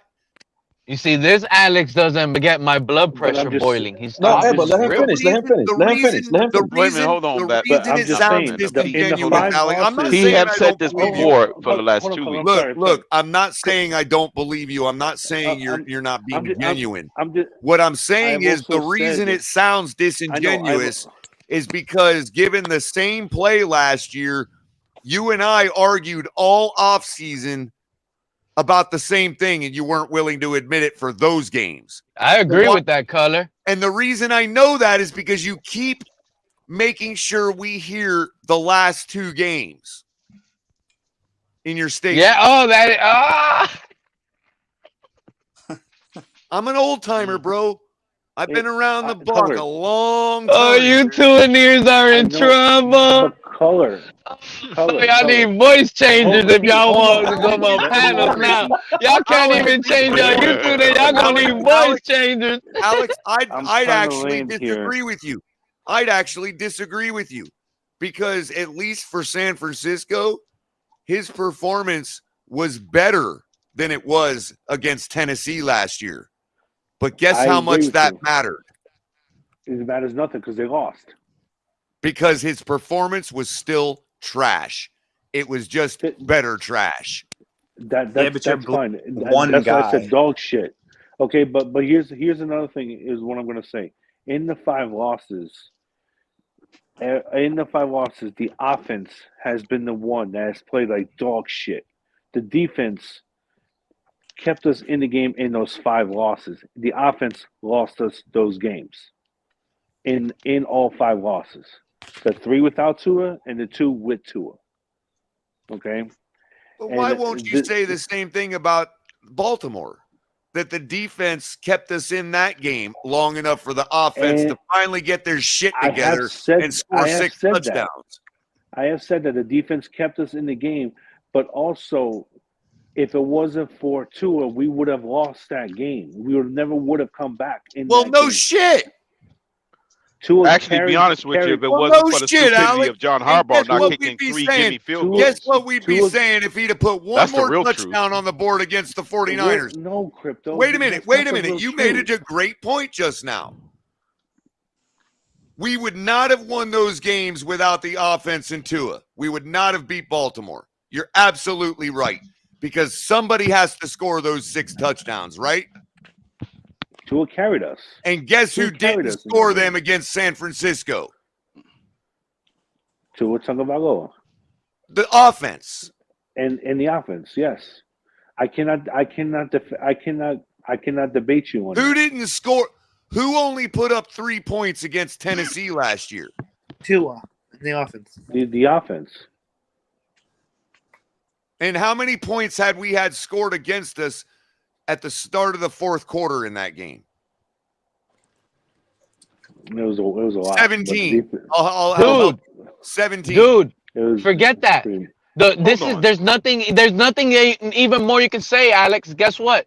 How many offensive points did we put up Sunday night in primetime offensively? 17 versus the worst technically defense 3 in color. the We had league. 3 fluke, two fluke touchdowns. One guy tripped over his feet in a fumble recovery that he just covered. Still had to deliver that ball. You gotta take. Okay, so one touchdown. Take away the fumble. Take away the fumble. I'm going to defend Alex. No, take away the fumble, color. Color. Tua still had to deliver that football. Forget whether it was a handoff. It was a handoff. No, we're not talking about the fumble, Pete. We're talking about the 60-yard touchdown pass. No, I'm taking that out. I'm taking the fumble out. Okay, no, the defender fell. The defender fell. That's his fault. That's a touchdown. But the fumble of Tyreek is not a touchdown. Let's take that one out, at least for me. Correct. That's it. Right. But here's where you guys are wrong on that. Special play. Right. Here's where you guys are wrong on that. Here's where you guys are wrong on that. Because what if Jeff Wilson does not fumble that ball? And what if Jeff Wilson does not fumble that ball? Who knows? We may have scored a touchdown on that drive. But he did fumble the ball. Bro, you can't do that. He actually fumbled the ball. Okay, that was about to be a turnover. Given what we did the rest and we of the was down night, 10-0. given what we did the rest of the night, there is no way you can make the assumption that we were going to score on that drive. It could have gotten worse. Right. You're right, Color. Maybe you're right. You know, we would never know that. No, but what I'm saying is you can infer we wouldn't based on what we saw us do that night. If we didn't have a goal line stance, it would have been worse. There's evidence to say that we wouldn't have scored on that drive. It would have been worse. The evidence is that we fumbled the damn ball. You're right. Hey, Alex has came today with a different energy. I feel it from you. Go ahead, bro. I feel like he wants to open up about something. I'm glad he's I feel like I feel like he came with a different little energy, and I like this, Alex. Say something to us. Yeah, give it to us, Alex. Man. No, wait. Alex takes it a lot, and I just want to know. I want him to get credit for standing in the pocket right now. All right. No, he does. He does. Go ahead, Alex. He does all the time, Color. Here's what I'm going to say this right now. Okay. Again, one more time. I'm going to reiterate what I said. The last 2 weeks, Tua has played like dog shit. The offense has played like pure dog shit. Okay. Now, and I'm not off of Tua by any means necessary. I'm not off of him at all. I still think he can overcome this. Okay, See, I still don't. think, and I won't be off of him any more or less if we lose to Buffalo, because I thought we were going to lose the damn game anyway. No, the question is, does Alex feel bad for criticizing? Do you feel bad, Alex, for criticizing him? No, because I'm a Dolphins fan. Okay, so how do you think we feel? You guys, I never hated any of y'all for criticizing. But how do you think we feel? I'm just saying, you guys. We're just saying you haven't had to suffer what we've had for your takes, other than a little ridicule from Pete. That I understand that. I'm sorry, but it's just I've been called a crackhead. I've been called a meth head. I've been called a racist. We've had death threats, bro. You see, I'll call you everything in the book, but I'll never talk about your mom. Ridiculous. I love it. One thing. Those people are pieces of shit, and I'm going to tell They you are. that right now. Whoever sits there and gives you death threats and calls you names just because you want to hate on the At the same time, there is something to be said about. Hold on, there is something to be said about the realtor was saying about the algorithm, because the algorithm is also putting more shit like that in front of me. And I gotta agree, those people are just they're gonna find a reason to say shit. But I'm referring to the people that come into our I just want the people that come into our YouTube chat and call me those things. I'm not talking about shit on Twitter. And I got a name, and if people want names of who these guys are, I have a name. He goes by the name of EM Dolphin Fan. He's one of those guys that threaten people in the community. He is. He really is. I never thought EM Dolphin Fan will go to that level, and I've heard. All over the place, all over channels. You never heard how he did Larry, little old man Larry. It's crazy sometimes how these emotional guys get and they threaten other men over Dolphins takes. I get that we use words these days a little more flippantly than we used to. For instance, and I do get it. For instance, I get Shelby's. I hope Shelby's joking, but I get Shelby's joke here. You know what I mean? Like, I get it. I'm not that thin-skinned, but I'm just pointing out that when a two-and-ear gets, when we make, like, even if we make fun of them, that's all we do. But when they shit we make fun of their takes. We make fun of their takes. And when we make fun of their takes, they don't have another take to come back. So they go and say, I'm going to go shoot you up, Pete. Hey, Color, you're a crackhead. All this other stuff. Even if I outright made fun of Tua, just for the fun of it, why does that give a person license to insult me personally? Even if I was insulting Tua, it's not you. But Color, it goes both ways, I promise you. I've had people say, and you know that I've been on Tua for 2 years. I've had people say that I should just go and kill my kids because they'd be better off without me. Oh no! What the fuck is up with Tua haters don't sound like that. Tua haters don't sound like that. No, he's not never wrong. heard. I've definitely it goes both ways, 100%. It's just shitty people. You're talking. I would venture to say you're talking. I never heard a Tua hater on one of these panels go back and threaten people. I'm talking That's about not just. I'm not saying here, but this isn't the only place where Dolphin show talk their face happen. on these panels. I'm talking about people that show their face on these panels and are publicly known, that come in here and shit on everybody personally because of their takes on Tua. I don't want to mention his name right now, but he'll make himself known in the morning, I'm sure. It's a small community of people that will say names. It's one thing to have a guy, some weirdo on Twitter say something. It's another to have a guy. I see what you're saying, Color. I understand. You know, yeah, because somebody on Twitter, their name is 1, 2, 3, 4, 5, 6. Pick up stick. Hold on. Interacts with the community, steals like a thief everybody's respect.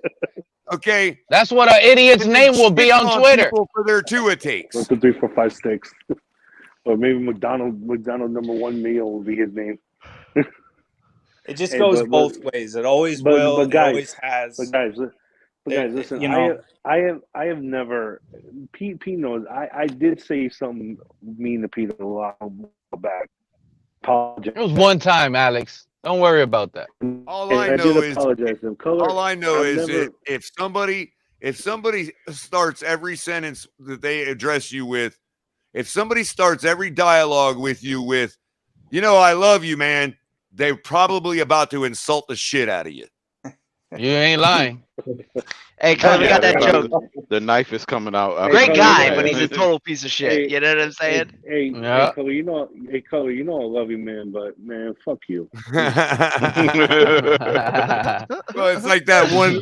I forget. I don't know what movie it came from. It's always been used as a rejoiner on radio shows where the guy's like, just because you start everything with all due respect doesn't mean you can disrespect me or some shit. Hey, but does anybody here feel like Alex let it all out of his chest? I feel like he needs to let out more. I think he has something. Better, Alex? I think there's something he wants to tell us more. There's more. Well, I know. There's more he wants to say. But I think we're at least at the point where we can actually transition into talking about how we could actually pull off a win against Buffalo. It's just because the way he's sounding today, he doesn't sound sick. I wish I could That's have the that problem. conversation, but Color. Let the Colonel cook. Just being When he more set the efficient. field goal. Go ahead. We can get more Execute, efficient. bro. Go ahead, Kari. That's it. Oh, Mr. Paul, Maybe go ahead, man. Jason I'm sorry, Sanders Mr. Paul. kicked 12 field goals. PDR, did you say get more points than the other team? Oh, are we really gonna count? Hey, Crypto, that'll be a Mike McDaniel thing. We don't. When we could use Sanders, we didn't use him. For this game. But now in bad weather, we're gonna want to use them. One of the things I thought has been really interesting over the last couple of days is to listen to people's takes on what McDaniel should have done. So, for instance, somebody said that their linebacker, they figured out that they dropped their linebackers back and they can disrupt the timing and blah, blah, blah, right? And they said they followed that up with saying McDaniel needs to throw shorter. So the linebackers can kill the receivers. They think that there's a secondary and tertiary play, like an A, B, C, D, all the way to Z for each play, 1 foot less down the field or something. Like he could just call a different play to be a shorter pass. No. That's for your damn player to decide when he reads the defense. Exactly. It is up to them to read the defenses. And the wide receiver needs to do that too. The problem he needs is to cut off his route. If wide he needs to. receivers know that. But what I'm hearing today, Color, listen. I have a theory, and I'm working on it. Okay, the overthrows we've seen. Okay, the wide receivers on the field, especially Tyreek, they know what I'm talking about. They know. So they cut their slants shorter. Guess who doesn't know? And the ball sails over their head. Oh, I thought he was supposed to be there. No, there's a linebacker there, Tua.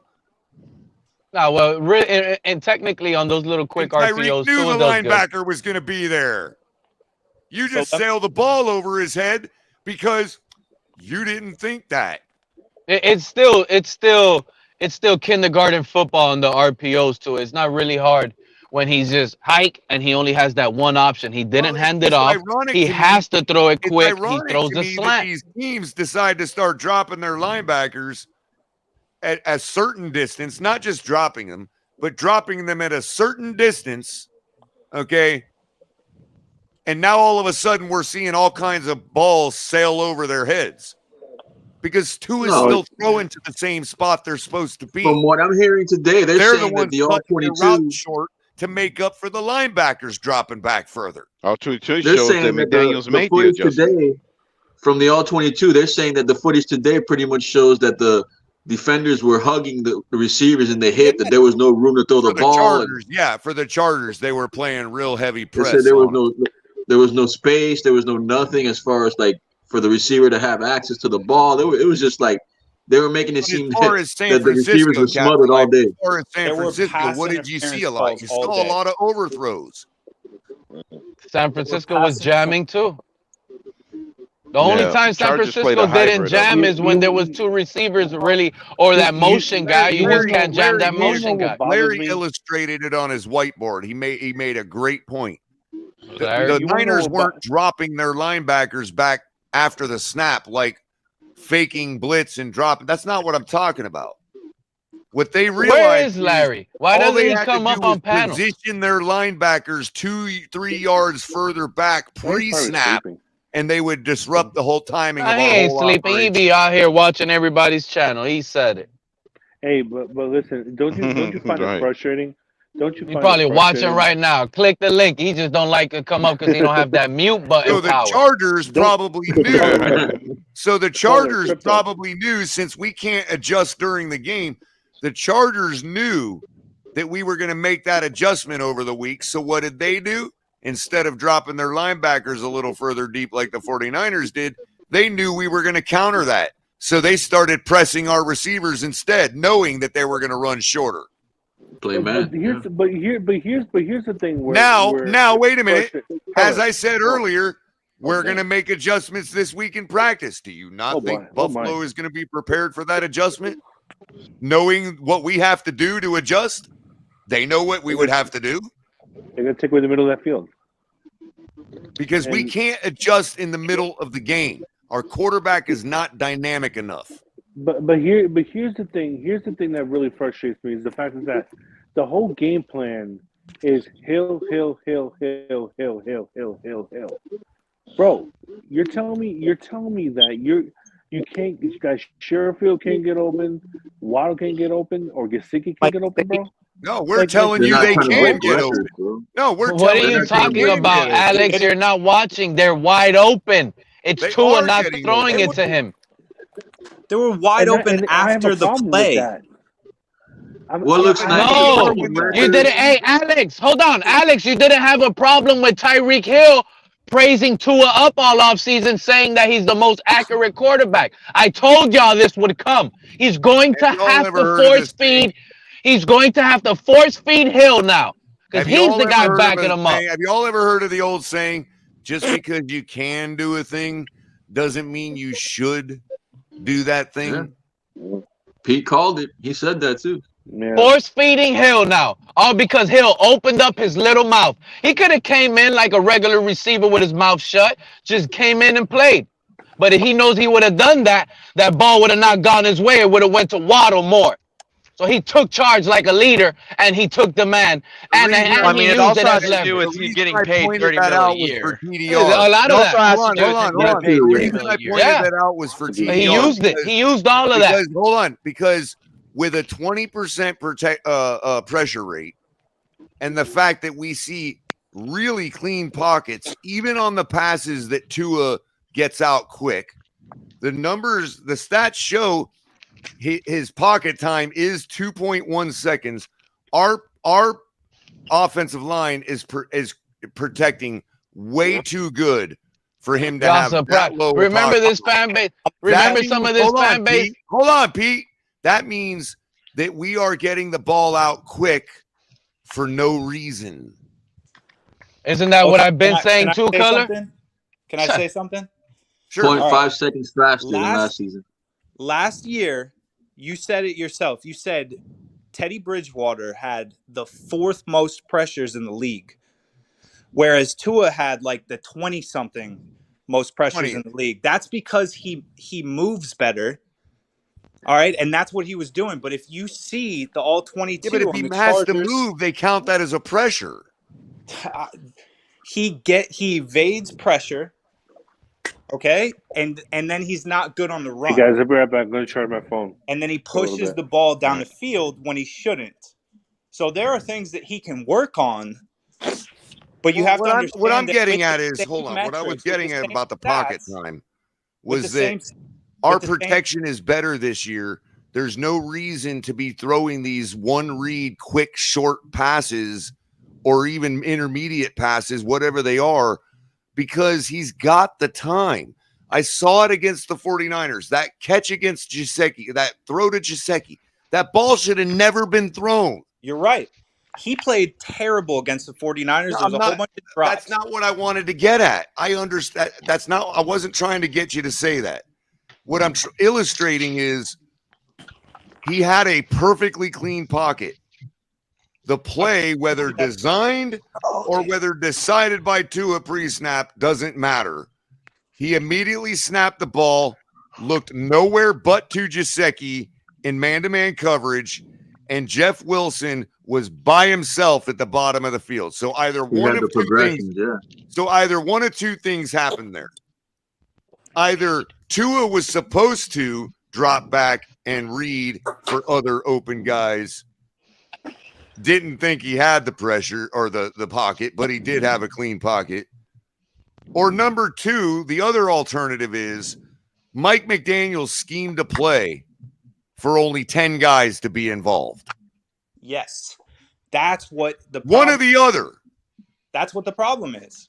Well, how do we know that? No rub routes. Now, how do we know that?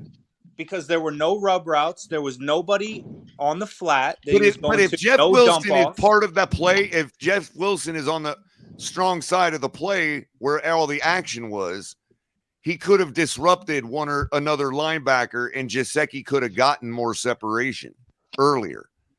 So instead, Mike McDaniel schemed him to be on the complete weak side of the play with not even a defender on him? I don't know. All I know is, are you talking about the 49ers game? Yeah. He's talking about the same play that he's just been breaking down. The infamous drop by Gesicki.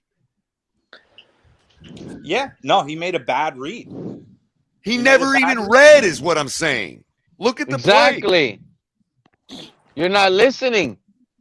Say it again. He got his 2.1 seconds to show everybody how fast he gets the ball out. And this is something I've been complaining about. So again, I'll repeat what I said earlier. Just because one can do a thing doesn't mean one should do that thing. Exactly. Haven't I pointed out plenty times, Color? Tua had a clean pocket. He could have stood there a little bit longer. All smoke and mirrors to pad these stats so that everybody can go out and say, look, he's got the fastest release time and the best pocket presence. Why? Well, technically, Color, there is some plays he has to get the ball out quick on RPOs. But every other formation is what I complain about. But on a he third does have what, clean. On a 3rd and what, 7? Where as long as it's not RPO. Look, guys, imagine any other team in the league, any other quarterback, mediocre, great, no matter who it is. And you can imagine on a 3rd and 7 over here too, a forced one read play. Who's Jeff? When the game's on the line. So against the Bears, the Lions, and whichever other one, the Browns, he had the highest QBR and passer rating in the league, meaning that he took initiative and saw those reads. He just all of a sudden forgot all that. He's not even top 10 right now, my man. Those they fluctuate week by week. Those stats fluctuate week by week. Cap, hold on, Cap. It's all based on what top 10 anymore. Defenses are playing against us. What are the Chargers? Please let me rebut this because I can do it. Okay, here's the answer to that. Okay, those teams you're talking about. Okay, hold on. Let me get where I'm going. The Browns. Why do you think they have 8 losses? Because they don't know how to call a defense, which means they didn't know how to defend us either. The Texans have 11 losses. So they started playing man, and the Texans game, the second half. Yeah, we played the Bears. In the Texans game, their second half adjustment, they shut us down because all they did was play man. Hold on, the Bears. Where'd they go? Took our starters their out. Damn symbol. The Bears have 10 losses. So what about the Chargers defense? They have a quarterback, 20-something. They have a quarterback that can rush for 100. Yeah, they didn't play the same scheme as the Bears did. Hold on, play soft zone. Hold on, Crypto. The Bears have a quarterback that can rush for 176 yards in one game. Yet they have 10 losses. You don't think that's because of their defense? Yeah. Well, right. So when they go up against teams like us, they don't understand what they have to do to beat us. Okay. Well, even Chris Right, and those are just throwaway games, too. If they did, they wouldn't have 11 losses. Even Chris Sims was saying that during the 49ers game, he had never seen the 49ers exposed like that. We had open guys all over the place. Well, of course, because we've got Okay, the you're saying that, wide but the receivers in Chiefs the is the league. only team that put points and made a reality out of it. You're talking about the wide receivers exposing their defense, not our quarterback. And in our reality, I honestly believe So the that was only a lie reason that Phil Simms told. Because the chance these Chiefs put up 44 points on them. because the film has caught up on Tua. That's what people fail to realize. And the only reason he survived, hold on, caller. The only reason he survived this long is because he missed those 3 games.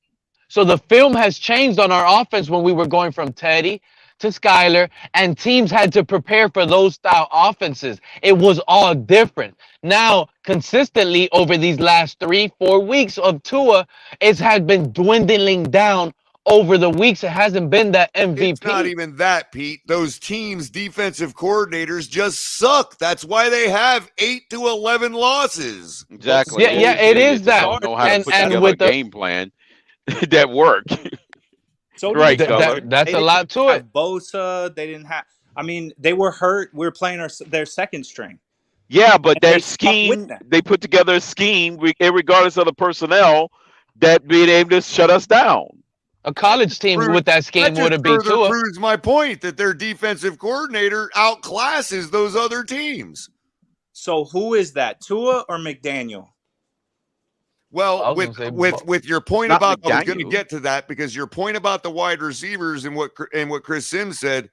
Well, if we've got wide receivers running all over the field exposing the 49ers, Then why it's don't not they have the McDaniel. ball in You their got your hands? answer. Right, exactly. Tua was McDaniel's not playing quarterback. Yeah, that one was on Tua, but I'm talking about the Chargers game. Was it really on Tua? Also him. Yeah. Partially. I haven't watched the all 22 on it. 25 yards in the first half, my man. Hey, I get it. My debit card was lowest rating compromised, so I have yet to receive it in the mail and update my NFL Plus records, so I can't look at the all 22 this week. With all that, man, Skyler would have had more than 25 yards rushing in the Cash App $ColorCom if you want to help with that. Look, we for can all this just week- put it on my No, Cash App debit card, and we won't ever have to worry, right? I've never known any coach to ever scheme a game plan where somebody has a 6 for freaking 28 passing and 25 yards. Yeah, I mean, look, TDR, I told y'all I'm not rats off a ship because of even 2 bad games. We are not out of it yet, and this is the only quarterback we're going to be going with, despite what Pete dreams of. We're not. I'm sorry to tell you, Color. It might He's sound going like down with the ship, Pete. You know what I mean? It's just no. I mean, I know. That's the sentiment. I feel it. That's the sentiment. But We're winning this man, game Saturday. but this What you say, Saturday, like Cap? Cap said, Cap thinks we're gonna win this Saturday. But You're I a think McDaniel-aneer. You're a McDaniel-aneer. We barely won You last think time. McDaniel is going to pull Tua for Skyler? You are a McDaniel-near. You think he's Yeah. that smart? I think Exactly. so. He's gonna. McDaniel you know, there, what I think did he's there, that smart. TDR? That was brutal. Yeah, I man. heard what you said that, yeah. I'm sorry, Tua. That wasn't right of me. McDaniel is 0 for 4 on challenges. he needs to punish Tua and get a job done and win What do this you game. guys think? Here's an odd question that nobody has entertained yet. At what point does the owner force Greer to force McDaniel to find another play caller? I think Stephen Ross is staying the Hey, hell away from when that. Jordan Love, Jordan Love destroys us on Christmas Day. Well, these offensive-minded head coaches come in thinking that they're off. You know, I'm as an offensive coordinator. Because that would be unbearable at that point. And Stephen when Ross and will come when, out of the and, press hey, box. and you know what's? I'm just going to take. start I'm going firing to take the people. W for this one, guys. Hold on, I got a W to take. I got some victory laps to do here. Okay, when we first got McDaniel, one of the biggest concerns, actually, it was before we picked him. We were looking at these couple seasoned head coaches, and we were looking at these young new head coaches. And one of the things I said I was concerned about in a guy like McDaniel was what happens when one of his players comes up to him and is like, yo, man, my old lady's got something growing on her. Like what happens when real life issues smack a guy in the face and it's no longer about calling plays to run a football team. You know what I mean? Oh yeah. And lo and behold, we get the news about Xavier Howard and his little problem. Oh my no. Yeah. I mean, when you know do what, I get Color? seer status? When do I get seer status? That's what I want to know. When are you guys going to anoint me a seer? Not yet, because the narrative to avoid it from giving it to you on that one would be, guess what? He doesn't control the defense. That was not his. He doesn't have to deal with that. What I'm saying, that would be somebody else dealing with that. There's more to head coaching. But he's than the head just coach. Yeah, he's the head coach. Yeah, he's the head coach. But remember what guys like me were saying? Oh, he's the head coach, but he's only hired for Tua as offensive mind. At what point he doesn't have no control on the defense. But I'm just adding context to my question, Pete. At what point does the owner demand to say, hey, you've got too much on your plate as a head coach. You need to relinquish those reins. Doesn't I don't think that's on his mind, because he doesn't have too much. If you think about it, he's not dealing with the defense. He doesn't have to. They took that away from him. He's only on the offensive meetings and helping Tua and trying to figure this offense out. That's his job. Then the fact of it is, he's obviously he can't. Doesn't they have an offensive coordinator?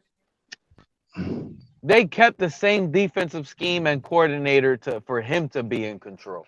That's how it's going on. I mean, I guess we'll see this week, because I guess all the games we have left are big games now. But when it comes down to an opponent we truly fear, this is our last one until the playoffs. That's not true. This is not the last one, Color.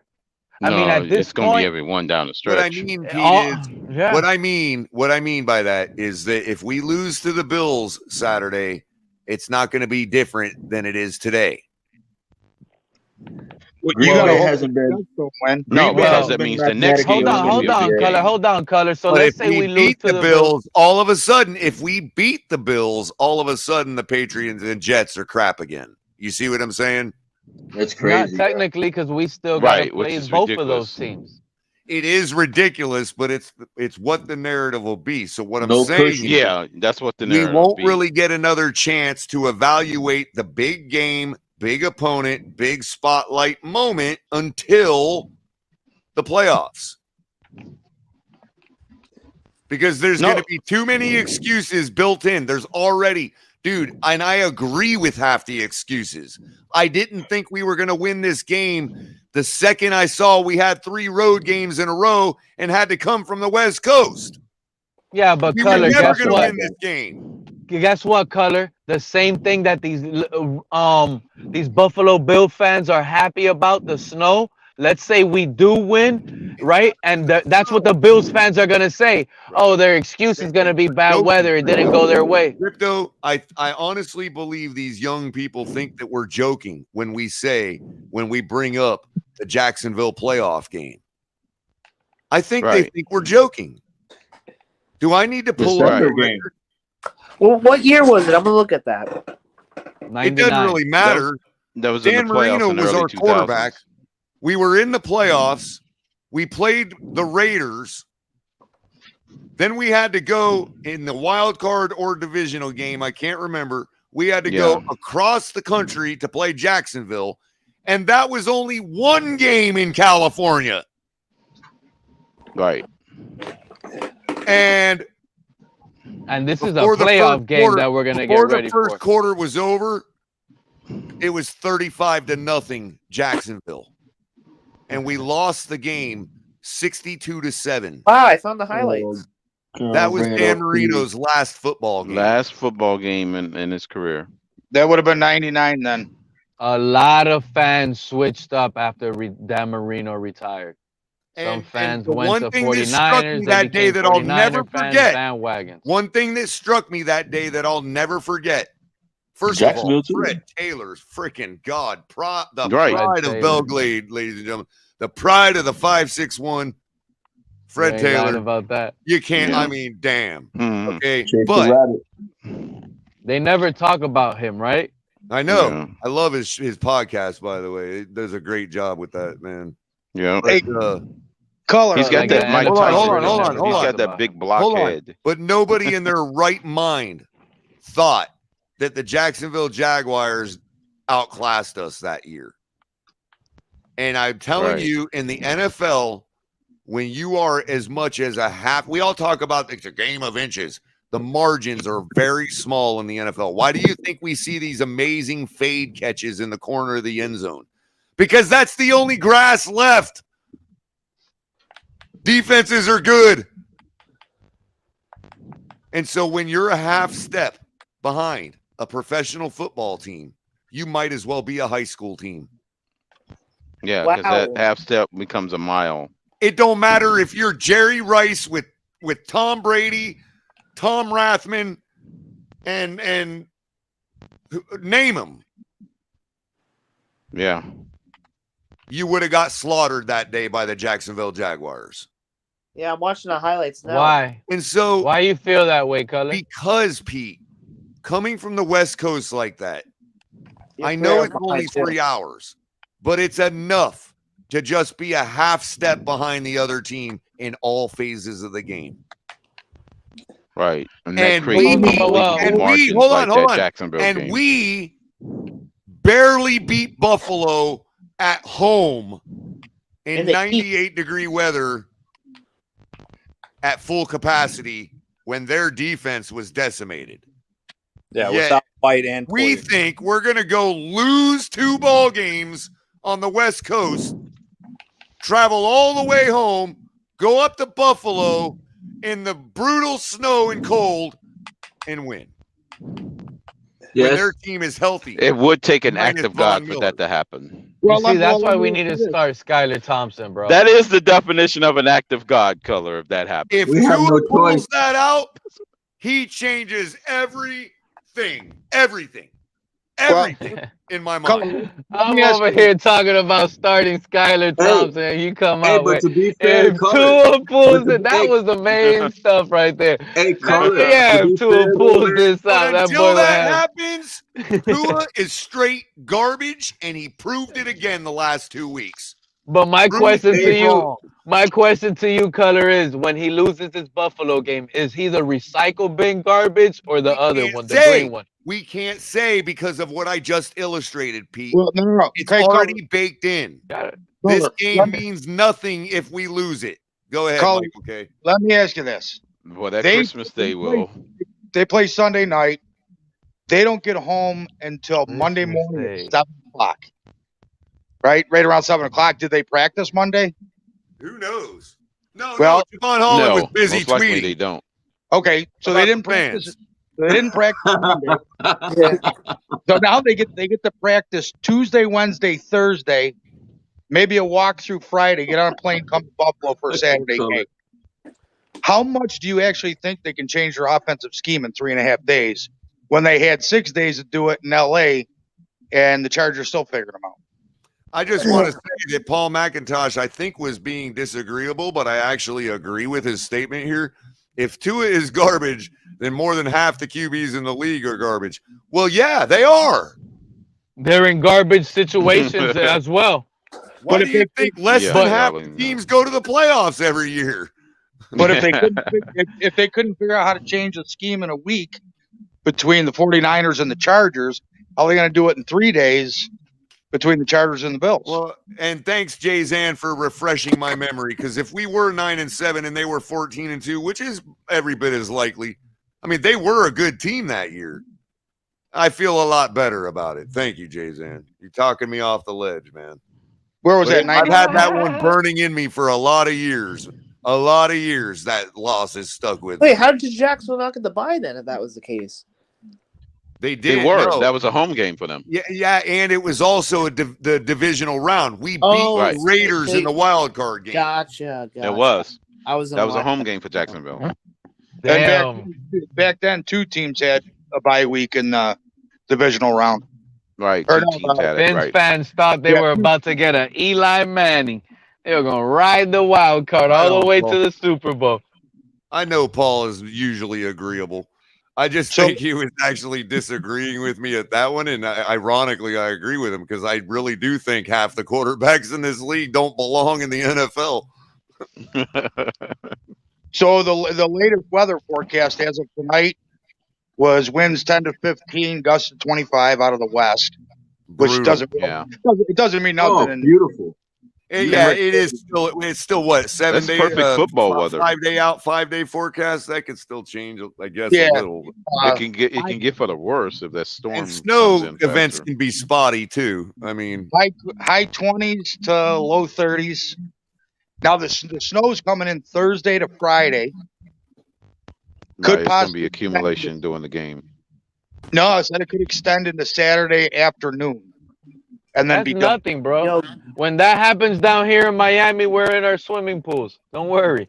Bro, just make sure y'all get your damn snow plows out there this time. Bro, you guys want the driving that. Hey, we don't want to play in Detroit. We want the snow. Our guys don't get to see snow very much. You know Y'all what? better have your snow plow ready. You know what?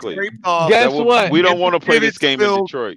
Hey, don't be like Soldier Field. Get your divots filled, scrape the snow off the damn thing, and let's play a damn football game. Hey, you know what? Since is this Right, smart? it's Should football we weather. just? It's football Should the weather. starters? Hey, should the starters just take this week off and get them rest like You know what, Pete? Teron I Arms consider said? that. I actually consider Should we just? You know what? Let's just give the starters rest and let the backups play. That. Yeah. By the way, I had to correct myself a little bit. I actually thought about that. I'm not even messing around. Hold on. Let's I treat had to this correct game like a myself little preseason bit. game. I didn't mean to say that this game, if we lose, that it means nothing. I'm not saying the loss means nothing. I'm saying that it tells us nothing about Tua. No, because look, let's think about this game real quick. Let's be honest 40 here. passes and 6 interceptions. The Buffalo Bills are number one right now. They're the number one seed right now for the AFC. They cannot avoid a slip up. They're not playing around. They do not want the Chiefs to get that number one you seed. just brought in the whole crew, didn't you, man? You got Sal and MB41 up in this. Hold on a minute. They coming around now. Let me say one thing to them guys. Go Bills. Okay, I'm done. So let me ask you this. If we do beat the Dolphins and the Jets and the Patriots both win, then everybody's tied, correct? Yes, sir. Yeah. we by go the to way, be I 8 don't seed. think Paul's We'll be being 8. tongue in cheek here either. I think this is a valid take right here. What is it? I can't see it. We got the run game guru to do it. Paul says we should pull a Patriot move and run the ball the whole Hell game. yeah. And I don't want to hear Well, we don't anything have that about kind of Jeff offensive line. Mostert or Patriots somebody. offensive line is Well, built for we that. better find a way to use Tyreek Hill. Hand you him run the against ball. Can you run Yeah, against Yeah. Pitch it to I'm- Tyreek Hill. Well, You mean the Wildcat? Wildcat it. Yeah, Whatever we try got the to do. Wildcat. Good luck with that. Hey, Cap, last week. I just say last just week, cash it we in, saw- get ready for the Packers, and let's game plan for the You Packers. know what? There is a possibility. Hold on, because this is big. This There is is big a because possibility that our game plan looks so bad the last 2 weeks because we've listen been, to me. working they're- on this booger. You know, they And have it Listen might to be a me. running. There- It might there's- be a running game masterpiece for all we know. You guys might get slaughtered by your own K gun this week. Well, that's what I was Pete, you're onto something because Tyreek. I know might actually have a strong. Tyreek Listen. might have a stronger arm than Tuna. No, listen, don't worry about that. You're trying to be funny, but I'm being serious. Listen, maybe the Dolphins have been preparing for this game already. They probably already knew before us it was going to be snowy.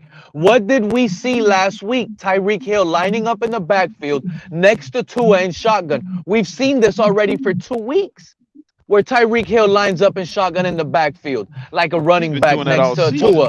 Pete. Not all Wilkins at season. fullback Not all again. season. But a lot. We've seen it multiple times in formations the last 2 weeks. So this is something they're But preparing that's a for. part They of might the just offense, though. they might just start handing him the ball Pete, versus Buffalo. I did say before the Give Chargers it to Robert Hunt. before the Chargers game, I forgot I said Well, this. that I would probably did be the say best before the option. Line them Chargers up in the game backfield. that we should actually go as vanilla as possible and try to steal a win going vanilla to save every bit as much as we can of our energy and game plan for Buffalo. Maybe that's what we did, and we just got burned. Nah, Very I don't buy that. Put Robert Hunt at the We fullback. threw everything we could at them, and they I just don't stuffed know, us out. man. I don't know how you call that everything we could at them, Crypto. Well, the other No, thing they is, just lined up and smacked their freaking receivers in the We dirt could've just before they let could them get off do of it, though. the timing.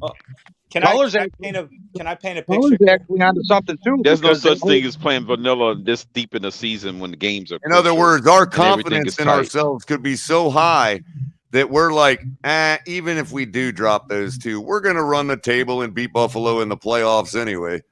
Oh, here's Like- the other too, Color. And you actually made a Good point. luck with that.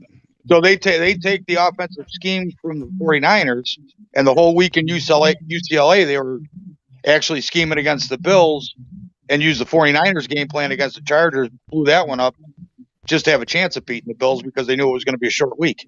Right. And they, So the for Bills- some and the reason, Bills- and they, for some reason, thought this game would be more important than winning those two, which I disagree with myself. Not know when what you I got mean? the Chargers on your heels. That blows up that argument because they're contending for a playoff spot too. But not if we're confident that we can win out.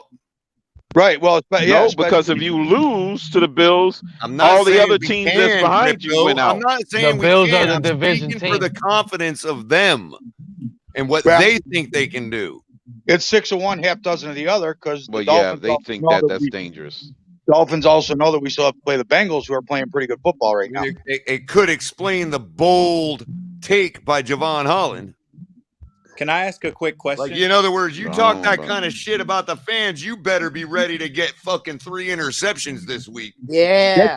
That could just be stupidity too. Or you're or right, or how about if Javon I'm Hollins? dreaming. I told you I'd have to find some kind of homer way to pull out a win this week in my prediction, man. I don't know how I'm going to do it. I'll tell How you. about if how about if Javon Javon Holland's an Hollins' idiot. words? How about if John Holland's words were Now, to like according the to fans? Javon, I'm not allowed to be a homer. How about if Javon Holland's words were like Aaron Rodgers' words to the fans when he told his fans to relax and they went on a long run? Right. now Javon right. That's Holland what would I'm pretty- saying, Pete. That's what I'm saying. He's deflecting yeah. the attention Well, away They from do you. something we don't Aaron know. Rodgers got a history of being 13-2 every season of his career. Yeah, Javon but he Holland wasn't don't. always 13-2 when he first started. I mean, you know, Color, can he I had ask to he came play a out game like before he that ever game. won his first game. But he Can I had ask a quick cachet to question, make guys? statements like that. That's the point. You're saying Javon TDR? Holland don't. All right. So, what would you rather have? All right. Say this is a blizzard bowl. There's a lot of snow. Would you rather have Tyreek Hill and Jalen Waddle on the jet sweeps, Raheem Mostert and Jeff Wilson Jr., or would you rather have Devin Singletary and James Cook against our run defense? That's what I'm trying to say. We got a better shot at running the ball than they do. I'd rather have Especially Mother with Von Teresa Miller still being alive saying prayers for me and saying Hail Marys. That's what I'd rather have. Not that Vaughn is a great run stopper, but you know. Although the last few games, Singletary and Cook actually got like 120 something between them, 130. No, they did shit the Did I bed miss last my week. fantasy window? Damn. Yeah, but let's not forget. Let's not forget the Bills. They've been killing us with Isaiah McKenzie, that little speedster, and also they've been implementing. This is a little guy that worries me, to be honest with you. He don't drop that Naheem- crucial touchdown in the end zone Naheem earlier this Hines. season. When Zach Moss and Singletary were balling out earlier last year, They had a I drop started touchdown running them and on my Mahomes fantasy, and and they shut off Allen like a faucet. forkball until, into the dirt. Until Naheem Hines is a little new running back that they've been using that you guys don't know about probably. But Naheem Hines is dangerous. He's gonna do our linebackers in. He's their little speedster. Hey, Pete, I will say that Buffalo is utilizing him a lot better than Indianapolis was his last couple of years there. They're not. I mean, they. Well, I just think that he's a little problem with his speed. No, Hines is a baller. Indianapolis just totally dropped the ball on him the last couple of years. He is, bro. He really is. Real good. He's a small guy, but he's fast and he got little moves. He gets open. but we haven't been using him in the offense that much. He got in a little bit last weekend or last Sunday, but we haven't really been using what him. happened was he was I coming know. up I on saw that Marlon game. That's Mack. why I brought him up. Look, he They was got that coming up on luxury. That's Marlon Mack. Marlon Mack got hurt. Nyheim Hines was balling out. I think he got hurt and then never looked the same after that. He's doing great. He's doing great in special teams. Yeah, he just might have needed a change, you know, a team that can utilize him in a slot role like that. Not slot, Yeah, but slot on the now field. you see color. When those running backs for the Bills are on the field, the scariest thing is going to be when Josh Allen decides to roll out, buy time. Our linebackers always look lost. That's it. It's a snowy game. It don't matter. But if this guy's wide open, Josh Allen has the ability to get it to guys, even after a play is broken. These type of weather games is when you need your quarterback to be magic. You need this guy to make things happen. On third down, Josh Allen is just going to make it look even worse because we cannot get off the field. You know, and it sucks. What is Tua's accuracy gonna do for us this game here, Color? Well, I mean, time of possession is what matters. He can't beat us if he ain't on the field. You're right. Well, Pete, if he's 9 for 10 and 4 touchdowns, we're probably winning the game. Yeah, you ain't lying. That's all that matters. I just wonder if they're going to suit Beasley up. If that's the case, then which that I don't means know. you guys are not running the ball at all. If Beasley's playing, they're going intermediate. Beasley sucks. They were kind of pass happy versus the Jets, and it was snowing in that game. That's what I'm telling you. They don't run the ball that more much. rain, sleet. Right. Allen runs the They ball don't let more bad than weather anybody. discourage them from trying to You implement stop their Josh game. Allen from running, you stop their run If game. you got a shotgun quarterback that's like that, gunslinger, you don't care if it's a 90-mile-an-hour wind, he's still going to throw it. And I certainly I don't know if his elbow is 100%. guys, I certainly don't mean to be highlighting Bill's comments purposely, but Sal's point here is what concerns me the most. He says Tua won't hear himself. It's over, guys. See, that's the problem, though. So you say that the Bills fans are sending messages, and we should be like a little bit upset about it. But where the hell are all the Dolphin fans out there, man? All of a sudden, they're under a rock, a big ass rock. But you hear what he's saying there. He's like, look, it's up to Tua. Like I've said, all off season, all season long. The only thing going to make anything different is Tua. There'll be a lot of offsides because Tuna does an audible anyway, so he doesn't have to change the play at the line. So they got to run silent counts more than likely, especially if they're deep in their own zone because they won't be able to hear if they're inside the 20. You see what I'm saying? They know this. They know this already, man. That's the Bills saying. They're going to show up in that snow. Bro, Tua played of anything. Y'all act like it's, 1991 or something. How do they know that our quarterback doesn't audible right? Imagine finding a Bills fan that's worried about this Dolphins game right now. Well, we Yeah, got a lot of two Bills fans are concerned about the What's up, Dolphins. Mark? You guys have almost limited faith.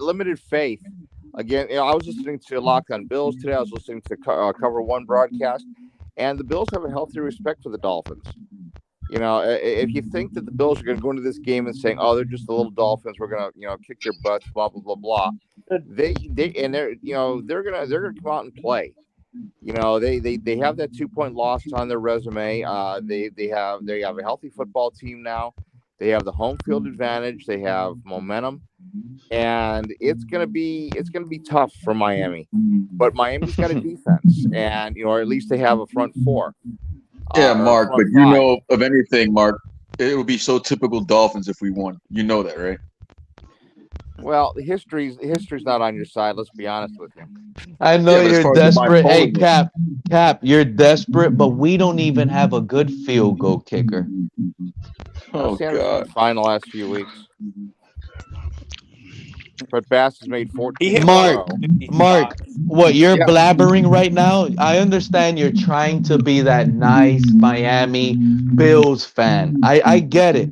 But you know who's not hold on. But Mark, you know who's not buying you what you're saying? The Vegas score, the Vegas odds. What is the spread, Color? What do they have us? 7.5. It was 7.5. over I under haven't looked at it 42. in a little while. It's Take 7.5. over. Over under 42. It's A whole 7.5. touchdowns. They have us 2 scores. That's telling me we're back 2 scores. Yeah, but remember, they're getting 3 just for being at home. That's 2 scores we're already behind, no matter how you want to give it to them. Well, it's points that haven't been earned yet. Let's put it that way. But there's a reason why they've earned it. If this team was a little bit better, it would have been a little bit less. You guys would have only been at 1 or 2 just because it's a home game. Why isn't it a little bit closer? Because the competition is not even seen to be closer. So stop that. Stop that gaslighting, Mark. What was the Detroit Vikings game? It was only 1.5. And Detroit was at home. Favored at home 1.5. You know, and Detroit just took it to Minnesota. That's because they beat them early in the history is season. not on the Dolphins side. They're 0-7 since 2017. In games under 40 degrees, and they've got a negative 18.7 scoring differential against Buffalo. The last 7 games, and that's from 2017 forward. They are 7-0 with a 17.2 margin of victory. Always time. So, like I said, you guys got about a 3 to 5% chance, in my opinion, of winning the game. And if you do, it's got to be a low-scoring game on defense. Always. Did you say 3 to 5%? That's what I give the Dolphins chances, to be honest with you. 35 or 3 to 5? 3 to 5%. But y'all want to start Tua.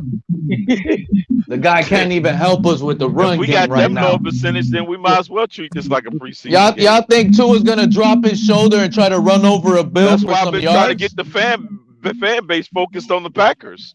Yeah, No, but when you say 3 to 5%, 3 to 5% is gaslighting, bro. Hey, but guess what? What you're doing right now, Crypto, and I wish Lewis was up here. That's what Lewis was doing. He was trying to get the fan base away from the 49ers to go to the Chargers. And look what happened in the Chargers game. You trying to get to the Packers, it's going to be the same thing. We're done, bro. ESPN's hold on. ESPN's matchup. I'm not saying that's an easy game. The Packers are tough out. ESPN's matchup predictor has us at 25% chance to win. This fan base was skipping the 49ers because they thought we were going to beat the Chargers. Just so you all know, at the start of the game, right. at the start of the game in Miami, their game predictor had us a 17% chance to win at the start of the game the last time we played them. Now we have a 25% chance to win. Yeah, well, guess what? Allen runs the ball. Allen runs the ball in the first play. It's minus that we'll say 3 degrees below freezing. It's 29 degrees. Feels a little slippery. He twists an ankle. Then what? Then all of a sudden your 25% goes to 75%. Yep, and your season is over. Don't hope for that ever. You know, well, no, it's. I'm not hoping for it, obviously, but shit happens. You know, and that's how you look at it. You know what I see? No, there is no chance, Cap. You want me to tell you what there's a higher chance of? I'm gonna tell you what there's a higher chance of. After the Buffalo beating, the organization is gonna find a way to. This is a higher chance. This is honestly what I see. Finding an excuse to fire somebody. Oh, we'll fire Boyer because yeah. They'll fire Boyer right after the Bills lost. Oh, Sunday Boyer's fired. They're gonna figure it out with a different defense. That's what they'll do, bro. They're stuck on crazy right now. 100%. Yeah, look at Tennessee. Tennessee fires their GM and they're already in the playoffs.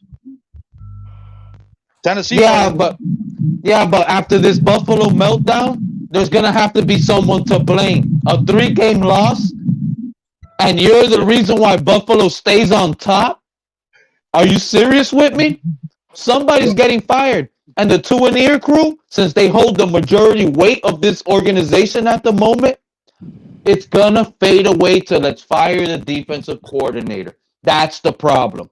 And you know what the excuse is going to be? How you let Josh Allen throw for 300 yards and 3 touchdowns in a snowy game? Boyer doesn't know what he's doing. Blah, blah, blah. But at the end of the day, we're going to look at our quarterback stats, and they're going to be horrible. Well, tell me how I guarantee it.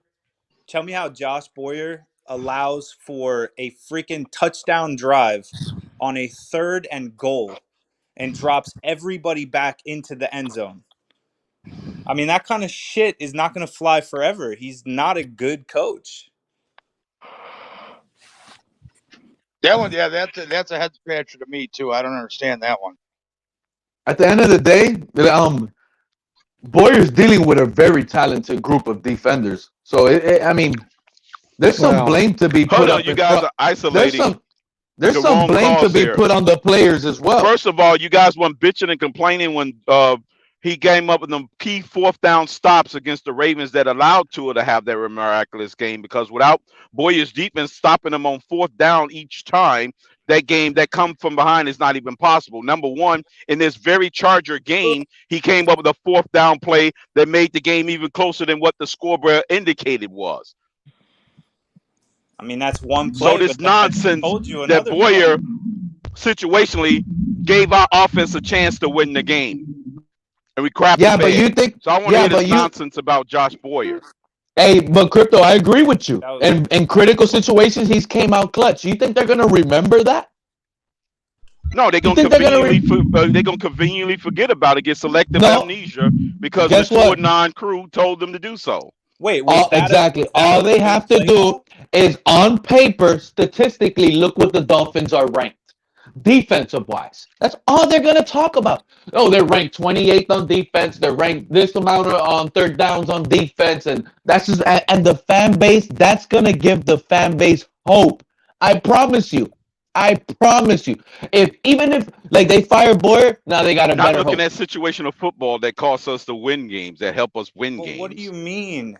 Unlike the closeout defense that he played against the Steelers, that bailed out Tua's crappy game against the Steelers, when Noah Igbenogany, he called the right defense that put Noah Igbenogany in a situation to close out that game. Let's not get selective amnesia here. What was he? I mean, is the defense one of the worst in the league on third downs? They only gave up 9 first downs last game. What are you talking about? 23 points was the lowest on the road this season. On third down last week. The lowest in the lowest all season long was in yesterday's game, or was in Sunday night's game. Okay, so you think that which means that's progression. Play call. Okay. Once again, the defense gave the offense an opportunity to put points on the board to win the game. It was a one possession game in the and it didn't happen. You can't fucking miss with all of these damn talented people that we have on our team. Josh Boyer. Exactly. We can't miss with all the talented people on offense. They put up 17 points on average for the last. It was a one possession game in the fourth quarter. The defense was holding on. I mean, all right, so we're going to say that it was 14 minutes to go in the 49ers game. It was a 6-point game. And it was almost a full quarter last game. And it was a 6-point game, and the offense crapped the bed. That has nothing to do with Josh Boyer. His defense created enough punts on the other team to get our offense the ball back to score. Yeah, but Crypto, you got to understand. There's a really big narrative that happened in that game. That's why we have no defense. We got beat by Mr. Irrelevant. That's all you have to say. That's it. Nothing matters. If you Irrelevant only had 100 yards passing. 170 something and 2 touchdowns, but that you lost to him. Your defense could not stop him from passing 2 touchdowns. The defense only gave up barely 20 points to them. They defense scored a freaking touchdown. You know what? I kind of agree with Pete because they usually make moves around this time. And if something does happen where we get a 3-game losing streak, I can see Sam Madison getting promoted. Yeah, 100%. And that'll give the fan base more hope. They'll think he's a satisfied Tuanon. Yeah, agree. I'm just pointing that out. They're gonna find a way to blame the defense, and they're gonna fire it. Not Greer. True at one time. Okay? I mean, Tua played shitty games. Fine. What is Sam Madison doing here now? Let's not forget and act he's like already our the coach as an instrumental in the 8 wins that we got as well. He's already a coach. So y'all think promoting him is going to be the answer now for the rest of the season? Those were mostly team wins. What were the scores against the Lions? Remember, Pat's here too. He can go to secondary. He can get to secondary coach and like Alex said earlier. I don't want to quote Alex. Every game that we lost is because of lack of offensive production, not defense. Bro, Jason Taylor's going to be our head coach next year with Patrick Surtain and Sam Madison running the defense. I'll take it. Matt Patricia is going to be up, available at the end of the year. Oh, Matt Patricia, I'd rather Jason Taylor. You hear that? Well, they always had good defense when he was running. He can't run offense, but he can run defense. Look at Jeff Saturday. That guy's running a team. Let Jason Taylor run it now. Unless Ross is already in the works and talking to Patricia, trying to lose more draft picks. Oh, yeah, that's what I was going to say when Cutter was talking about Ross. Let me tell y'all something. Y'all want me to tell you, Dan Marino, when we saw that little shot, he looks hot. And then you're looking around the league. Like, this is why I think Ross and Greer, they're about to depart. There's no saving it. Because let's say, y'all put yourself as an owner. And you're here sitting down as an owner. And you got in trouble. And everything you dealt with, all the problems you're in right now, all the business you're in is because the guy you took your shot at, which is Tua. We lost draft picks. This is the reason why we're all in trouble with everything going on. We had to go cheat on him and try to go get Deshaun Watson, everything that's going on. And Ross is just sitting back thinking, man, all that draft capital I had, all we had to do in the second round is take Jalen Hurts before the Eagles? This GM screamed at me, told me for months that Tua's going to change this regime and he's the answer, but yet you're going to turn around and let Jalen Hurts be in MVP conversations right now and your top 5 is dwindling down. Is that what's going on now? How mad of an owner would you be right now? Think about it.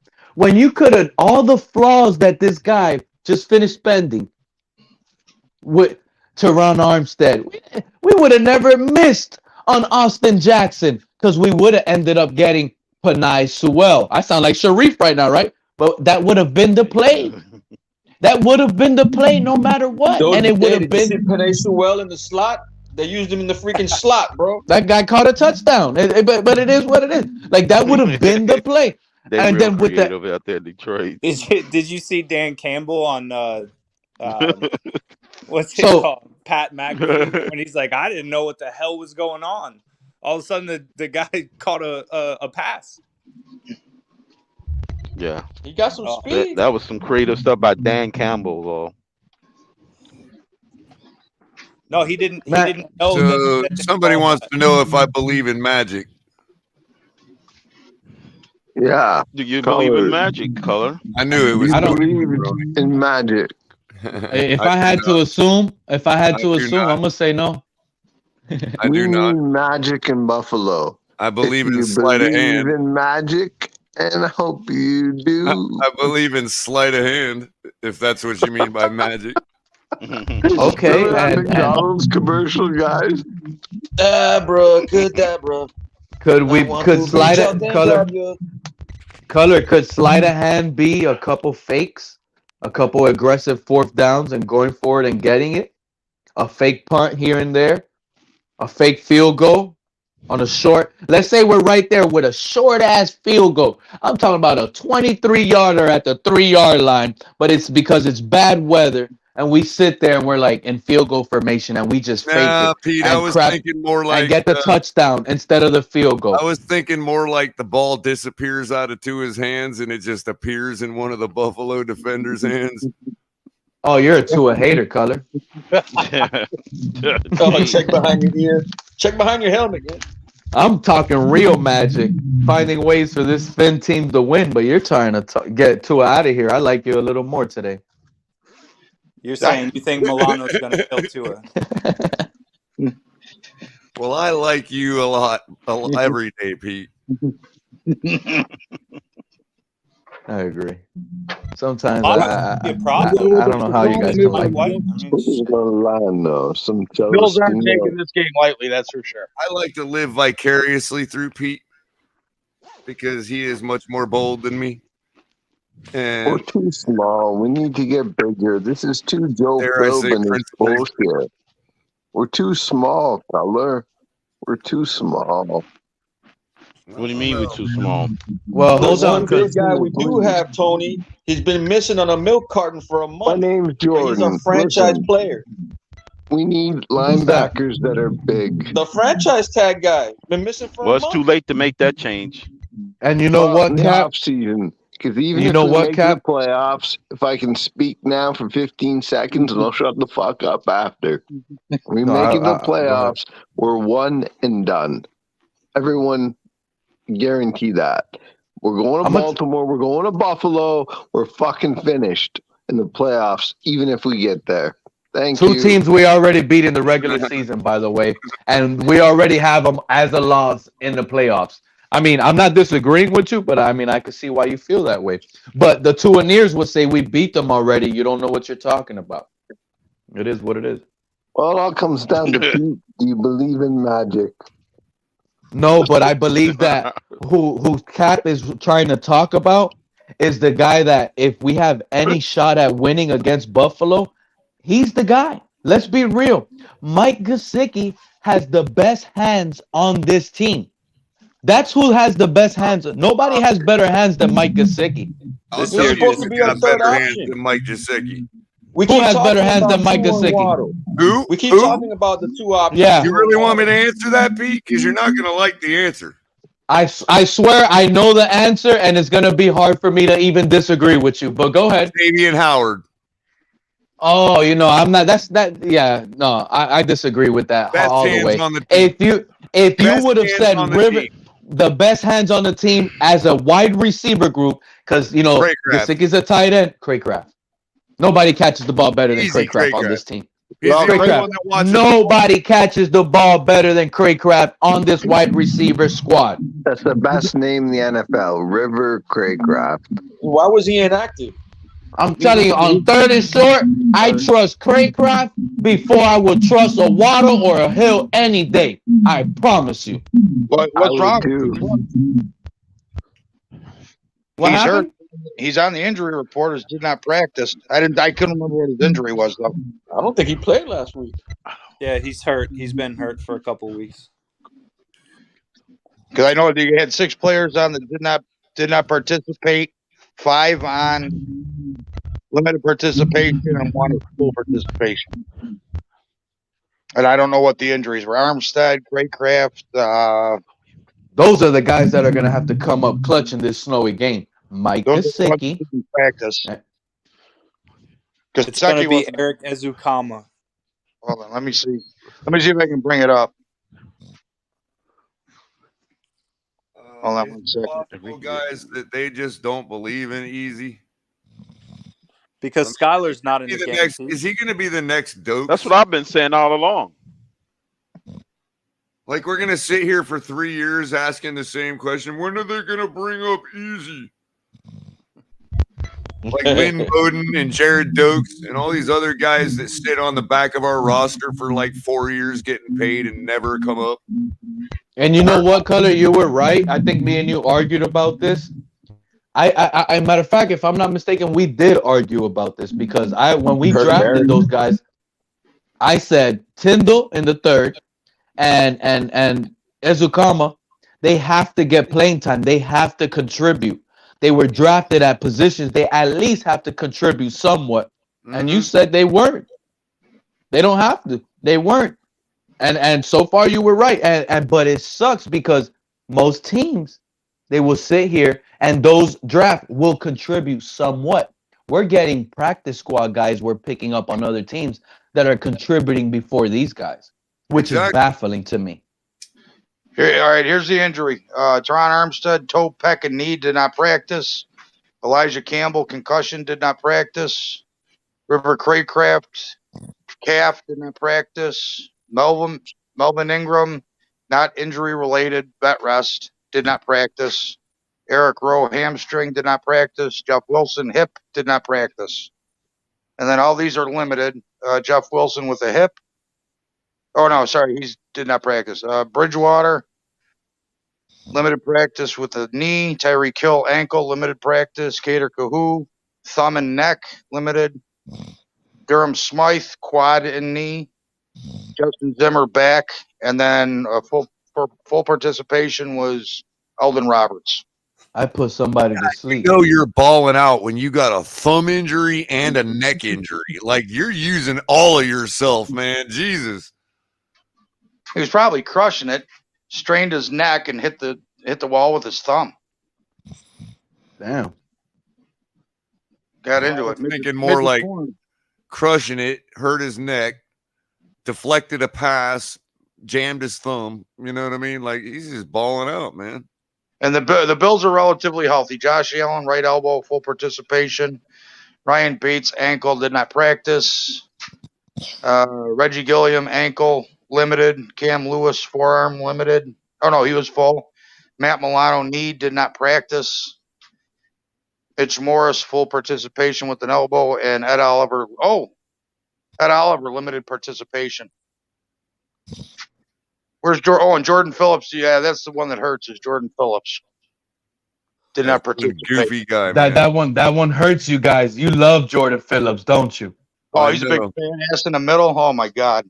You love that guy, don't you? You know, I got a lot of respect for. Hold on, Color. Y'all, the Bills love Jordan Phillips, don't y'all? Oh, he play. He comes to play. He doesn't take one play off. Yeah, How funny that is. The whole front four doesn't take a day off. You all want to see how cool Jordan Phillips is. Look, I've seen Cam Wake on the sideline. I sat right behind Cam Wake in Arrowhead for like the whole game, like right behind his bench, man. And that dude is a beast, man, in real life. Holy shit, dude. I've never seen a human being like that before in my life. Anyway, so I was snapping pictures of all the guys because like the end of the bench I was near was like mostly defensive guys, right? So I snapped this one. I've shown it before, but for those who haven't seen it. Is somebody snoring? Yeah, I think probably Mark. I think somebody's snoring. Probably Mark. Look at this goofy guy, man. Look at this goofy MFer, man. This dude is so great. Who's that? Jordan Phillips? Yeah. That guy's a loser, bro. He sucks. That's how only Dolphin fans feel that way, bro. He was a beast. Look at this guy. Oh, he's still a beast. He was a beast with us, bro. Right this guy, Jordan Phillips, screamed at the defensive coordinators because they were trash. Look what it says right here on the heat machine. Hey, you know what? Going back to this Jordan Phillips thing, you remember when the fan base was happy we got rid of Jordan Phillips because he was bad. He screamed at the defensive coordinators.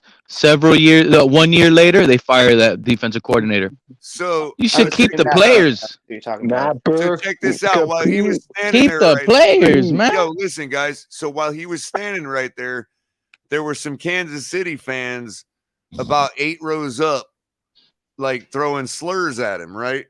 So he's all pointing at him and yelling at him. And I snuck up behind the Kansas City fans and like unfurled my Dolphins blanket behind their head and like waved it in front of him. And he pointed at me and like gave me a thumbs up.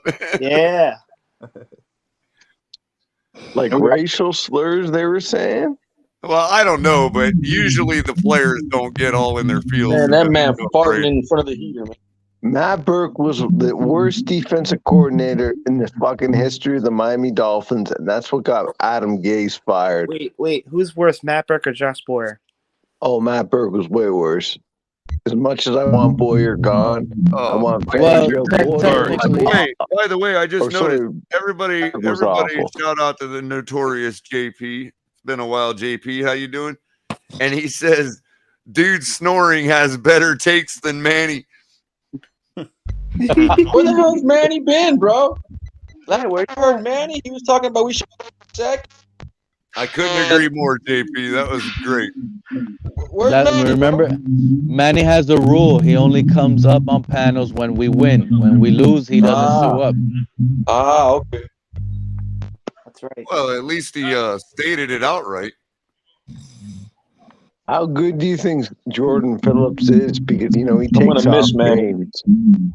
That's what the PR team told you, bro. That's what they wanted to make you feel better when they got rid of him. They use anything to I saw control him your take off mind as a some Dolphin games. fan. Listen to me, bro. Jordan Phillips is a beast, bro. I agree he's a beast, but you know what, earlier in the career he did take off some games. No, that's They what they should have wanted to kept him. tell you.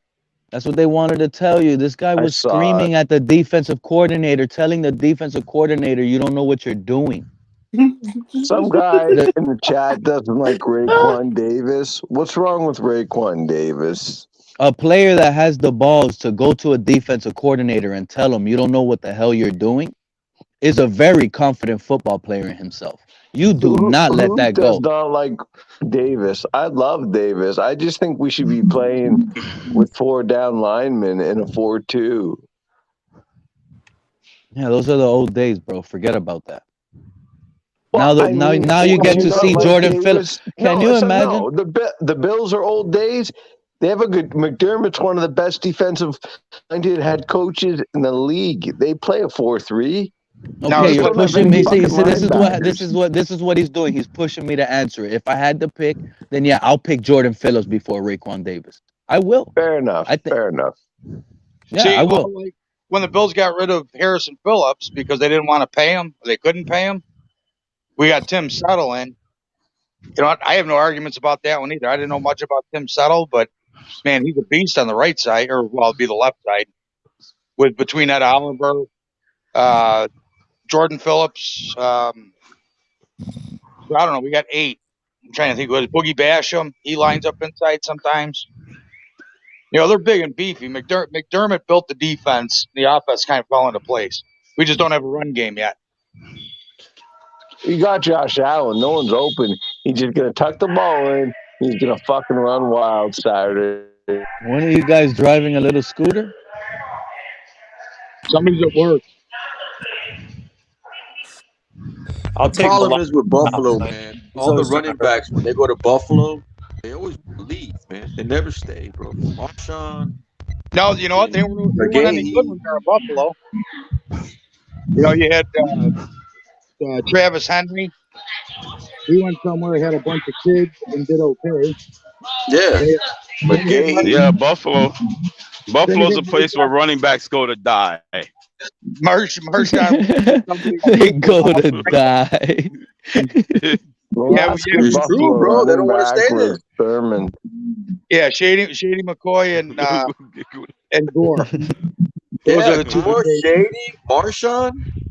And we had Reggie Bush for a little bit. Yeah, that'd be cool. DTA says he might be coming back up. He's back home. But yeah, I mean, that'd be cool, DTA. Maybe you could end the show if you want. By the way, I'll just let you guys know if I drop off. I'm just waiting on my phone to turn off any second, it's still this is still Dolphins debrief with DTA. So yeah, I don't know. Wasn't sure if he was going to make it. We'd still be on when he got back. You got 2 Bills guys up here, and there's not as much arguing going on. What's that all about?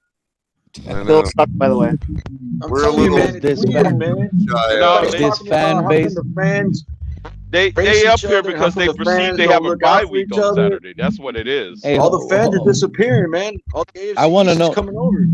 Salty Greg, I haven't heard that guy's voice. Man, I came time. at you guys pretty hard early in the season. I'm still licking my wounds, man. Have Salty Greg spoke? I don't know what was in that cup this morning, Color, but you got to put some And Earl Grey in. Salty Greg, have you spoke? Yo. Is he in here? I can't see. Actually, I'm going to drop off. Thanks for having me up. I'm going to go get some sleep. I'm going to try to get up a couple in the morning. Because I got to go. I'm going to try to get up for it too, man. If not, I'll see you guys tomorrow night. I might be missing it. I don't know. We'll see. It's 12:30. I got to get up.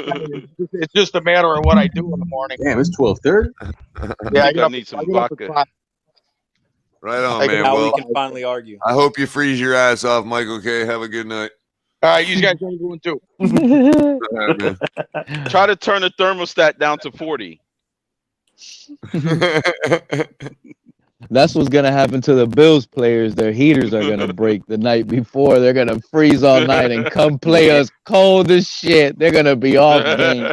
Bro, I might train up to Buffalo and find where they live and break their thermostats.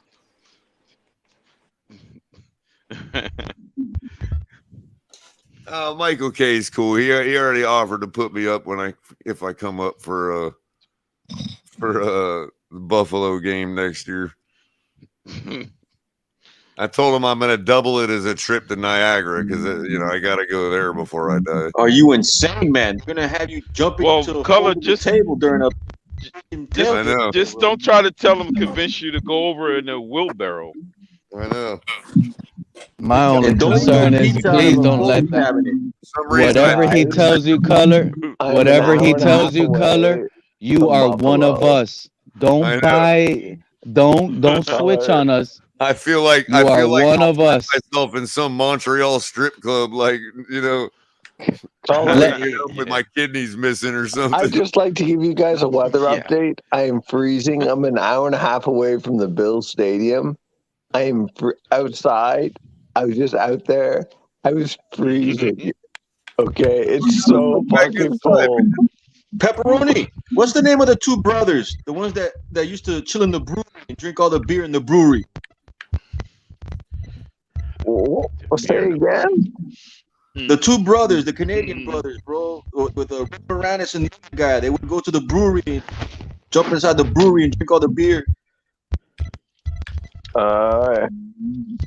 Bartles and James. I can't remember. I know there was. You know what I'm talking about, though, right? Hey, Hoser. Hey, that guy. Oh, you're talking about like the skit with on Saturday Night Live or something like that years ago, or your Hoser. Boys got stuck in a beer factory and drank all the beer. Yeah, the comedy guys. What's their names again? Your Hoser. Did somebody jot down the coordinates to our universe? Color, when's the last time you were in Montreal? Probably about 10 years ago. Maybe a little more. Yeah, I went to an Expos game years ago.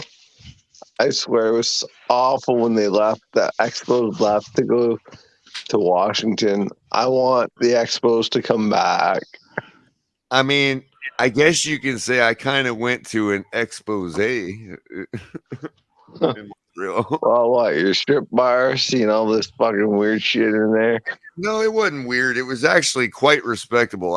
They do it the way they do things in Montreal is completely different than over here. The McKenzie brothers, Strange Brew. You got to go to Vixen's down here. I mean, it's way more. Color, why don't you go to a CFL game? It's way more revealing, but a lot less touching. You know what I mean? Like you're not allowed to disrespect the women at all. Not that you guys watch the CFL. No, like there ain't no going up to the stage with $1 and all that stuff. That's a no. Have you ever been to Vixen's down here? No. It's like friggin' Cirque du Soleil. It's pretty wild. Sounds French. You watch the CFL, don't you? Fire. What's that, Jordan? I thought you watched the CFL though a little. I mean, whenever ESPN graces us with the advertising that it's going to be on, just stream the shit. I mean, I don't ever know when it's going to be on. Like they don't tell us. They assume we don't care. Do you remember the Memphis Mad Dogs in the 90s? They had American CFL teams, Baltimore. No, I didn't know that. That's interesting. You never knew that? Yeah. This is a Canadian football debate right now. The original It's not a debate. There's some good players. I mean, look at Doug Flutie. He was great for 3 years for the Bills. This guy, bro, the NFL has been on for like 100 years. You named one guy. Can you name another? Warren Moon. Hey, Pete, aren't you black? This guy said We don't Doug discriminate Flutie. against black people in Canada. He was discriminated against because he was a black quarterback. So something you might want to watch your mouth. Doug Williams or Warren Moon? Doug Flutie? Right. Doug Williams or Warren Joe Moon? Theismann. Right up here. Cameron Wake, one of the best defense ends in Miami Dolphin history.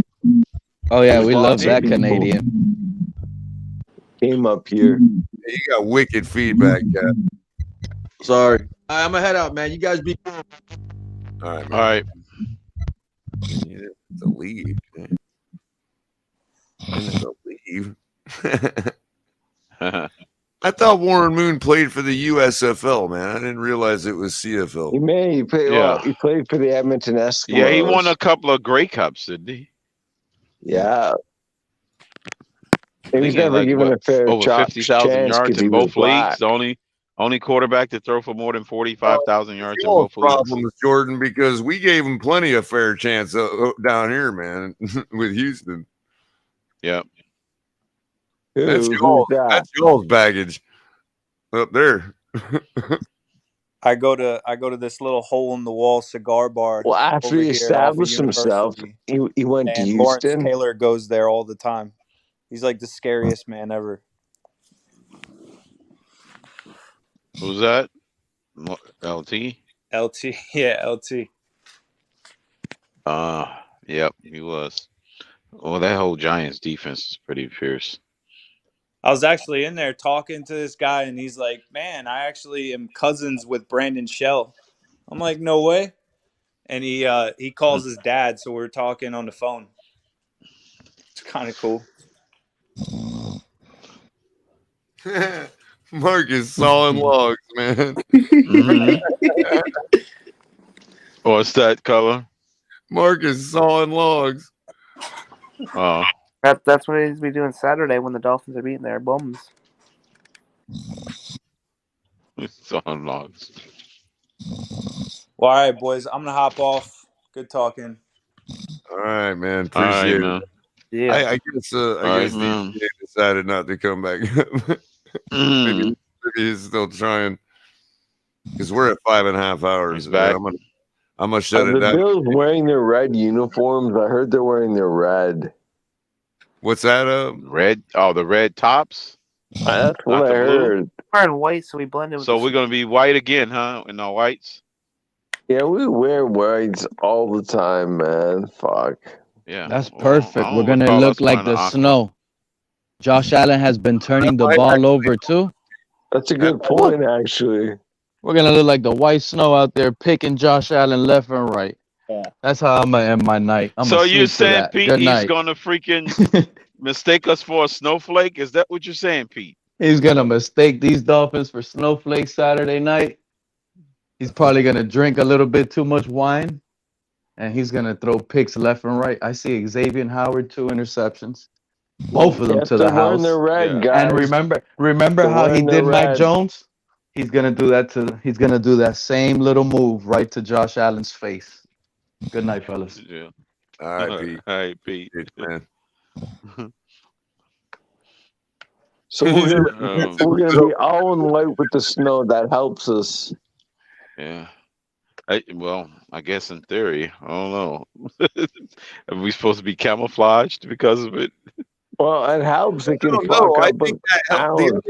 Yo, look what happened. Like, who was it? Was either against. I don't know if it was against us or somebody else, but the Detroit Lions freaking disappear in their end zone, bro, with those baby blues on, man. You can't freaking see their guys at all, bro. Yeah, the way they got the end zone. It has to paint help. it. Yeah, I guess to a certain degree. Well, you got the reflection, I guess. Yeah, so if they plow out the snow and there's a big like wall of snow around the field, that could make Tyreek Hill just disappear on the field, man, into their defense. Yeah. Yeah, but I think there's gonna be some snowfall accumulation during the game. I know I'm reaching. Well, we're at Maybe we can call the snowplow guy. We're at 5.5 hours, and we got 50 people still watching. Appreciate y'all still chilling with us at 1:45 in the morning on the East Coast for Dolphins Debrief, second episode with DTA, who had some family issues to attend to. So I'm gonna just end it with you guys up here, bro. I ain't gonna freaking like go through final thoughts and all that because we'll have to wake Bahari up. We'll have to wake Mark up. Right. We have to get Jordan under some blankets right away, some thermal blankets, because he's freezing his ass off. And right here, Buffalo.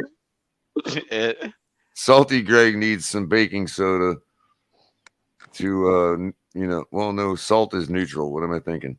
He's already neutral. Right. All right.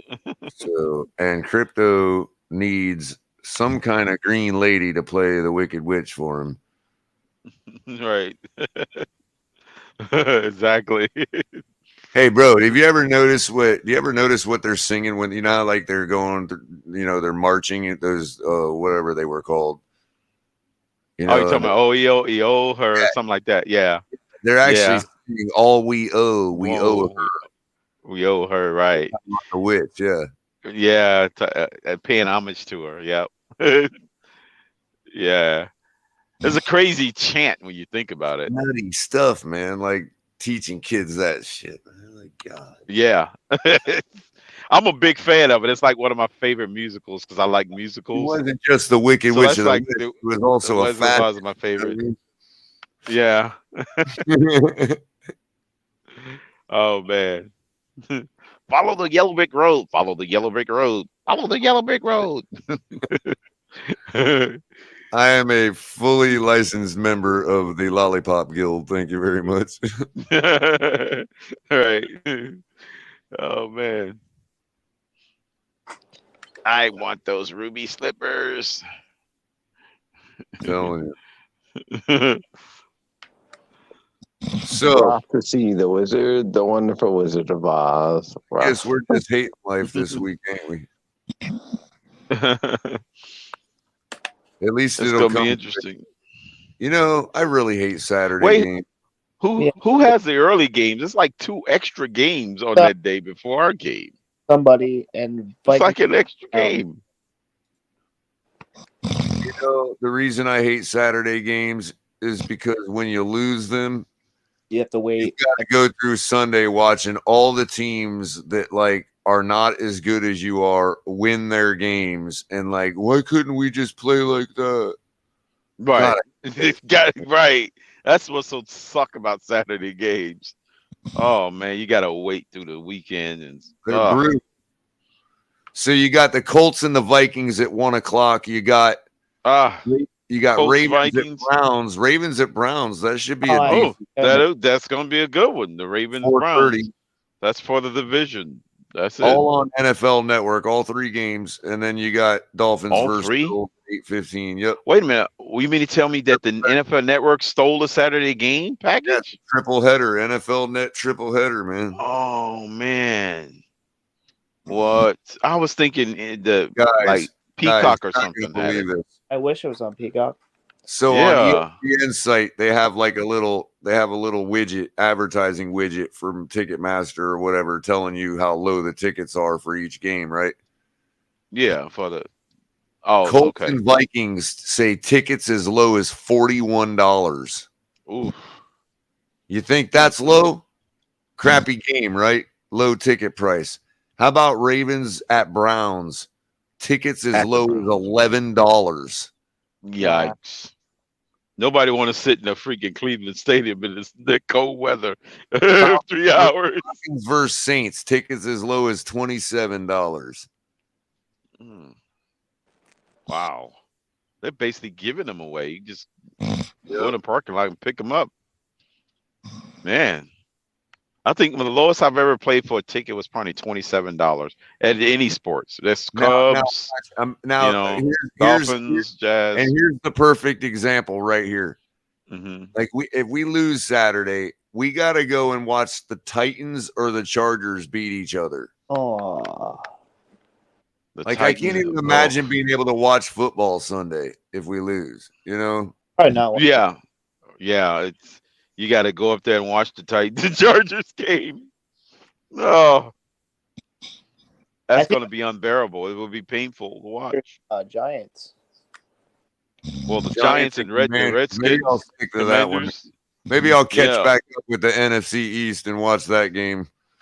Right, because you figure, can you think what's the likelihood of them giving us another tie? You know, I don't know if that's ever happened before. Patriots versus Raiders.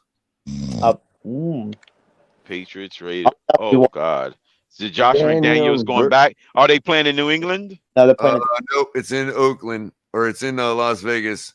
Oh, so they're on like a West Coast trip themselves. New England's favored by 1. Raiders. Oh, I didn't know the Patriots was on the West Coast trip too.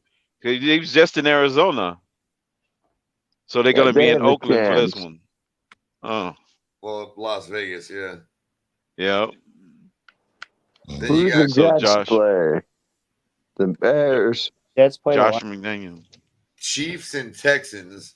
Oh my goodness. Oh goodness, that's a sleeper. I feel bad. What's the tickets in that game? How much it costs to get in that one? $9? $7. See, that's what I'm talking about right there, bro. The NFL MVP is about who draws more for the NFL. And that's the example right there that Patrick Mahomes is an MVP for the NFL.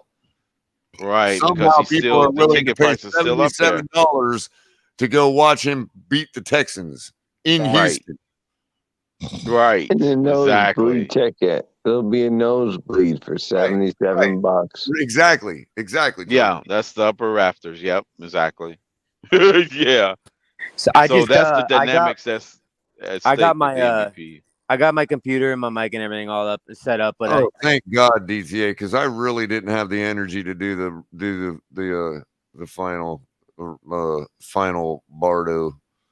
the final segment. The what do they call it? The final thoughts. Is that the D reel? Hey man, don't pay attention to the man behind the curtain. Yeah, we can we can end it here, Carla. Why don't we just we call it a night. We'll be back at it tomorrow. Appreciate everybody coming in and rocking with us tonight. Still have a full house, so appreciate each and every one of you guys. We'll you want to do the rundown real quick, Kohler, and then we'll. Sure. Okay. You want to run it for me and? I can do the whole thing for you. I appreciate it. Everybody, you know what to do. Like, share, subscribe. You like to get it in front of everybody's eyes on their suggestion feed. You share it to get more people in here to talk to and to chat with. And you subscribe so you can hit the notification bell because you never know when one of our asses is going to pop up with a show. Anyway, because anything can happen. And while you're doing that, watching said show, there are several ways to support the channel. Of course, Cash App, $ the Fins Tailgate, Venmo the Fins Tailgate, but just liking and sharing and subscribing and doing something like using the link in the description below for Fanatics for all your officially licensed NFL, MLB, NHL, NBA, and all the other major sports, all officially licensed. EFG, HIJs. All the alphabet sports that you desire. And of course, we don't have that graphic on. Oh yeah, we do. You can catch Backroom Collections for custom memorabilia, artwork, other fantastic things. #TFTG at checkout for 10% off. And of course, you got much merch from us. And you also can, if you want to become a member of TFTG and support us on a regular basis, you can do that now on Patreon. Because let's face it, YouTube's just being dicks. And they take too much out of it anyway. That's and right. Patreon is more stable and permanent. So if you want to represent TFTG, we will be getting exclusive content and other exclusive things for members on Patreon. like anybody would. But you gotta love this. Just liking helps. Yeah, Just liking and sharing and subscribing helps. If we grow our subscriber base, then YouTube will have to recognize. So that's just the way it is. We need your guys' help to do that. We absolutely love every one of you for always coming and watching us. 48 in right now at 1 a.m. Gotta love them apples. DTA appreciates the reception. We appreciate the fact Mark is dreaming about it right now. Yeah, he's actually dreaming about it right now. We are so awesome that the guy literally falls asleep and dreams about us right on our show. Or he's being a dickhead. Exactly. It's classic. Hey, and here's the thing. Honestly, guys, the likes, you have no idea, but it helps substantially, even just liking the channel. It really does go further than some of you may think. It takes a couple seconds. It's free to do. It means a lot to us. We want to continue to bring you guys great content and a place to bring your voice and have a voice. So, continue to only slightly harder. It's only slightly harder than using your right hand blinker in traffic. Yeah, yeah, it's true. Some may say it's even easier. King, King DTA. You live in Seattle? So I'm between Seattle and Spokane. If you look at a map and you're looking at Washington, where Seattle is in Spokane, I'm pretty much dead middle, and then down, I'm right above like the Oregon border. So Oregon's below us, and then California. Colton Harris Moore, the Barefoot Bandit. I love that guy. I've heard the name. I not like familiar. I love Seattle. Kurt Cobain, Jimi Hendrix, Pearl Jam. Some good music, some good artists came from there. Yeah, absolutely. It's full of, as far as like music and art and all that stuff, it's a great place. It's I don't know. I really like it. I ended up moving. So Tri-Cities is Was like that Mark's old lady laughing at him for falling asleep on the stream? Oh no, that's Greg. It's Greg, but it could pass as Mark's wife. I know, it's hilarious, bro. I can sit here Where's Tom? Color, where the hell Tom go? I don't know, man. We're trying to figure it out. Greg has that contagious laugh that, like, if you were in a bad mood, there's just no way you could listen to him. Like, every time I hear him laugh, dude, it cracks me up. You know what I mean? It's almost like the cartoon laugh or something like that. Like, it's contagious. Yeah. But hey, I saw a ring around Mark. Did we wake him up? So did I. I don't know if maybe his mic was just picking up his loud breathing. Right. His mouth. Yeah, breathing. he shifted. He was snoring, and he's like, and bumped his head on the mic. You know, he's gonna wake up. He's just gonna be in a pool of slobber.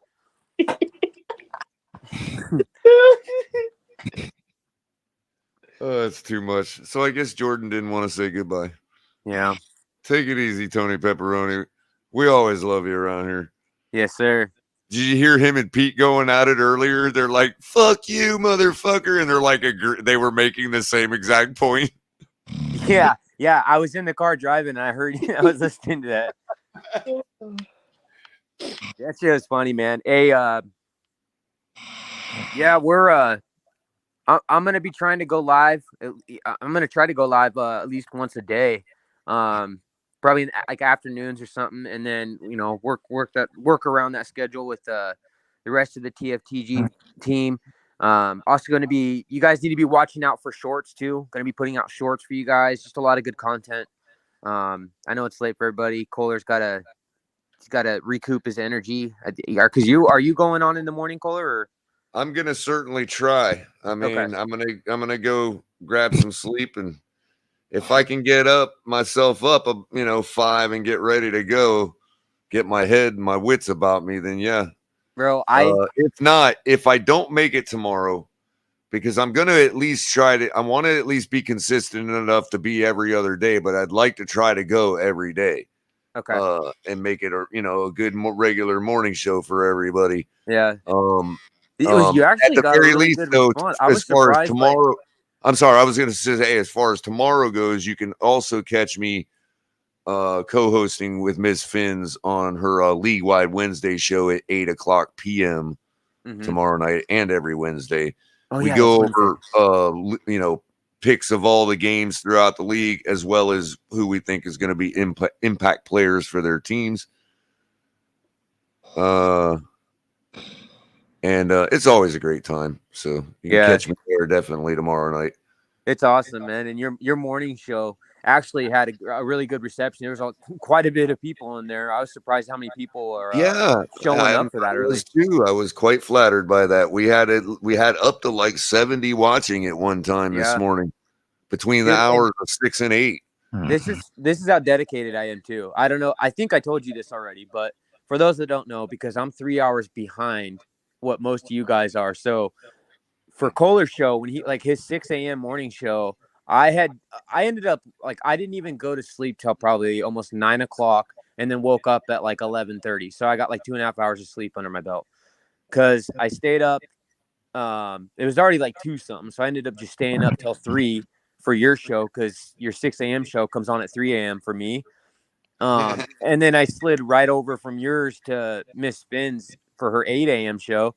So I was like, at that point, man, it was just no point. I know. Usually I do the time rundown on my show for like 3 different time zones. I didn't even bother for the West Coast this morning. I'm like, yeah, y'all are stupid anyway. Yep. But hey, well, I guess no need for final thoughts. I guess me and you can wrap up final thoughts because everyone else, except for Greg. Yeah, I was already going to end it with everybody up here anyway. Okay. So you're back in command. So however you feel like it. We'll just. I'll say my piece real quick, and then have you can say your piece, Greg. If you want to wrap it up with something quick, and then I'll go ahead, man. We'll let you go first, and then me and Cole will wrap it up. With Javon Holland's video, I understand where he's coming from. I get it. As a player, you got to stand up for your boy, but like me as a fan, right? I mean, most of you guys know I live up here in New England. Like when I was a kid, I would go to school wearing all my Dolphin gear with a big smile on my face. Mm-hmm. I'd get laughed at, and kids would take my Dolphin hats and run around with it. So it kind of upset me when we lose, and whenever we lose, yes, I'm upset, and I always say some stupid stuff, but we'll get them next week. But that's basically what I gotta say. Hey man, I have a lot of respect for you. It's not so bad for me being in because I'm in Seattle Seahawks territory, so it's not like really bad for me. I get clowned. I've always been clowned my entire life up in Washington for being a Dolphins fan, especially because people up here, it's kind of weird. And Kohler probably kind of knows what I'm talking about when I say this, but for whatever reason, even though I know for a fact most of the folks around in Washington probably haven't never even been to Florida, but they just have this. What do they call it? They have like I don't know. It's like a false facade, right, of what they think Miami Dolphins football is. So automatically, like me, all my life, it's same. Just if you didn't know, I'm from Travis Wingfield is from the same. He's from Tri-Cities, just like I am. Same place. So there wasn't very many of us up here. But you get clowned for being a Dolphins fan because they have like this false facade that the Dolphins always suck, and always will suck, and we're just like the bottom feeders of the NFL. And so it's not so much because it's a rivalry, but it's more so just because they think that we're trash and Seahawks are top tier. And automatically, because I'm in Washington, I'm supposed to be a Seahawks fan, and I'm not. It's kind of how we used to think of the Patriots back when I was growing up. Yeah. Well, you know how it is. Like in some places, it's because it's a rivalry. But up here, Seahawks don't have a rivalry with the Dolphins. They just, for whatever reason. I just meant that it happened. There's always that class of teams that's always 3-13 or whatever. Yeah, exactly. And the Patriots were one of those teams. You know what I mean? Like the Browns were for a while, and the Lions have been forever, and the Jacksonville Jaguars. You know what I mean? Yep. But it's I got on that note, man. I got a lot of respect for you, bro, because I know how it is. Like I said, I'm in another place, and I've been a Dolphins fan my whole life. My whole room's always been decorated. I've been in Dolphins clothes since a kid. I've had some of my first football cards were Miami Dolphins players. I was fortunate enough to watch Dan Marino. I kind of came in on like the mid to tail end of his career. But because being 35, I didn't get to watch like the 72 team or anything like that, but stuck with them this far. I'm going to continue to stick with them. And like I said, Kohler saw my tweet. For those that don't know, also Dolphins receipts. They even came out on Twitter, and even that guy apologized. That to me speaks volume that you had Dolphins receipts on Twitter even apologizing to the fan base. Okay, so I think we were all taken aback by this, and it was a big surprise. And we're gonna figure this out. I'm gonna ride with my team no matter what. Exactly. The perspective's changed, Yeah. and the missions changed, and obviously, things became of the utmost importance now, in terms of wins and losses, and we just got to correct this shit. I don't know what's going on, and I don't claim to. Only Tua and McDaniel know what's going on, but if I guess we all have the right, and I want to end it saying that each and every single one of us, we're all fucking Dolphins fans, dude. All of our fandom is real, and it shouldn't be questioned. And just like everybody has the right to praise Tua, and not just Tua, but praise the team and be happy for him, we equally have the right to be upset about this. Because, to me, what we witnessed, especially last Sunday, is unacceptable. When you have this roster that we have, this is unacceptable. And part of that is because I expect more out of guys like McDaniel and Tua. We've seen what they can do. I expect more. My expectations are higher, which in turn is a good thing because you've done better. I know you're better than that. So it is what it is. We'll discuss this further, I'm sure, during the week. But tomorrow, I'm going to take a look. Tomorrow, I am going to take a look at the injury report with you guys. Go over that. And I want to go over, some questions, kind of where we're headed, where you guys think we go from here. We'll address that and address some other things I got coming up. But it still fins up till I die, 24/7, 365. Miami Dolphins all the way. Let's fucking go. Fins up. I'll pass it to Kohler. Yeah, I mean, I can't follow that much up with else, but much else with anything but same thing, man. I 100%. mean, we got to find a way to do it. That's all there is to it, and it's going to be this will be the toughest game we've had, and the most unwinnable game we've faced in a long time, and we just have to see what we're going to do. Yep. Because it don't get no harder than this. That's just true. Color, I have a thought. Oh my God, Mark. The Dolphins. Wow. The worst case scenario for the Dolphins, in my opinion, is that Tua plays a good Hold on, game. Mark. I'm sorry. I want to hear what you have to say. It's just hilarious because you've been snoring this whole time. Kohler's been talking and talking and talking, and then all of a sudden you just, this is true, Kohler. Okay. But the worst case scenario, in my opinion, is that the Tua plays a representatively good game and the Dolphins get beat. Now you're under the question of, do you have a chance, or do you look at Tua saying, well, he threw for like 2 touchdowns, 230 yards in the snow, didn't turn the ball over, and the Dolphins just lost the game like 27-24, something like that. Now the fan base is thrown back into a confusing mix. You got an 8-6 football team on a 3-game losing streak, and a quarterback who came back and played a good football game. That's what I said, Mark. If losing this game tells us nothing. Exactly. Well, I mean, if the Dolphins go out and they get squashed, then it tells you an awful lot, and it allows you to make kind of a final decision on Tua.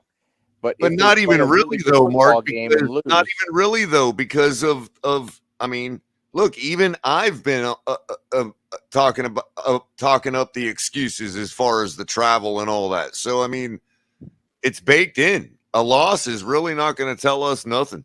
Nope. Might It's tell how you how he something. finishes the season and where we finish the season at. That to me is. But as far as the Tua question, it really ain't going to tell us nothing. Now, unless I think like you're saying, he'd have to have a bigger game than that in a loss. But even pulling out a win, Well, that's not going to tell us. Crazy thing happens, Mark. We go from a game that tells us nothing about Tua to changing everything. Well, Kohler, the thing is, and like I like what you just said. I don't like just a mere win alone isn't going to tell us anything. Just like a loss isn't going to tell us anything. Now, if you get Tua and he goes in there and throws for 400 yards, 4 touchdowns, and has some MVP performance again, that's going to tell me a lot. But yeah, win or lose, that would be okay. Maybe those last 2 games were just a little relapse, or something. Yeah, but if he dominates, now that's a different story. That's what I'm saying. He has a chance to change the narrative. Yep. But the loss isn't going to change anything because of all the shit that's already baked into this loss. Right. And it's just like Kohler said before. It's at this point, I don't care, man. I'm sorry to say it, but at this point, Tua controls Tua's destiny. Yep. What are you going to do with it? Always the ball's has. in your court. Always has, man. And like I said, I'll Mark, if you ain't got, me and Kohler just kind of finished it up. But if you have anything you want to finish it off with, Mark. No, I just, I just, brought up the point of, what I'm thinking of everything. I think the Dolphins' chances are small. And I think if it's a win for Miami, it's got to be a low-scoring defensive game, something like 16-13, something like that, because the defense is playing great in tough conditions. Other than that, you guys have a great night again on Sunday. I have a specific rooting interest, but I root for no injuries. Yeah, and I agree, Mark. I will say this, though. I guess my only issue, though, is that I just want to piggyback, and I'll make it really quick, but I just wanted to piggyback off of what Kohler said. Although I said what I said, and I agree exactly with what Kohler said, and it was, spot on. The one thing that, and why I say it's going to be, why I said what I said, and why I think that it's going to be more so how we finish the season and where we finish the season, like if we're postseason or what. The reason I say that is because even if he goes and has a dominating performance against the Bills and wins, I still have the thought in my brain, right? Like I already witnessed it and I can't unwitness it, that he wasn't able to handle a mid-tier shitty California team. And so even though if he goes in and dominates the Bills, look, one game against the 49ers, okay, cool. I can wash my hands clean and hash it out. But then you had a back-to-back one against the Chargers, and you got completely wrecked, even worse than – because the 49ers, at least, that wasn't as bad as it looked on the broadcast. We actually had wide receivers wide open most of that game. The Chargers, they shut down everything. They dominated that game from start to finish, worse than the 49ers did to us. So, even if he does have a dominating performance, that thought is still in the forefront of my mind, and that's why I need to see the rest of the season. I need to be convinced that you can beat teams like Green Bay on Christmas Day on the national stage, that you can compete with the Bills in Buffalo. I got to see these things. I understand. On the other token, if we beat the Bills tomorrow, Saturday, I think that any Dolphin fan in their right mind would be smart to take the whatever money line points, whatever you got to on the Chargers Sunday, because they obviously got right on us. If we end up beating the Bills, then maybe the Chargers just got right on us on their defense, because that's all they had to get right was their defense, to be honest with you. Yeah. Interestingly enough, the Chargers are looking like they're going to activate. That doesn't mean they're going to play yet, but they're going to activate Bosa and Slater this week. Right. But you get what I'm saying, though, Mark. Like if we come out and beat you guys after stinking up the joint against the Chargers, then it's probably a good bet for the Chargers, Sunday. Because obviously they did something to get right. If we're able to beat you guys under those conditions, but not beat them and get totally shut down by them. Well, the Titans are just a big pile of dew at this point. And they don't need to win. Yeah, they absolutely don't have to win. Well, that's not necessarily true. I mean, obviously the Jaguars have a tough game coming up with Dallas. I think that's who they play this week. But you look at the Jaguars, and if the Titans gag another game in Los Angeles, they're going 7-7, and the Jaguars are going to 6-8. And all of a sudden, they have to play at the Jaguars the final Sunday of the season, I believe. Yeah. And that division all of a sudden becomes competitive. And like I said, the Titans are one of the worst playoff teams I've ever seen, right along with Tampa Bay this year. They're just absolutely putrid. Yeah. I don't know, man. And I saw this comment, bruh, if we beat the Bills Saturday, nobody's going to remember that shit about the Cali trip. I don't know. I disagree. I think that some people will be, all things forgiven if that happens, but we're beyond that point now. Like Kohler said, it's more than just a simple win. Well, I don't know. It is what it is. But well, the thing of it is, though, I firmly believe that a win is contingent upon great play by Tua, even if he doesn't put up huge numbers. Yeah, see, Caller, that's where I'm not. I think Tua can have a lousy day, and Allen could have a lousy day in a weather game, and the Dolphins could win because of Okay. If they both have a lousy game and all offense is just shut down all around, okay, I give you that.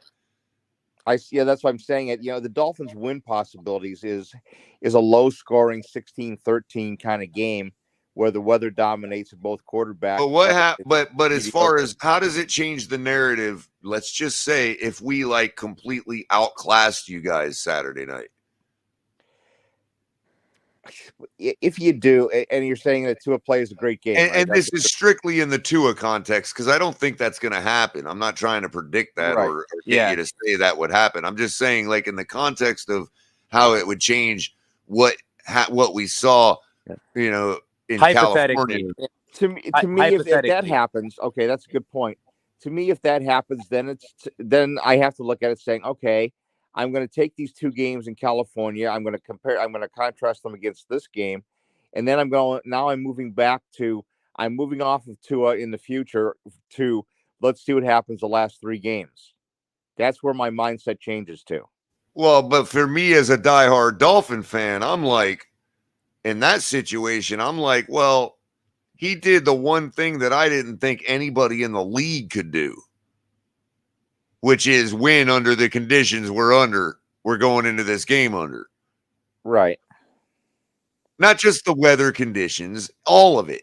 The travel, the two games out west, both of them being losses where we got totally out physicaled and whatever else.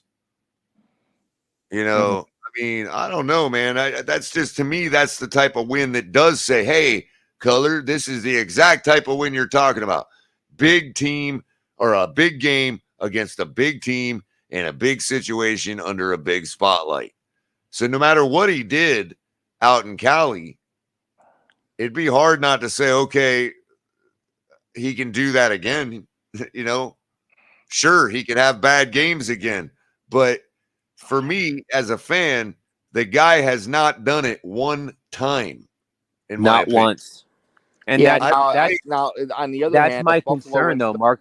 He was getting there. In other words, he was getting there. I recognize the three teams that we beat, but those just were not big games. There's no such thing as big games in the first 3 weeks of the season. Right. Now, and that's where I was saying is, had he done that against Baltimore and he'd done that against the Bills, but he did it in December and we were in a playoff race. Now, or if he would have followed up those three by beating Cincinnati. Now you're talking 4 in a row. Big game don't matter. You know what I mean? Exactly. Yeah, and that's my concern. Is go the other direction, but you make it a 35-10 Buffalo victory with Tua being bleh.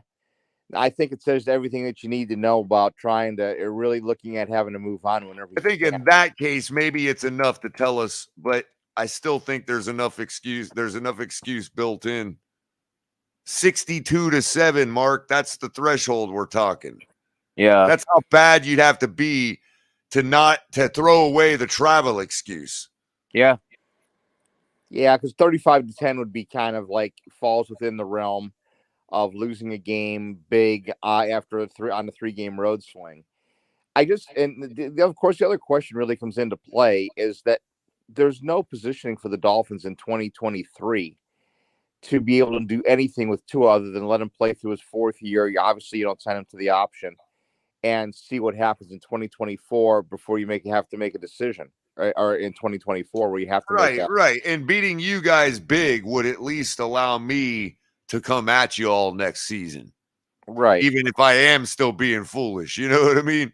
And here's the thing too is, well, that's the fear about some of these games, and this is why they hold so much importance to me, Mark, is I'm a person that I use a lot of logic and common sense, logic and rationale. And I also am the type of person that I have to visually see something. Okay, I need tangibles. I can't just I can't fly and run on hope. And I have to see, like for example, I'll tell you what it would do, right? Having a convincing win over the Bills in December up there in Buffalo, that would at least tell me that Tua has the capabilities that if we get in the playoffs, he can go up against a playoff team in a big stage in a one or done scenario and get us advanced in the playoffs. That he has the ability to do so. That it's not a question. That even if he was to lose the game, I know he still could have. And I would still fear in the back of my mind, I would still fear the potential of a bad game, but no different than you fear Josh Allen having a bad game. You see what I'm saying? Right. That's a case where, hey, it may happen. It's always a possibility. Yeah. The worst case scenario, as I said, for Miami is that you get into a situation where you've seen Tua do it in a big game, but then you've seen failures in big games. So you have this inconsistent quarterback, and then you're back to like the whole Tannehill situation. Do we or don't we? Because it's going to come down to, a contract down the road. And even if Tua plays well on Saturday, and even if the Dolphins win on Saturday, you don't have to make a quarterback decision yet until the end of the fourth year. Right. So you have room. Unless you really crazy think that you still have a shot in the playoffs and want to put in Skyler. I mean, I don't know, but it becomes difficult because the only time we're going to see Skyler is when we have nothing to lose, whether it's because our season is over or whether it's because we're deep in the play or because we got a good seed in the playoffs and don't need a win. And let's take a look at the other games that are key this week. You've got the Patriots and the Raiders, because right now, as it stands, you lose a tiebreaker to the Chargers, you lose a tiebreaker to the Jets, and you currently have a tiebreaker with the Patriots because of the opening game win. But after that, if you got all these teams sitting at 8-6, hypothetically, so if the Dolphins are 8-6, the Jets are 8-6, the Chargers are 8-6, and the Patriots are 8-6. The Jets and the Chargers move ahead of the Dolphins, and the Dolphins, I think, slide down, and that's how the Dolphins slide into 8th place in the AFC East, and the Patriots are going to 9th. I'm pretty sure that's how the tiebreakers play out. Well, that's just Charles Barkley, TRBL Turbo. Well, and then it puts you into the last 3 game scenario, and I'll be honest with you, I like your chances less against the Jets than I do against at home. Well, not less than what they are against Buffalo, but against the Patriots. I mean, the Patriots really aren't that good, and the Dolphins should be able to outplay them. Yeah, but their defense has woken up as of like mid-season forward, even just before mid-season. And look, man, I will give that credit to Tua. Tua hasn't lost to the Patriots and Bill Belichick yet. And we did win week 1. We beat them, but pretty easily, actually. Well, it wasn't the same. Well, I don't know. It wasn't the same team, is all I'm saying. Now, Tua should be able to go there in Foxborough and beat them. Weather's another situation, because the New England weather's almost even worse than a Buffalo game. Because if you're playing with a 15-mile-an-hour wind and you're dealing with just snow versus like going up to New England and playing in a 30-degree day in slush, that's the worst case scenario. But here's the thing, though. Here's the problem with that. All good quarterbacks And when I say good quarterbacks, I mean the ones that you consistently see in the postseason. Watching them play in the playoffs. All those type of good quarterbacks are always going to have to deal with that type of adversity. It comes with the territory and it comes with the job of going against inclement weather and snow and sleet and all that type of stuff, wind. So that's another thing is if Tua's going to be the franchise guy, I don't care what team you're with, even if it is in Florida and Miami, you have got to be able to compartmentalize things, and you've also got to be able to show up at big games, and you've also got to be able to deal with that adversity like weather and things that are outside of your control. If you're going to be the franchise guy, the guy that takes us to the promised land, the guy that, one of those quarterbacks that has his team in the playoffs playing against competitive teams like that, you have got to be able to. I'm not saying that you've got to be perfect and win every single one of those games because that's just absurd for me to think that would be like my bar is not set there where he has got to win everyone, but you do have to be able to withstand the test of, the sink or swim, right? Are you one of the quarterbacks that can only get this far, or are you one of the quarterbacks that can also play in these conditions? Right. And that's been a big question because so far we haven't had the chance to see Tua in that setting, and I think this was the year that we were supposed to see him in that setting and to see, hell, dude, just 2 or 3 weeks ago we were talking about how it was almost a for sure thing that it was going to be Miami in the Super Bowl, and I mean just the drop off was so big that it's just I don't know, man. Well, you don't want what you don't want to do, in my opinion. Obviously, is get into it, and I kind of I've done a little look ahead on schedules and everything, and you wouldn't think New England's going to play a particularly competitive game, even though they're at home against Cincinnati. So you figure that would be a loss. New England and the Raiders this weekend, that's 50-50. The Raiders have been playing a little bit better football, and I think they're about ready to get Waller and Renfro back. Yeah, they are. Right now, I think our best case scenario would be, and I'm not like I said, this isn't this is not a slight at you, Mark, or the Bills or anything like that. I'm just saying our best case scenario for us at this point would be beating the Bills and then you guys losing to the Bengals because the Bengals have actually gotten hot. That would be like best case scenario for us. Because you're going to win a sweep of the Bills is going to win the Dolphins any tiebreaker. Right, but both of those things would have to happen though, because now we're even if we sweep you guys still have a win above us. So right, and they would have to lose because they're not going to go to Chicago and lose that game, and they're not. The only shot that you guys have, I think, to lose is potentially would be the Bengals. That's the only shot we got. Right. The worst case scenario, in my opinion, now the critical game that I think that we have to take a look at this week on Sunday is going to be the Detroit at the Jets, because that game is so huge in both conferences. Yeah. And I just don't think the Dolphins want to face their playoff life in a situation where they're at home against the Jets, because my God in heaven, Mike White has got my respect.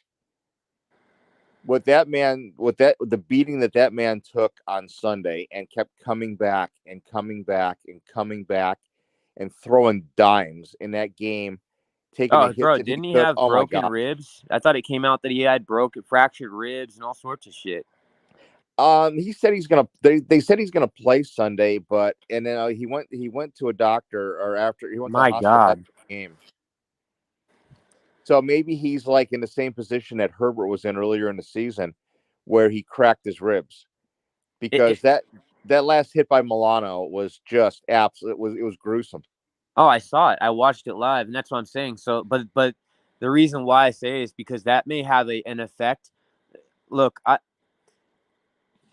don't know that it's going to be Mike White. I think by the time we play the Jets, it'll either be what's his face, Flacco. I think that's who we're going to end up playing against. Why do you think that? Because I don't know that they're.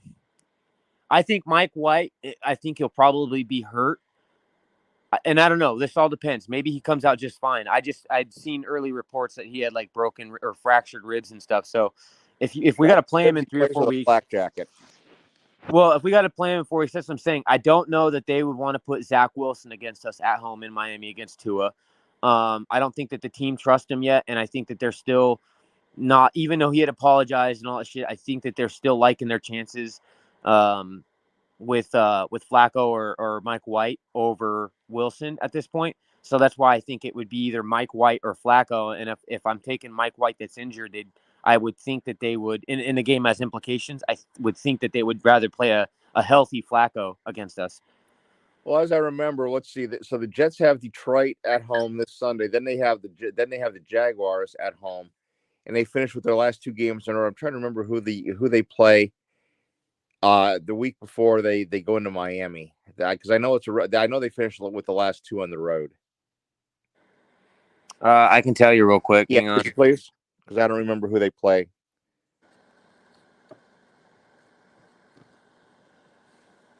So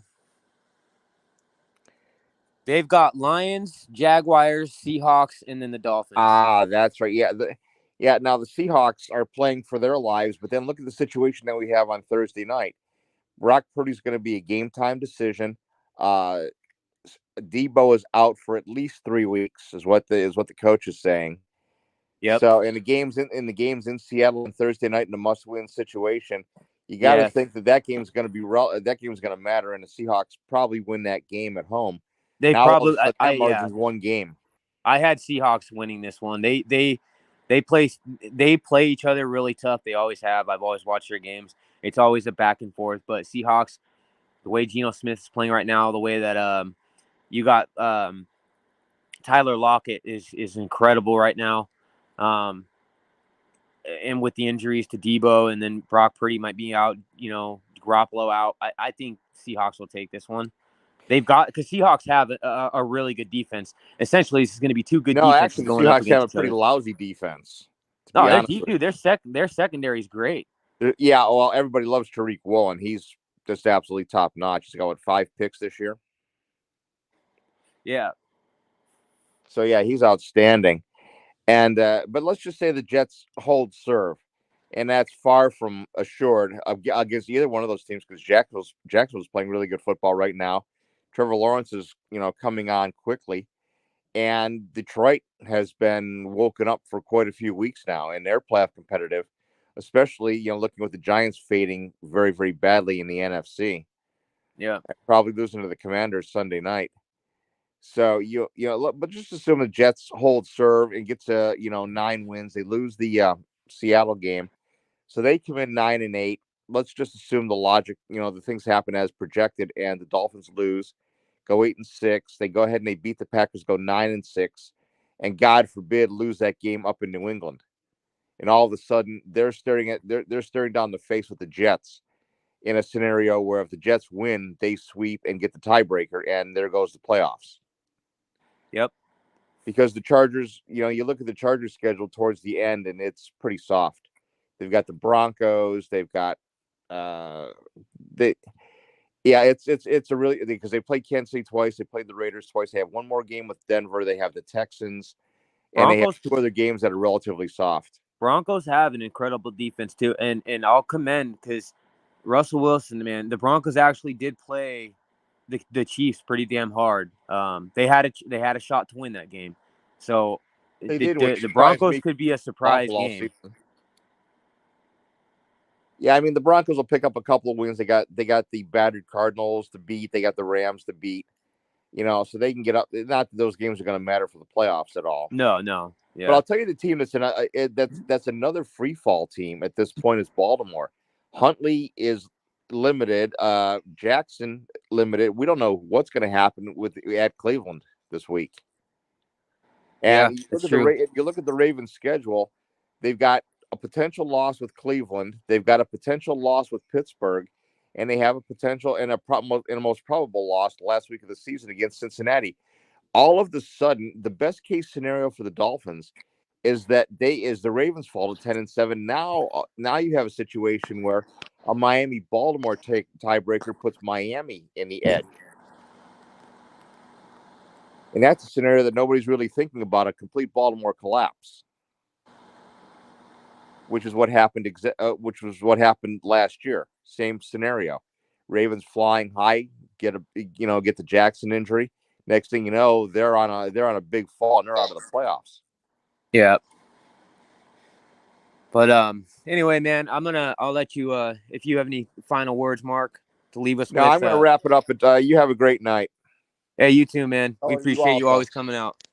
Okay, take care, guys. Bye-bye. You too. You too, Mark. Yeah, catch me tomorrow, guys. I'll definitely be on another Dolphins debrief tomorrow. I want to discuss this further. I want to discuss what our options are, where we're going, what direction you guys see us going in, and kind of touch base with all of you guys and get your thoughts on this. I want to go over the injury report, see how that's looking, and compare it to the Bills with ours.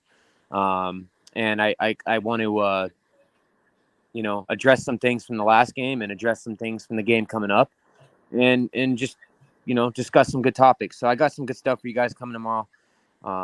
Right Catch on, me man. live probably on the same time, man. And I know Kohler's you were going to be on with Miss Fins at 8 p.m. and then possibly tomorrow morning, right? Or am I? Okay. So catch Kohler too. Really good show. We've got a lot of great content for all you guys. We appreciate all y'all and love all you beautiful people. Fins up.